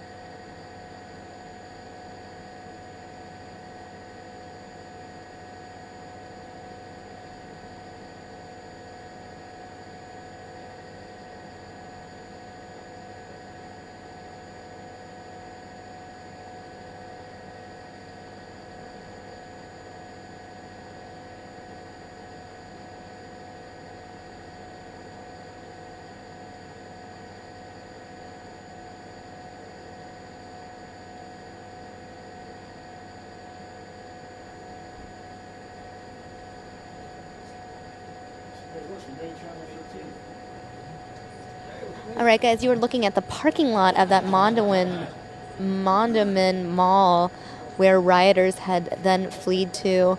Not sure who are inside these vehicles, if it were people that were inside the mall that are now fleeing after rioters reached the area, or what exactly is going on. We are looking at that parking lot right now, and in the upper right-hand corner, we are looking at the setup for the press conference that the mayor of Baltimore will be holding any minute now.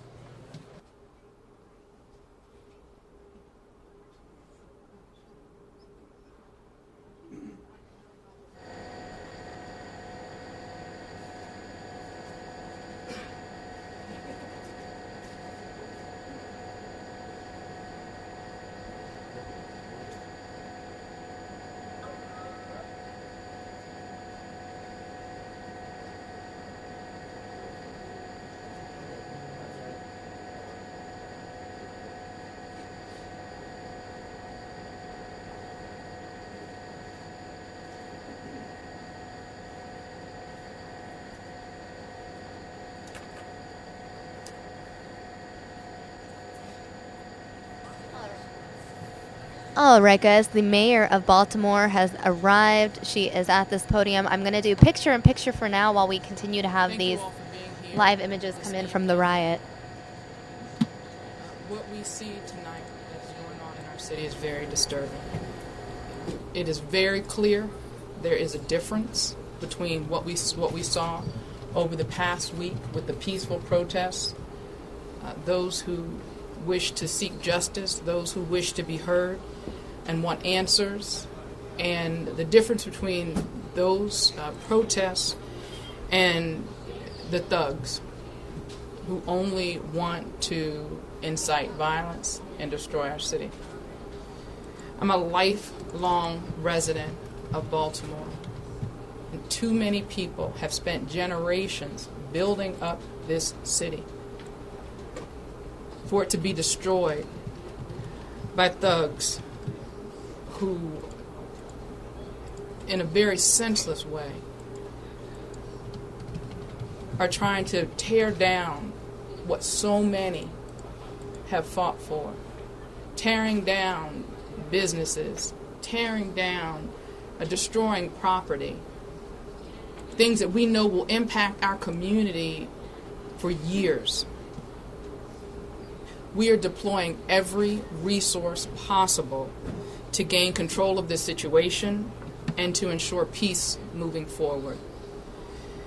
I've been in contact with our governor, and he has agreed, and I've requested, and he has agreed to deploy the National Guard. As soon as they are available, they will be immediately deployed.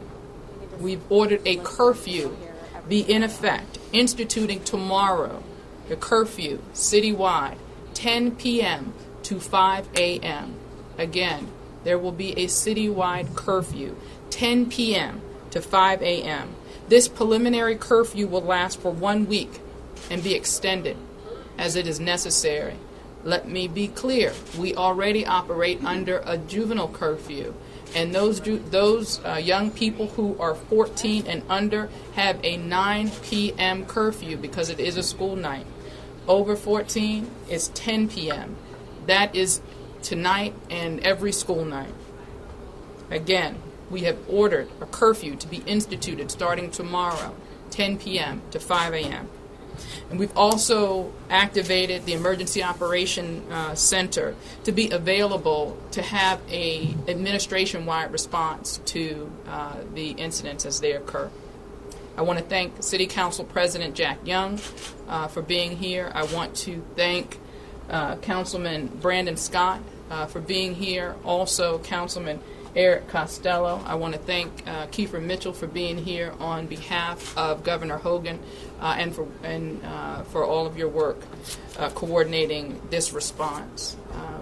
I'm going to ask Colonel D'Souza to speak, and then I will ask Council President Jack Young. Colonel. Thank you, ma'am. Good evening, everybody. I'm Colonel D'Souza, Colonel Darrell D'Souza. I'm the Chief of Patrol for Baltimore City Police Department. At this point, I just want to mention a couple of things real quick, is that, like the mayor said, we love our Baltimore city. Right now, we're seeing unprecedented type of violence throughout the city, mainly towards the west side of Baltimore. We're not going to tolerate that. The police department is not going to stand for that. We're fully deployed at this point. We cancel leave for all our police officers. So they are deployed on the streets as we speak. Each shift is fully staffed. We called in outside resources from all over the state of Maryland to give us an assist here. We're not going to tolerate this. Our priorities right now is to restore order in the city. Our priorities right now is officer safety and the safety of the community. Thank you. Council President. Good evening.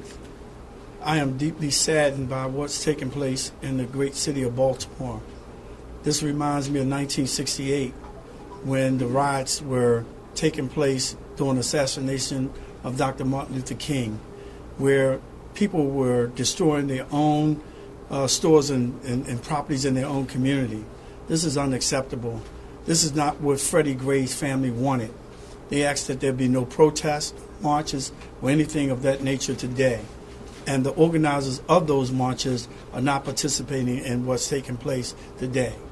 As the mayor has stated, these are thugs who are seizing upon an opportunity to show their anger and their distrust and their frustration at the police department. This is not the way to do it. We have the Department of Justice in here, along with our state's attorney, that's doing the investigation of this murder or killing, whatever you want to call it, Some are saying the murder, some are saying the killing.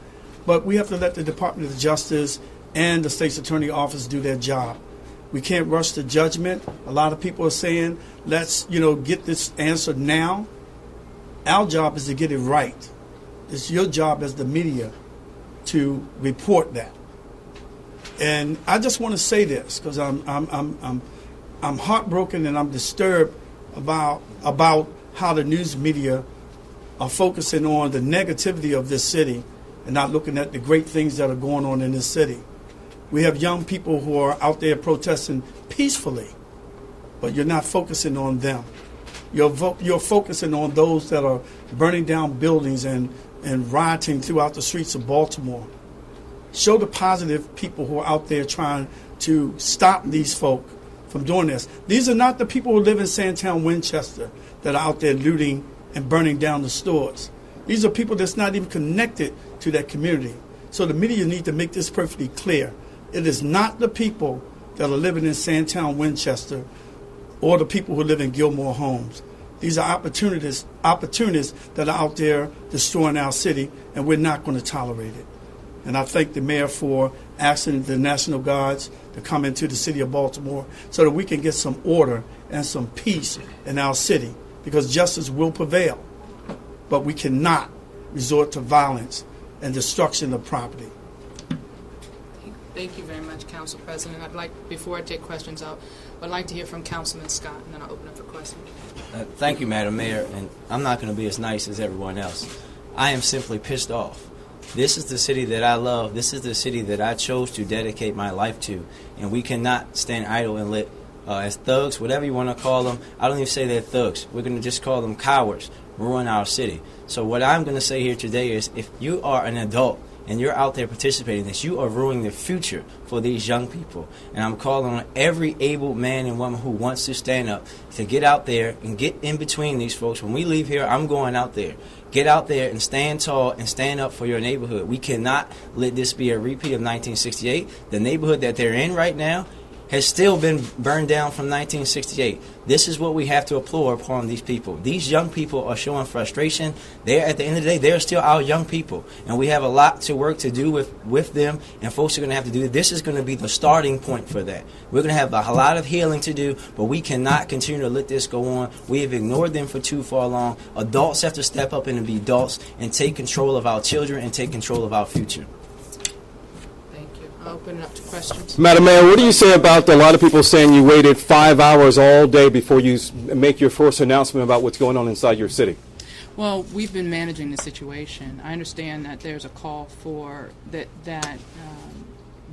you have to balance actually doing the work of managing with having press events, and the police department throughout the day has been putting out information. I've been working to make sure that we're managing this. There's a lot of moving parts, and I wanted to make sure that I was dedicated to that before we came out and spoke.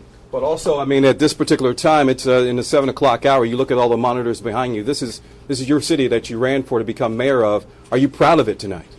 I am proud of the people from the community who have come out to say that they don't want this anymore. There are people who are marching right now to bring calm to our community. There are people who want so much for there to be peace and to protect the values of our community. I'm proud of them. I'm also very concerned because what I'm seeing is just not acceptable.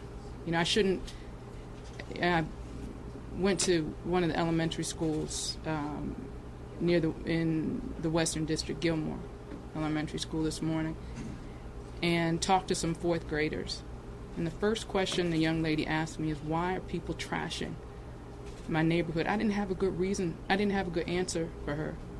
It is so frustrating that people think that this makes sense to destroy our community when we know that those people who live there that are already hurting are going to be the ones that pay for that. Mayor, do you have a tally of arrests or injuries so far? Not yet. We can get that information to you. Mayor, what do you make of the criticism that your words might have encouraged some of the activity on the street today? I'll say the very blatant mischaracterization of my words was not helpful today. I was asked a question about the property damage that was done. And in answering that question, I made it very clear that we balance a very fine line between giving protesters, peaceful protesters, space to protest. What I said is, in doing so, people can hijack that and use that space for bad. I did not say that we were accepting of it. I did not say that we were passive to it. I was just explaining how property damage can happen during a peaceful protest. It is very unfortunate that members of your industry decided to mischaracterize my words and try to use it as a way to say that we're inciting violence. There's no such thing. There was no order to the police to hold back to let some of this happen or anything like that? Absolutely not. Absolutely not. And I've never said anything to that fact. Absolutely not. What we did was manage a peaceful protest in the best way possible, and when it got violent and destructive, we responded to that. We have an obligation to protect people's First Amendment rights. We also understand through the best training and best practices that we have to do everything that we can to de-escalate, and those were the tactics that were deployed yesterday. Did people exploit those tactics or that space that we gave to, that we facilitated to have peaceful protests for bad? Yes, they did, but we didn't endorse it. We didn't, we don't endorse it. We didn't allow it. We went into it, and we went in using best practices to. You don't think it's a mistake? To allow people to have a peaceful protest? Right, no, for the de-escalation strategy. That's best practice. Any other questions? What is the plan now that night is falling? So, as I mentioned, we have the juvenile curfew for 14 and under. That's 9 p.m. We will be enforcing it. 14 to 17 is 10 p.m. We will be enforcing it. Tomorrow there will be a citywide curfew, as I said, 10 p.m. to 5 a.m. in the morning. Let me be clear. What that means is if you are not, if you are on the streets, it will be for 2 reasons: medical emergency or you're going to work. That's it. Do we have any updates on the police officers who were injured? We know 7 were injured, 1 was unconscious. Do we have an update on that? Kowalczyk, do you have you have to come? We know right now it's 15 officers that have been injured. Can we? But we can give. I got it, man. Okay, go ahead. So, unfortunately, at this point, 15 police officers were injured. Of the 15, 2 are still being hospitalized at this moment. The others have been released, minor injuries at this point. Do you know how those officers were injured, the 2 hospitalized? How were they injured so badly? So what we know right now, just preliminarily, is that objects, bricks, bottles, I'm not sure exactly specifically what it was, but it was flying debris that caused their injuries. And did they have helmets on? Did they get hit in the head? I'm just trying to understand. Some did, some did not. Do we know how many groups there are or how large how many people are involved in this? In terms of a number, I can't really tell you. I can tell you earlier part of the day around dismissal time of schools. I know around the Mondawmin hub, we did see an excess of 75 to 100 school-age kids that was causing a lot of problems up there. The majority of the officers that were injured in the incidents that occurred around that Mondawmin hub was coming from, like I said, flying debris. And from what we can tell, it looked like it was school-age kids. The good thing is that we have a lot of video that we're easily able to, over the next couple of days, really and safely say we track them down and find out who's responsible. But didn't the department know on social media that this was going to happen? I mean, everyone knew that Mondawmin Mall was being mentioned on social media and that the students were planning on meeting there. Could more have been done by the department to stop this before it got out of control? So we monitor social media. It's no surprise. And we did know that there was mention of something that was going to occur there. So what we did was we pre-deployed. So we actually were out there before dismissal time. Are you satisfied with how the department handled the response at Mondawmin, looking back? What I can say is that I'm not happy that 15 officers were injured at this point. I'm not happy at all. Could we have done things differently? We have to sit back and really assess that. But it's right now, like I said, the 15 officers were injured. It's 2 of them are still hospitalized. It's unacceptable. Do you know how many arrests we have in ballpark figure? Generally speaking, how many people have you pulled off the street through all this? Prior to me coming over here was about maybe 27 arrests, and that was about maybe 30 minutes ago. Let me ask you a quick question. Moving forward, what role will the National Guard play in assistance with the police, and how do you see all of this ending? It certainly seems from what we've seen today that this looks virtually impossible to stop. I know it's not, but it appears that way. How do you plan on getting a hold of this whole situation? In a couple of ways. First, the National Guard will be deployed in collaboration and cooperation with the Baltimore City Police Department. There are several ways that they can be used, and we will determine that. It has not been determined yet. We will, once we get the exact number that will be deployed, we will make a determination of how to best use that number to provide backup and support for the Baltimore City Police Department. With respect to how do we get to order, let's be clear. The council president and I share the frustration of the negative images that are being shown of our great city. But best believe we're going to use all of those images to hold the individuals who are destroying our city accountable. So once people start getting arrested for the looting, for the destruction, I think they will understand that this is not a lawless city. And the thugs and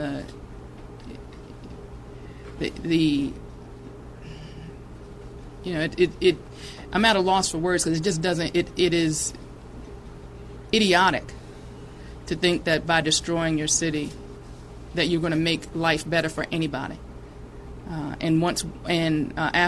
As we start to review the